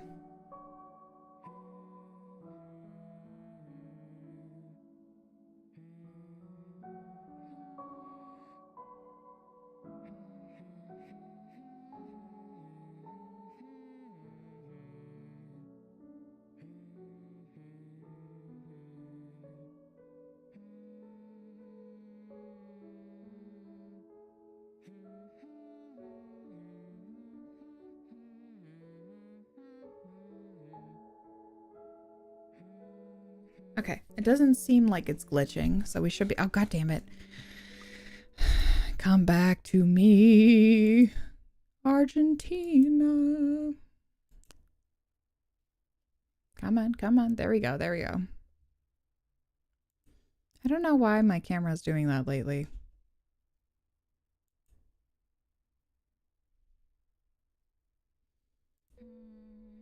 Okay. The melody carries into the hall long before I cross the threshold. Solemn but gentle and soothing, a reminder of what home is. Pa's firm but meaningful gaze, Ma's wistful smiles, the warm rays filtering through the eaves at sunset, the distinct smell of wet earth and leaves after a long day's rain in our room. The room, Mom and Pa's pride and joy. A place we were once promised several springs ago. Yet it won't stop. No, wait! Come back! I'll be good this time! Please don't leave! Please stay! The floorboards are cold under my feet more than it usually is. The walls more forbidding than what I'm used to. Farther and farther the room goes. Ma singing ceases, and Pa. I can't hear Pa. Yeah, we're back here again. Not above the raucous clanging and the deafening roar of gunshots, nor the screams replacing the comforting soft melodies. There is only the blinding fear. But when the light breaks... Oh. Now they're melding. Oh no. Her skin has already taken a sickly pale color, rotten in most parts, blood dripping from every open gash and lesion on her body. Bony hands grip Hannah's neck like a noose, staining the skin underneath with a vibrant shade of scarlet. Nothing but malice fills the gleam in her eyes. Wow. A scream ripples through the air. My whole body feels distant. Every limb heavy with lead, all unable to move at will. Not even so I can wipe the beads of sweat forming at my temple. The rasp of my breath easily fills the room in the wee hours, while I force it back into a steady rhythm. There's a tightness in my chest I can't shake off, my heart pounding against it as if it's about to burst out. Something cold has... Oh no! Oh no, something cold has settled in my legs. Not the usual chill that comes and goes with the passing breeze from the window, but one strong enough to sting, shackle, and even leave frigid sensation creeping up my skin. With every struggle I make, the pressure winds firmly around my legs. Ow, this is gonna suck. Tighter, and tighter, and tighter. Until it becomes too much.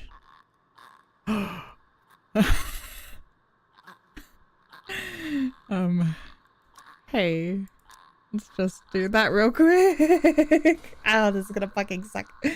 My heart stops. Another draft sweeps into the room and brings with it the iron tang of blood. Thick, suffocating. Filling my nose with a foul, sickening smell as I shift my gaze downwards and it slowly goes into view. Oh no!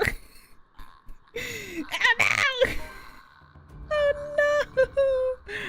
Oh, this is the worst. Oh, hello. Wow. What big eyes you have. What big teeth you have. Oh no. Mouth stretched in a hideous smile and eyes brimming with nothing but madness. The stench of gore taints the air around me and I can't look away. I want to. From it, her, From the terror and death that her uncanny, twisted features alone scream. I try to open my mouth to shout, to ask anybody for help, but my voice has left my body altogether. All I have is the painful realization that no kind of plea will ever save me from her. Ah, this sucks. Oh, this sucks. When suddenly the bed dips. Oh God. Oh, jeez. Oh, God. Whoa. Spoochy. The brutal plunge back into myself jerks me awake. Did we die? Zach, are you okay? Zach, are you okay?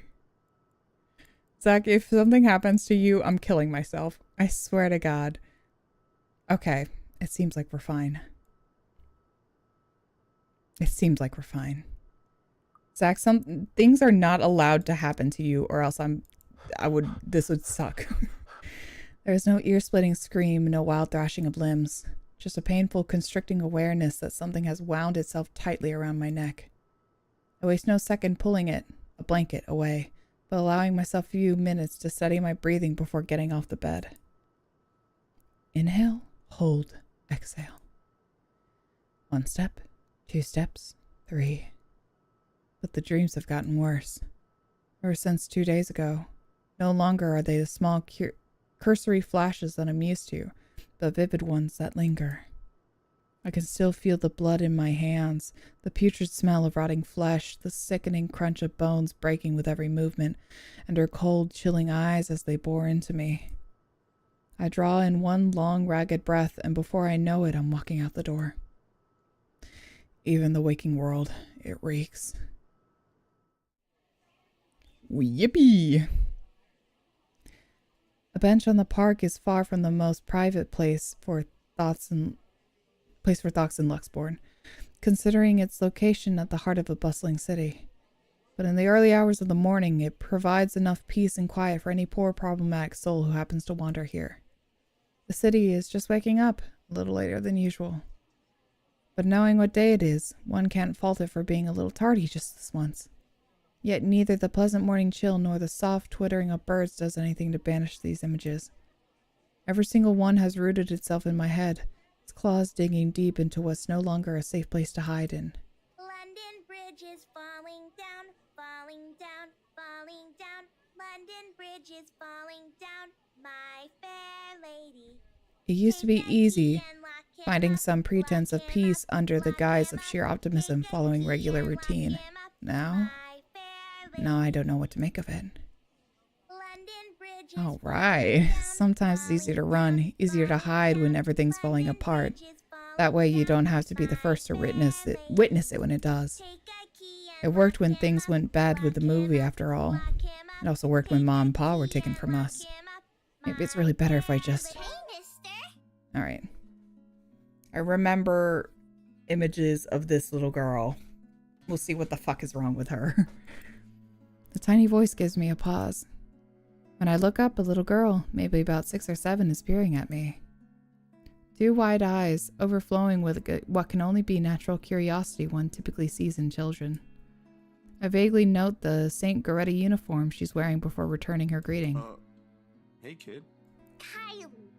Kylie? That's my name. Okay. Mama said it's rude not to call people by their names. You're right. Very good, Kylie. And she flops down on the empty space beside me. Her little legs, still too short to touch the ground, swings in tune with a song she hums under her breath. I don't mind kids, and I would often invite the ones in our old neighborhood to give them treats. Of course, by then Sis and I were both too old to play with them, but you get used to the commotion eventually. It's not completely as unpleasant as most people would imply. Kylie seems to be a well-behaved kid anyway. Oh, sorry. Nice to meet you, Kylie. Is Mama here? No, but my big brother's with me. He's taking pictures with his camera over there. She points to the far end of the park, the one close to the street where a kid was taking shots of something above him. It doesn't look to be birds because there are all on this side of the park are buildings. I don't see what's so interesting with the tip of a building, though. I'd take pictures of dogs if I were him. They're cuter. Do you have a camera too, mister? I I do. Yeah, I'm actually a photographer. Mama said I'm too young to get a camera. Maybe a little small, rolly digital one or a I'm sure Polaroid. your mama will eventually give you one.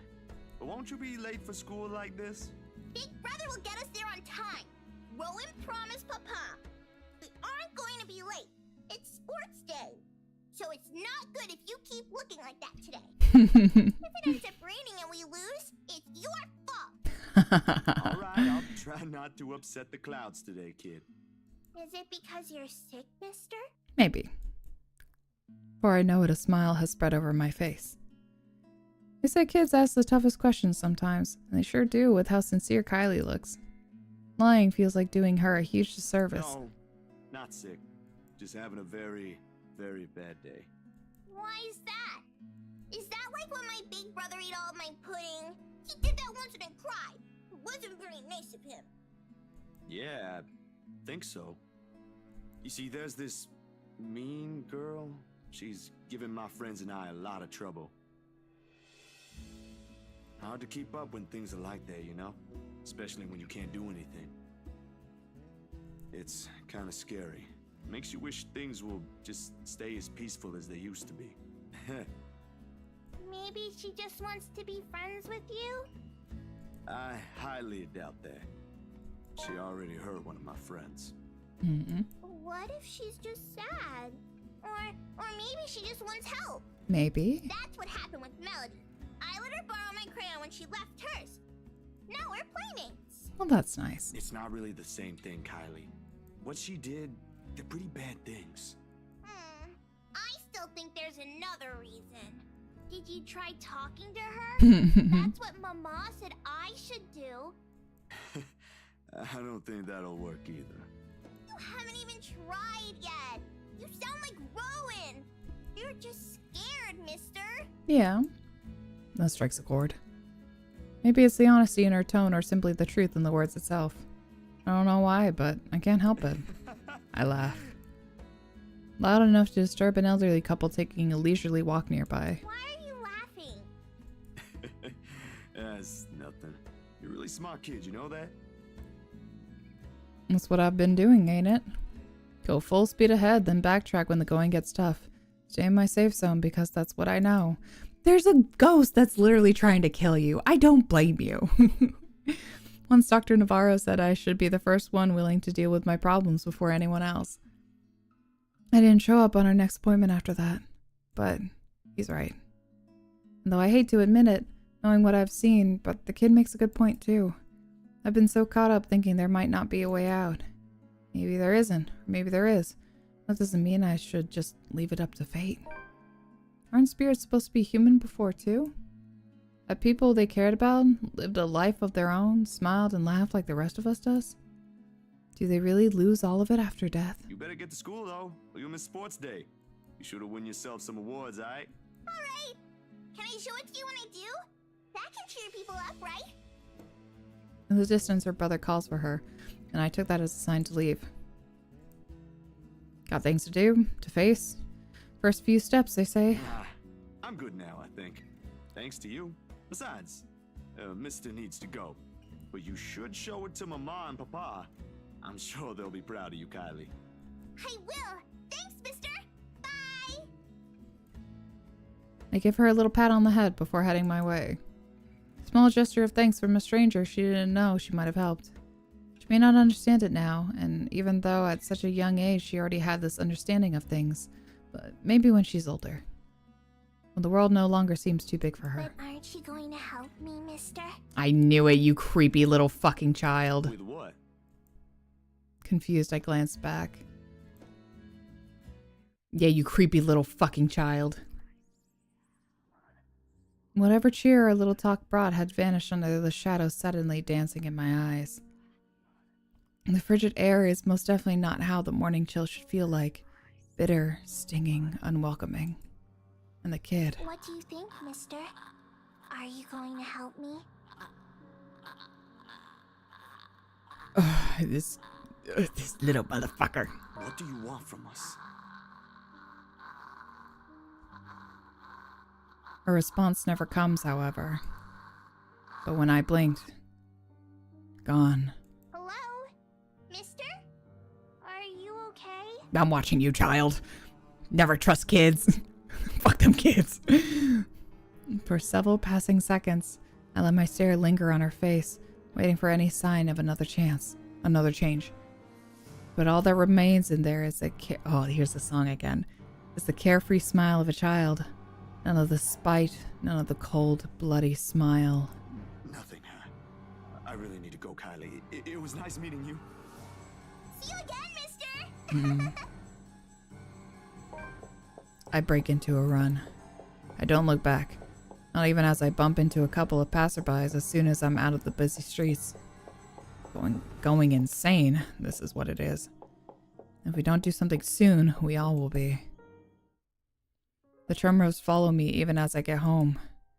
I had hoped a little stroll around the block for a few hours would help. Instead, I am assaulted with more images of her smile, the loathing in her eyes, and the stench of gore, the horrid crunch that comes with every movement she makes. Even old memories have been sullied by her, and Ma's song no longer sounds as sweet as it meant to be. In the end, all I got is a sinking feeling I will never be rid of her image, and another ridiculous idea that may or may not even work. The sun is already hanging low on the horizon when I make it back. For the first time, coming home feels more like a chore. Only, I didn't arrive to an empty room. It's probably Ash, because as soon as I open the door, I am greeted none other than... Sup, Z-Man? Yeah. I told you we should have called him before going here. Hi. It's fine. I didn't expect Isabella here, too. It is Ashton I see first, sitting comfortably on my couch, munching on a bag of chips with both feet propped atop the coffee table. Get your damn feet off the table. Whatever proverbial stone has been made at home at the pit of my stomach automatically flies right out the window at the sight of him. But before any exasperation can set in, my attention is taken by the other occupant in the room. Isabella perches on the only chair in the room, attempting to make herself smaller, it seems, from how closely she's hugging her arms against her. Nevertheless, she gives me a small smile when she notices my stare. Yet somehow, there aren't any warmth in it like it's supposed to have. Hey, Zach. Sorry we just barged in here. Ash was... Relax. Z-Man gave me a copy of the key himself. Yeah. Only after you broke the 13th one.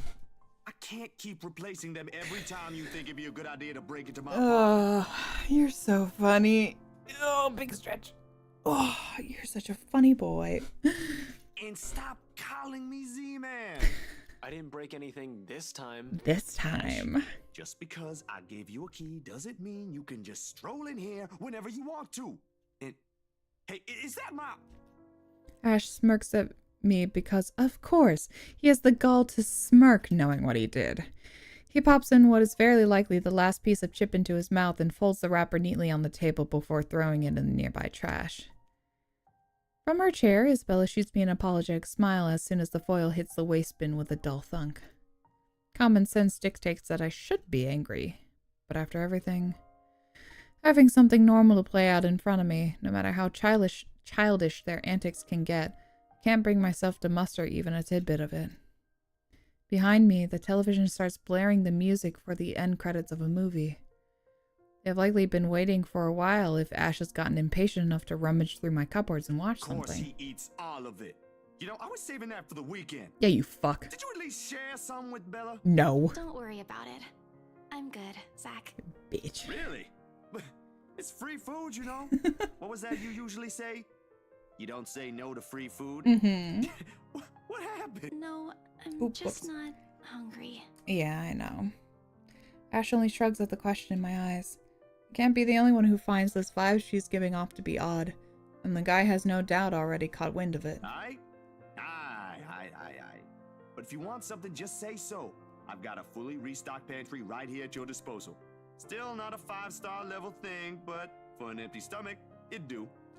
Just say the word. Thanks, Zach. Maybe next time. Food is not really what we came here for. Are we finally going to talk about the ghost? Ash, he's the one who... She casts a brief glance at Ash, and in an instant he sits up. Every trace of amusement is gone from his face as he clasps his hands in front of him and leans forward. Minuscule gesture meant to ease, yet the grim expression on him tells a different story altogether. All right, you two, what's this about? I don't like those looks. What I said was weird. I'm aware of that. But I'm not taking it back. Isabella's not the only one here who's seen it. A short but tense pause follows. They're both stalling. Under normal circumstances, I'd wait. With these two, the more you force it, the more they're clamped down on it.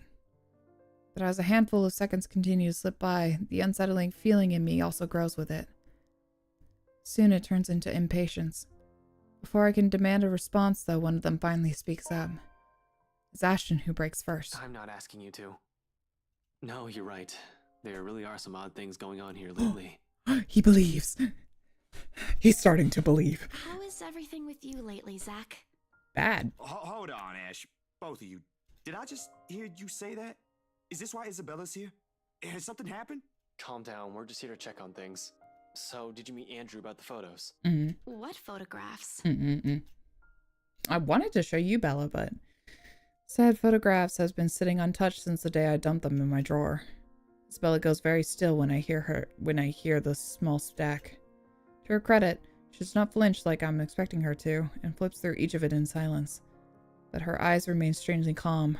Her hands have gone rigid and her mouth has set into a thin line. She, out of all people, understands what this means. In hindsight, she should have been the one I approached before Ash. What did Andrew say about them? It could be one, but there's no guarantee it's a supernatural thing. It doesn't always happen. So, that's a dead end right there. Now that I think about it, bothering that guy for this feels pretty silly now. But with the dreams lately... We're on the 29th? Okay. Cool. Cool. And... Am I able to crank it? Oh god, it's so long. I don't know. We'll find out. We'll find out. Sometimes these go by really quick.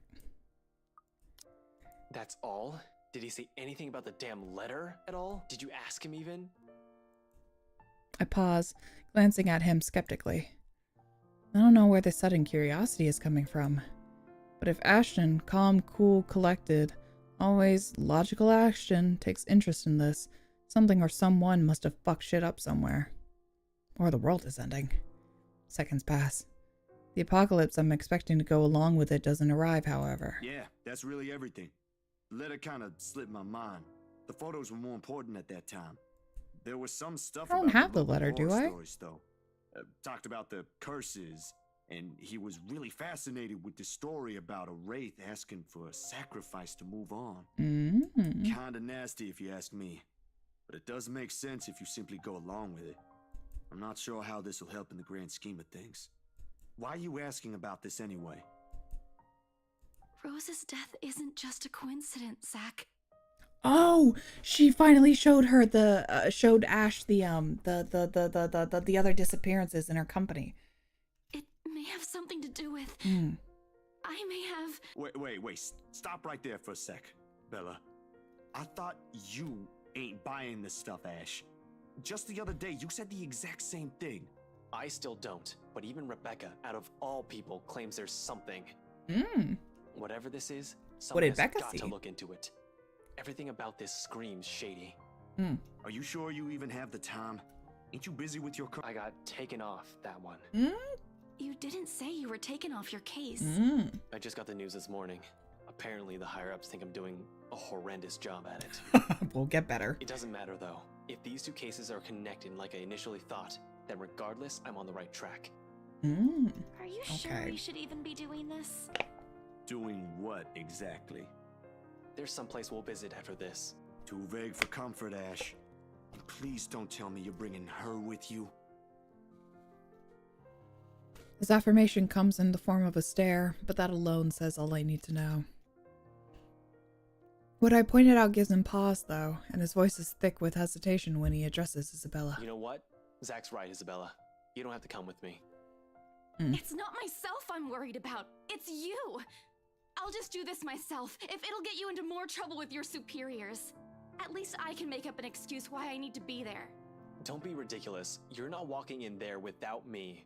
Besides, I think it's a little too late to back out now. Have you two seen the news this morning? I haven't, actually. Mama Mama called, and I was busy. The change in the air around her, while small, cannot have gone unnoticed, and it takes every willpower not to ask. Probably the only thing reigning in my curiosity is the fact that Ash himself hasn't brought it up either. No problem. It should be in the afternoon news as well. Oh, a new person. Another victim by the Ansem Butcher. Man burned after room catches fire. Interesting. He grabs the remote and cycles through the numerous channels until he gets to a news report about another guy who had been found dead in the early hours of the morning today. Burned alive this time. Oddly, no fire has spread, and whatever damage has been contained within the place the body was found. The room itself, however, had been completely vandalized. Help me. Help me. Help me. Another murder, authorities claimed. Isabella and I knew better. None of us shifts even after the report ends, but the room has suddenly felt stifling. Ashton's eyes have gone hooded with what appears to be restrained anger, and the remote in his hand creaks mildly under his grip. The stone is back in my stomach. A tiny little thing gripping at my insides, growing with every passing second as the dread sinks in. In the thick of it, Isabella's voice is the one that breaks the hush. A small, weak thing on its own that wavers unevenly between words, but every syllable heavy with its meaning. This is because of that thing, isn't it? I did this somehow. No. Well, we don't know that. When it fades, all that's left in the air is her doubt and fear, while all we can do is cope. Is there something we can say to make her feel better? We can fix this. This ended up being nothing, so we can fix this. It ain't too late. We could still fix this. There's 3 of us here. Does she like me? Yay! Ashton likes me too. Oh my god, great. 4 if you count Rebecca. Yeah. No, she's staying away from this. Good. She lifts her gaze at me, eyes steady and shoulders squared as she holds it against the baffled look I give her. Although in the next second it immediately softens, and it takes me by surprise nevertheless. In those brief moments, it's like I faced a different person. I don't want to involve her in this any more than I already have. Both of you as well. I already said it. That's completely out of the question. Stop asking. Ew. Still in all, that's 2 extra heads who can do the thinking. Between us 3, I'm sure we'll figure something out pretty soon. Don't make this whole thing sound like it's a piece of cake to deal with. It ain't. But better than sitting around, yeah? Plan is still a plan. You're going to shoot yourself in the foot one day with that kind of thinking. We don't even know who's doing this. The last 2 murders might just be similar incidents done by 2 different suspects. Hasn't stopped you from going after them before. Remember that time when you... Okay, stop right there. There will be no retelling of that incident today, Z-Man. Or ever. Keep calling me Z-Man and maybe I will. Suddenly, Isabella laughs.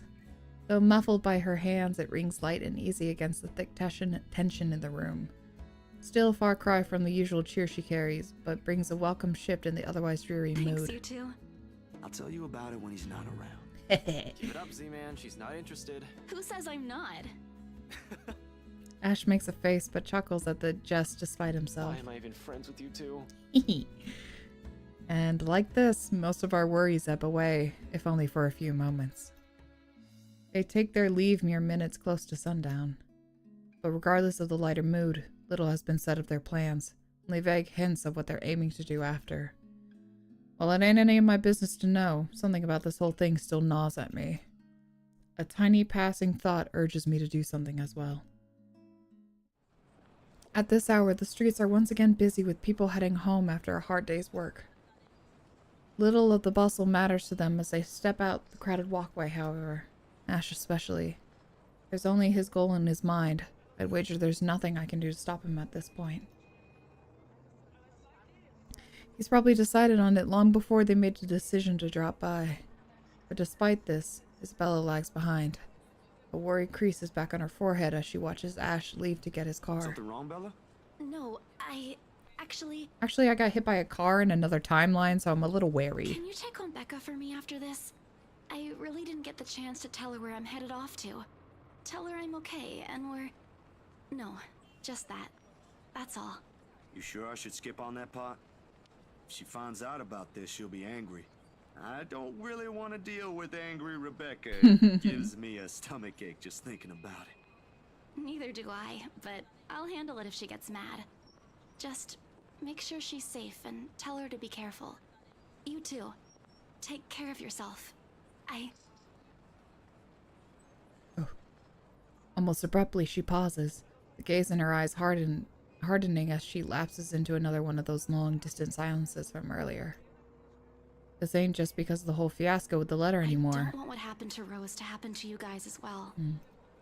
This one cut deep. Before I can ask about it, Ashton returns, casually swinging his car keys in one hand and gestures at Isabella. Come on, we don't have much time. Shirley's waiting. Alright, whatever, buddy. Who's sure? Oh, right.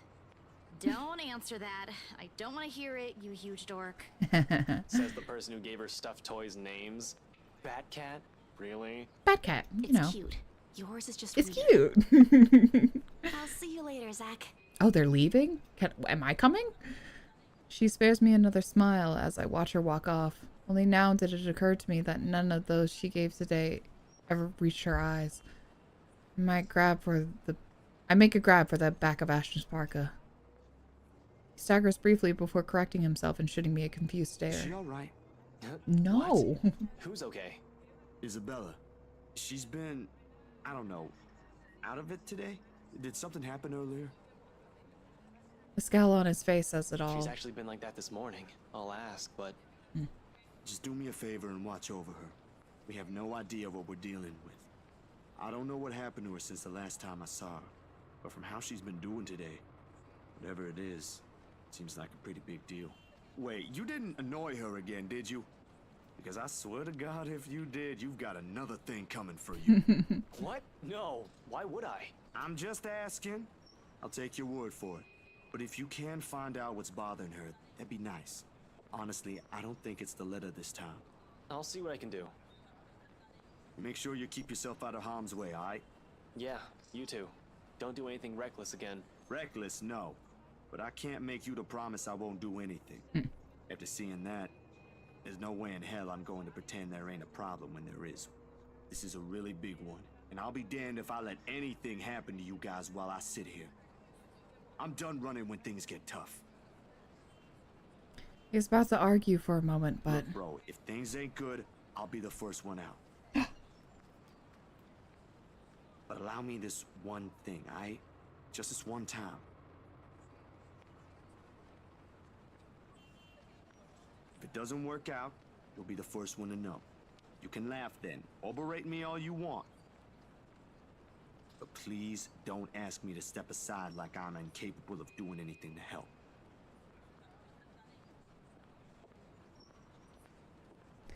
I have no idea if it's the look on my face or the tone of my voice. Ultimately, although his mouth presses into a thin line, he nods. All right. Stay safe, Zach. When he stumbles into the sidewalk and allows the afternoon crowd to swallow him whole, I like to think the tiny gleam in his eyes is the closest we can get to optimism in this situation. Whether that alone will be enough to give me a peaceful sleep tonight remains to be said. October 30th. Night falls, and despite my best attempts, sleep continues to elude me. Let's do a little check while they're on their little journey. I think that's the only... Yeah, because we don't know what happens after this time. Wow, we're moving pretty far away from the mansion. Interesting. Alright, alright. Common route. Cool. So I guess the other bit is a special route. Ooh, do I want to crank through the rest of this? I don't know. Let's see. Let's see. Because these go by kind of quick. It would kind of suck to just end. I might just keep going. With her image still stuck in my head, flashing every few moments, it catches me off guard, with Ma's lullaby still echoing in my ears, no longer the soft tune it once was, and the terrible gnawing at the pit of my stomach. It's no wonder I can't bring myself to drift off, even for a little while. It's not as if there's a complete lack of things to do while waiting for sleep to come, if it ever will. And 2:45 in the morning, I find myself cleaning my photography equipment for no other reason than just to pass the time. Oh no. Oh no. This is scary. Though if I'm going to be honest, it's not the night terrors that are keeping me wide awake tonight, but the anxiety and the hope I'll hear from Ash or Isabella soon. And for what's perhaps the 42nd time, my eyes shift over to the end of the table where my phone lies still. I've not heard from them since they left. They haven't promised to call, of course, but a small part of me wishes they would have common sense at the very least. Waiting is a tough game. With the concern stretching out for minutes far longer than usual, it's impossible for more unpleasant thoughts not to enter my mind. Moreover, it doesn't help that when the clock finally strikes 3... Yeah, I thought so, you fuck. Oh, my hand stills. Oh no. Oh no. Oh no, look at her. Oh no. Oh no. It'll be a complete and utter lie to say my heart didn't leap straight into my throat in that brief second. My whole body has gone motionless, ears straining for any further sounds. A couple of tense seconds pass. Nothing. Of course, with how old the building I'm staying in, power fluctuations aren't anything new. Every now and then this would happen, leaving a few tenants in a rather bad mood. Nothing unusual anymore after a few years of living here. But this time, the sudden hush brings with it a stillness that raised the hair at the back of my neck and set my heart beating hard against my chest. Something reeks in the air, and in an instant this place is no longer home. It's a prison. Every rational fiber of my being screams at me to leave. I force myself to swallow and keep a clear head as I lay down all my cleaning tools and begin gathering together the rest of my things scattered about the table. Oh, he's trying to pretend that she's not there. Hold on 1 second. Closing my blinds. Can't see shit. Spoochy!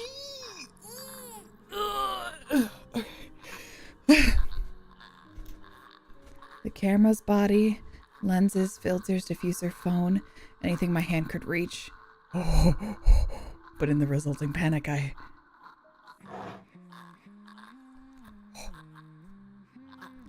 like in the nightmares, it's the scent that reaches me first, a foul, putrid smell filling my lungs with the heavy stink of death.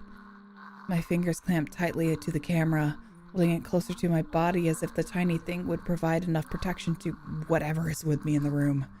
It won't, but it's the only comfort I have. And knowing that whoever she is, she had once been human. Perhaps not all of it is gone. Perhaps some of it is still there? Hello? I know you're in here. What do you want? Something moves behind me, a soft scuttling over the walls followed by the squelched and painful creaking of what can only be rotten flesh and broken bones. Without hesitation, I whirl around, my fingers in camera ready. Oh no! Oh no! Oh no! Oh no! I know! I hate this! I hate this! Oh no! Oh no! I hate this! Oh no! Don't make me do things! Don't make me do things! I can help you! Whatever it is that keeps you here, I can help! Oh no! That's what the letter's for, ain't it? You don't have to keep taking people's lives! Oh. Silence. This is terrifying. There's a brief moment of silence. Silence after, and for a short while I think my pleas worked. Then, with no warning, the shuffling resumes, and along with it are the sobs of a woman.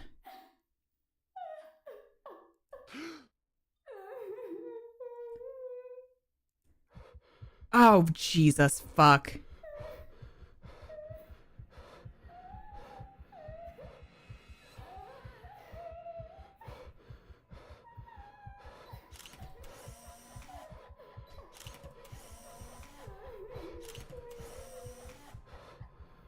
This is awful.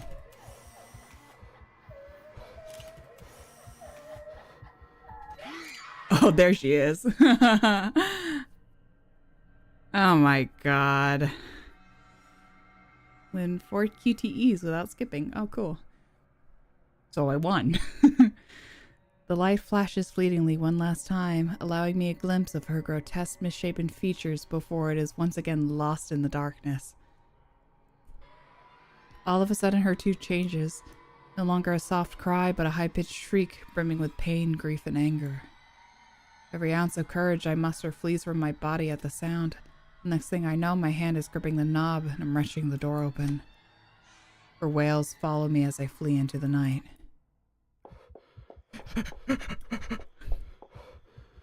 Pacing has always been more of Ashton's thing than mine. What would happen? Do I have a death ending if I failed that? Oh yeah, absolutely. I don't know how I would exactly fail. Maybe if I took too long.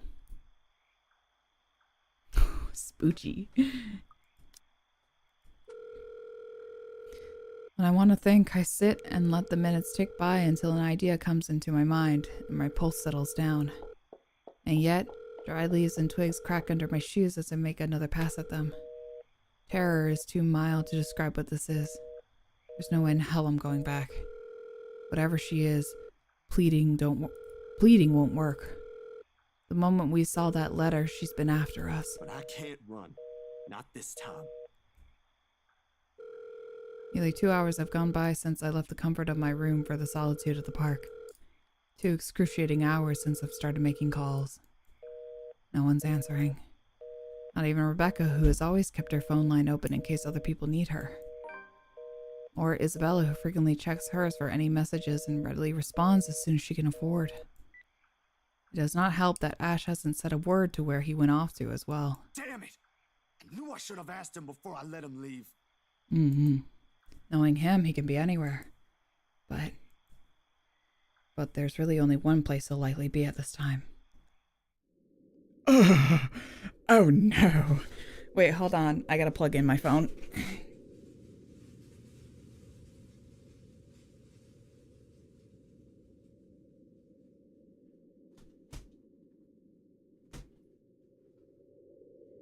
Where'd my charger go? There it is. I found it.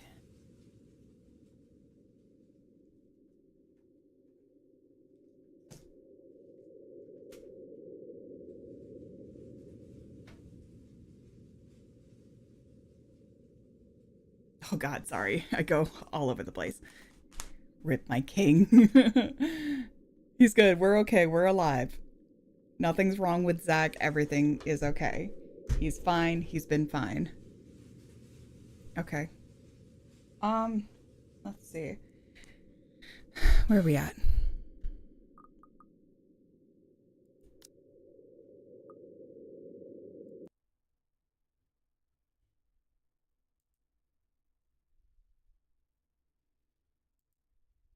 Sorry, I'm tweaking. Sorry. Oh, I was looking here. No, not journal. The tree paths. Ooh, okay. Yeah, I think I'm gonna crank through chapter 3 because these go by pretty quick. First, I'm gonna run to the bathroom real quick. So I will be right back. Okay? Okay. So, everybody hang out for a second. I'll be right back. I promise.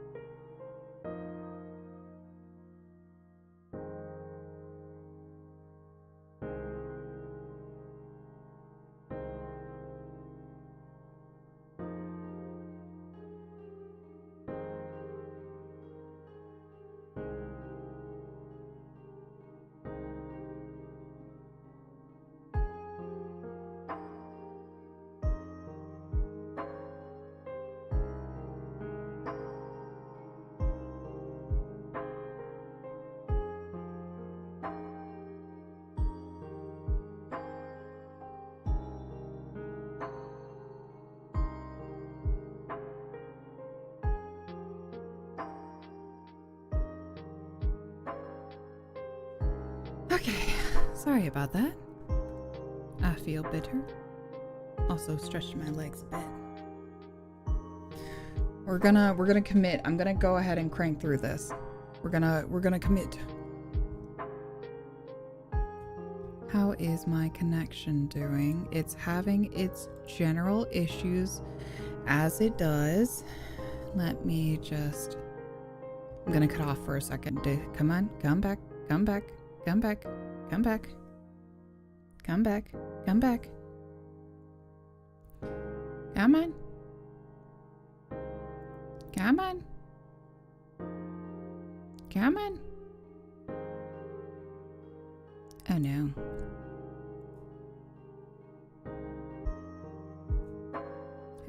Okay, come on. Come on. Come on. Come on. There we go.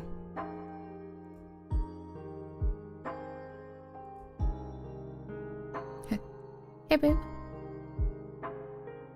Did we make it? Are we back? Sowies. Let me just double check on my end. I was thinking about it.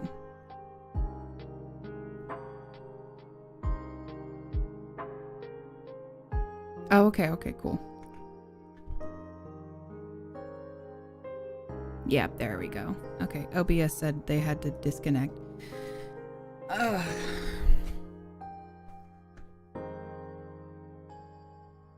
You're here. Yes. I'm coming back.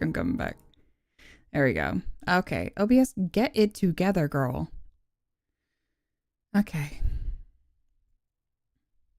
There we are. I'm back. Yeah. Yippee. Wahoo. Yeehaw. Epic. Alright, let's finish this chapter. I have no idea what I'm expecting to see when I got here. There's Ashton first and foremost. Part of me wishes my assumptions were correct and he's really somewhere close by on a stakeout. But I've never been the lucky sort when it comes to that kind of guessing. And even after I've made a round of the immediate vicinity, I could find neither hide nor hair of him. I like that they all say that. Calling him does no good either, considering how awful the signal here is. My signal is also awful. I don't know what's going on. I have good internet. I don't know why it decides to do that. Or it's because I need an Ethernet cable.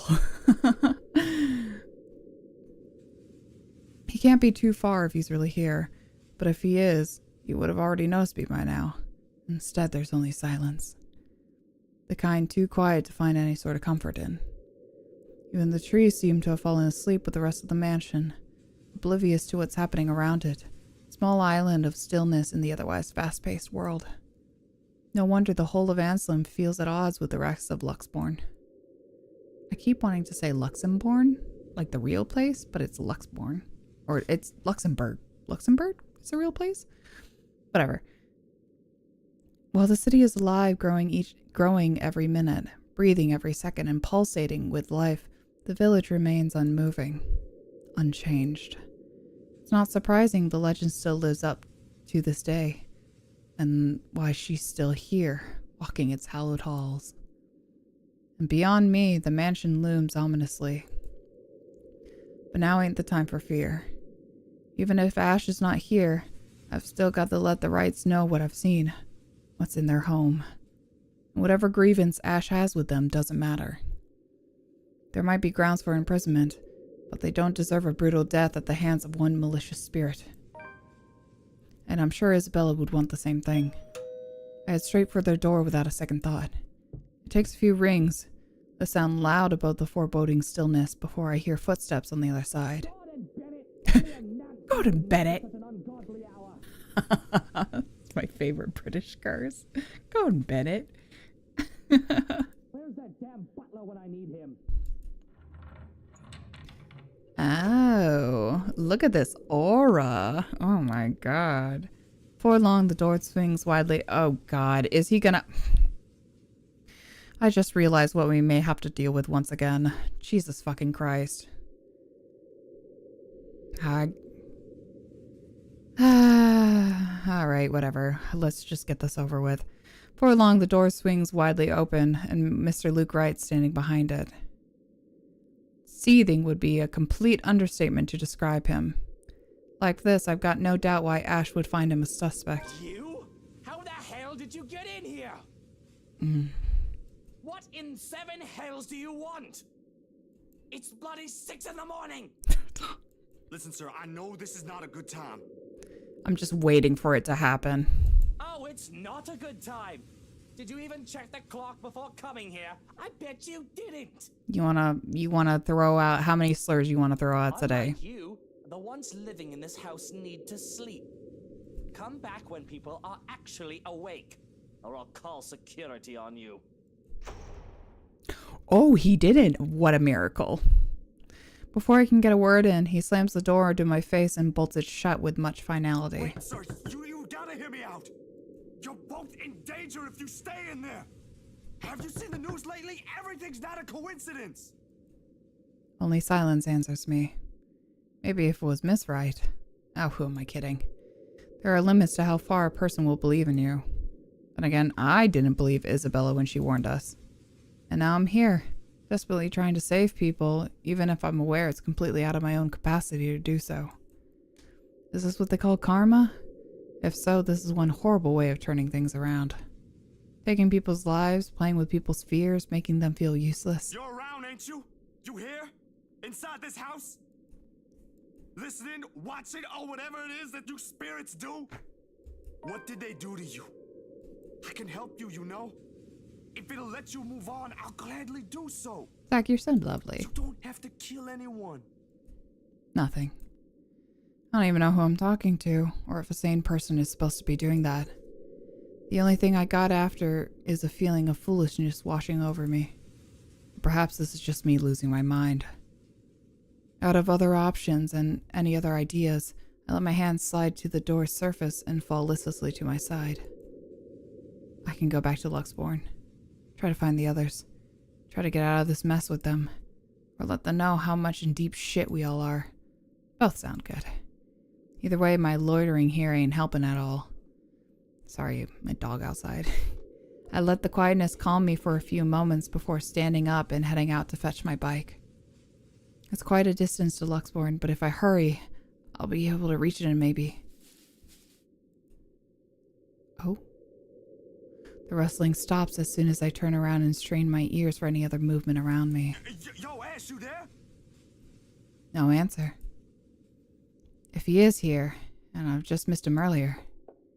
Already my feet are moving in search of him for the second time. It won't hurt to double check. Triple check even. With how big the property is, he can be anywhere. If things ain't so urgent, if they ain't so dire that lives are at stake, I'd probably just have waited for him to show up again. Damn it! He needs to realize what exactly it is he's dealing with. I think he knows. That it is not just a petty criminal he can simply throw in jail. It is something beyond the authority his police badge could ever give him. The guy needs to stop playing the big damn hero. Sit down and chill. My breathing comes in short, shallow rasp by the time I make it back to where I started. Still no sign of him, and I'm beginning to think I'm just wasting my time here. That's when I hear it. I'd recognize that melody in a heartbeat. Ma's favorite song. I listen for a while, trying to gauge where exactly from the house it's coming from. My feet starts moving before I can stop them. And there, as I circle the corner, from a room in the first floor, a single window is open, but I can't make out whoever's inside. However, I'm sure the singing comes from there. Still, why I'll hear an old tune here of all places, I won't know. It's not an obscure song by all means, but it is pretty rare to find someone who knows this. And for some reason, death seems to follow this song around.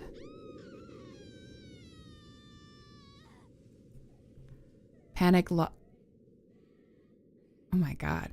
Panic lodges itself at the base of my throat at once. Whoever's humming might be... I don't want to be the pessimist now, but on the off chance that it is Miss Wright? Shit. Oh no, Zach. shouldn't just barge in there. I can put myself in danger before I save anyone. I can put myself in danger before I save anyone. Ash will tell me so in exact same words. Might even write me a dissertation why that is a bad idea if he ain't so lazy. Damn it, damn it, damn it, god damn it! Someone could be in danger. Fuck me. I don't want you going in there. Hell no. For funsies, it would be cool if you went in.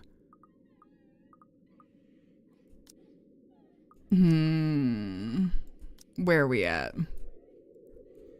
What are we looking at? Oh, Jesus. Oh, Jesus. Ooh, one of them leads to a bad end.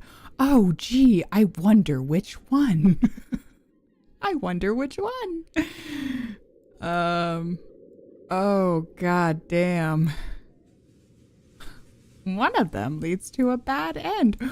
Whatever one could that be? I wonder. Did I save? I did save. Hey, Ash is around somewhere. Mind your own damn business. In the end, the rational part of my brain wins out. The half that spent too much time around Ash. It's right, though. The reasonable part. If I do force my way... It's also... Well, beside the ghost, I'm also thinking that there's a huge fucking racist in there, and I don't want you giving them a reason to be even more gross with you. You know? If I do force my way in and find something unpleasant, how am I going to fight back? With my camera? No matter where you look at it, that's simply asking for a painful death. Yeah, no shit. I have a better chance if I find Ash. What is he snooping about? Perhaps I should try the forest? Make a round farther into the gardens? Not a sound plan, but it's better than nothing. The woman's soft sobs has subsided now by some means. Almost inaudible to a point of where I'm wondering if I truly heard what I heard. I didn't get to dwell much on it though, because right in that moment my phone rings. The sharp noise piercing through the thick quietude. I clamp a hand over it, pressing the button for the speakers are close to my ear.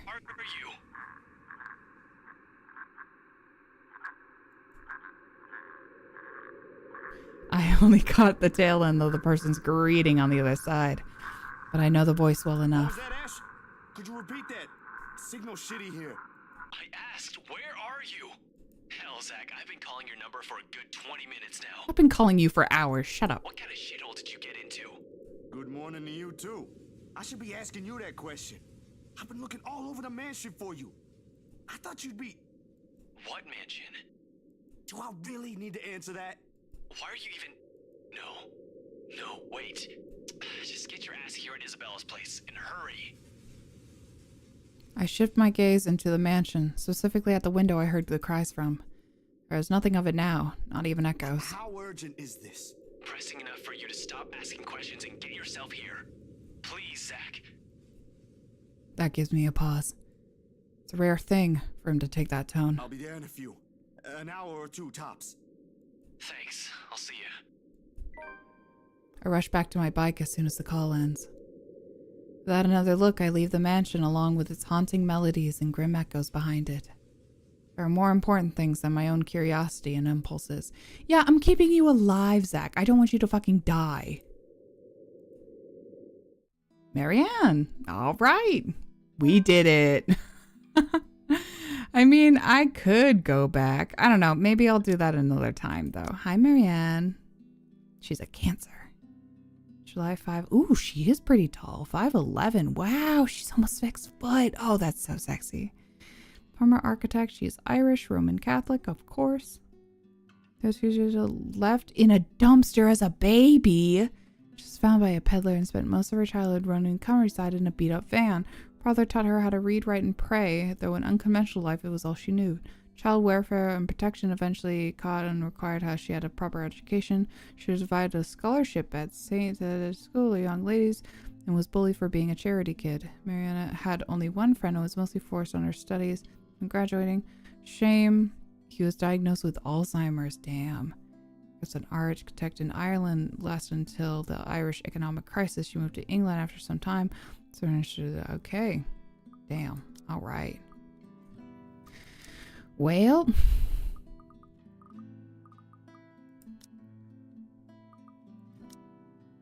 0% is a lie. We did so much. How is that 0%?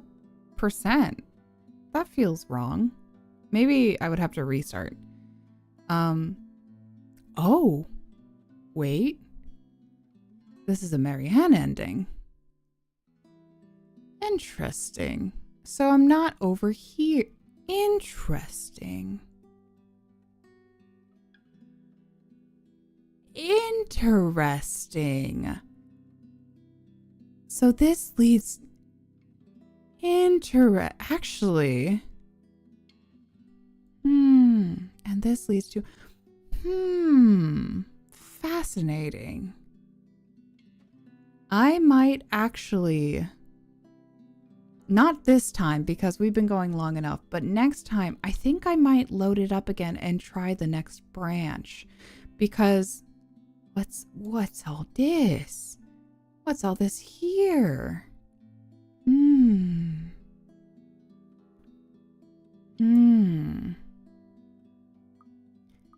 Anyway, we're gonna go ahead and save in the new bit. All right. Oh, thank God my audio hung in there for the time. Does Marianne have an anime-ass poster in her room? Hold on. What's this? That's so... Wait, hey, hold on. What's this, what is this? What is this anime-ass poster that's in the back of her wall? That's so cute. Okay.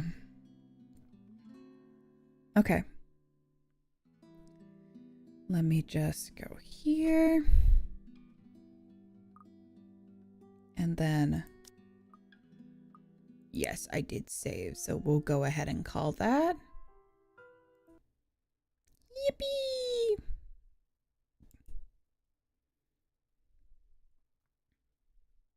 Oh, hi.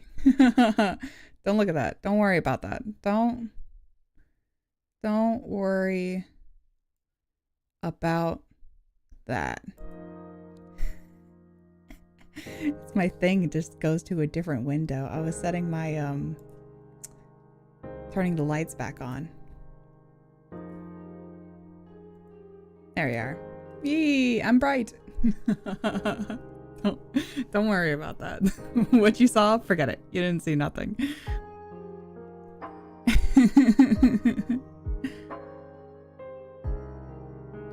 Oh my God, that was a long one.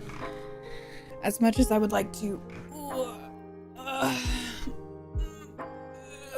there we go. Yeah, that was a long one. Where are we going? It's about 6 hours now. Yeah.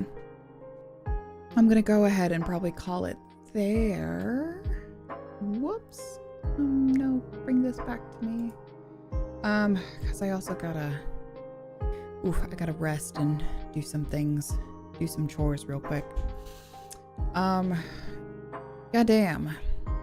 What a time. What a time this has been.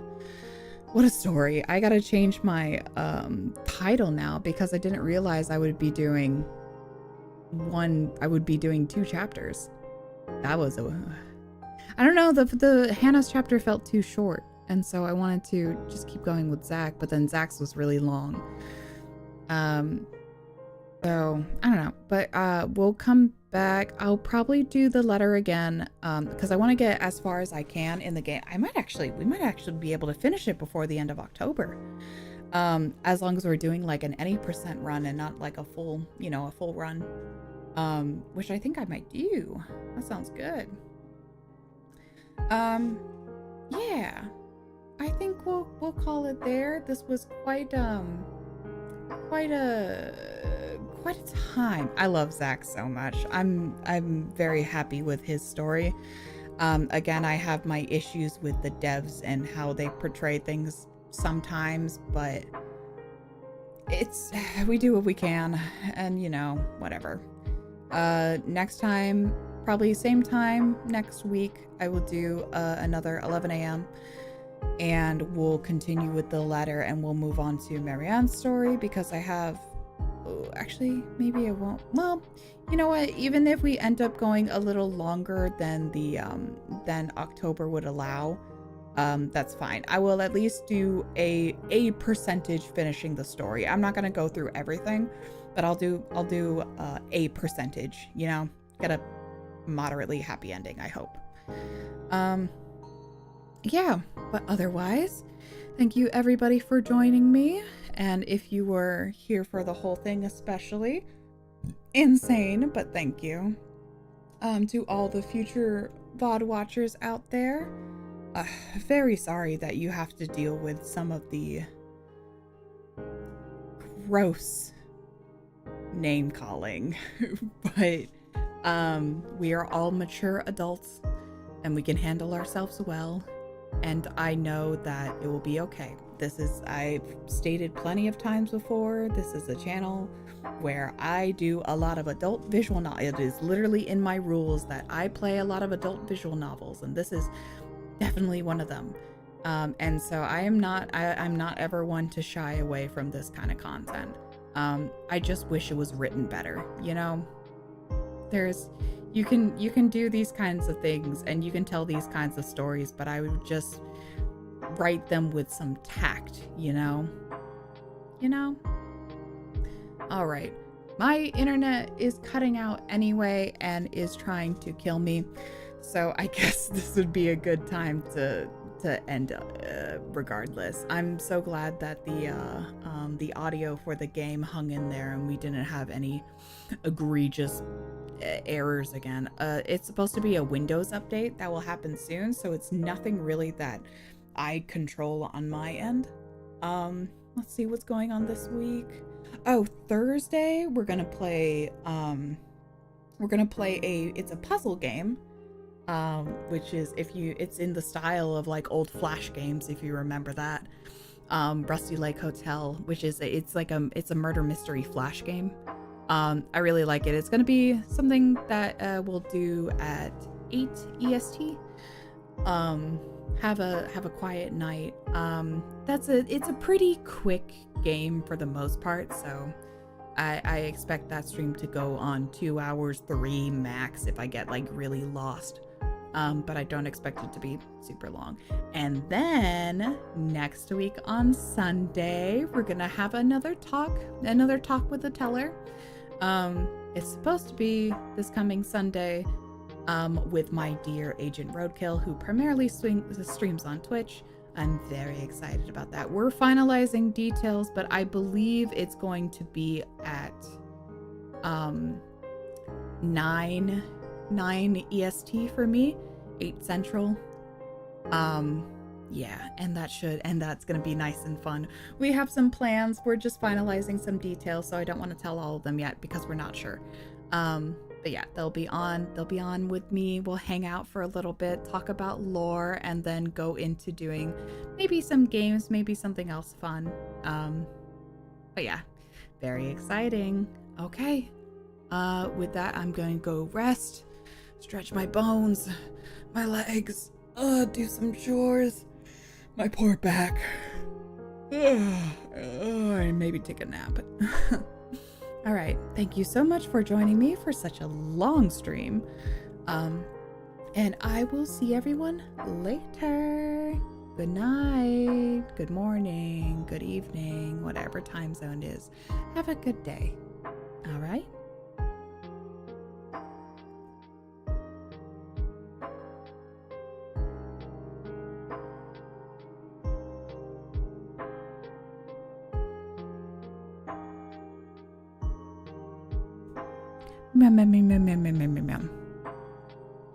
Bye-bye.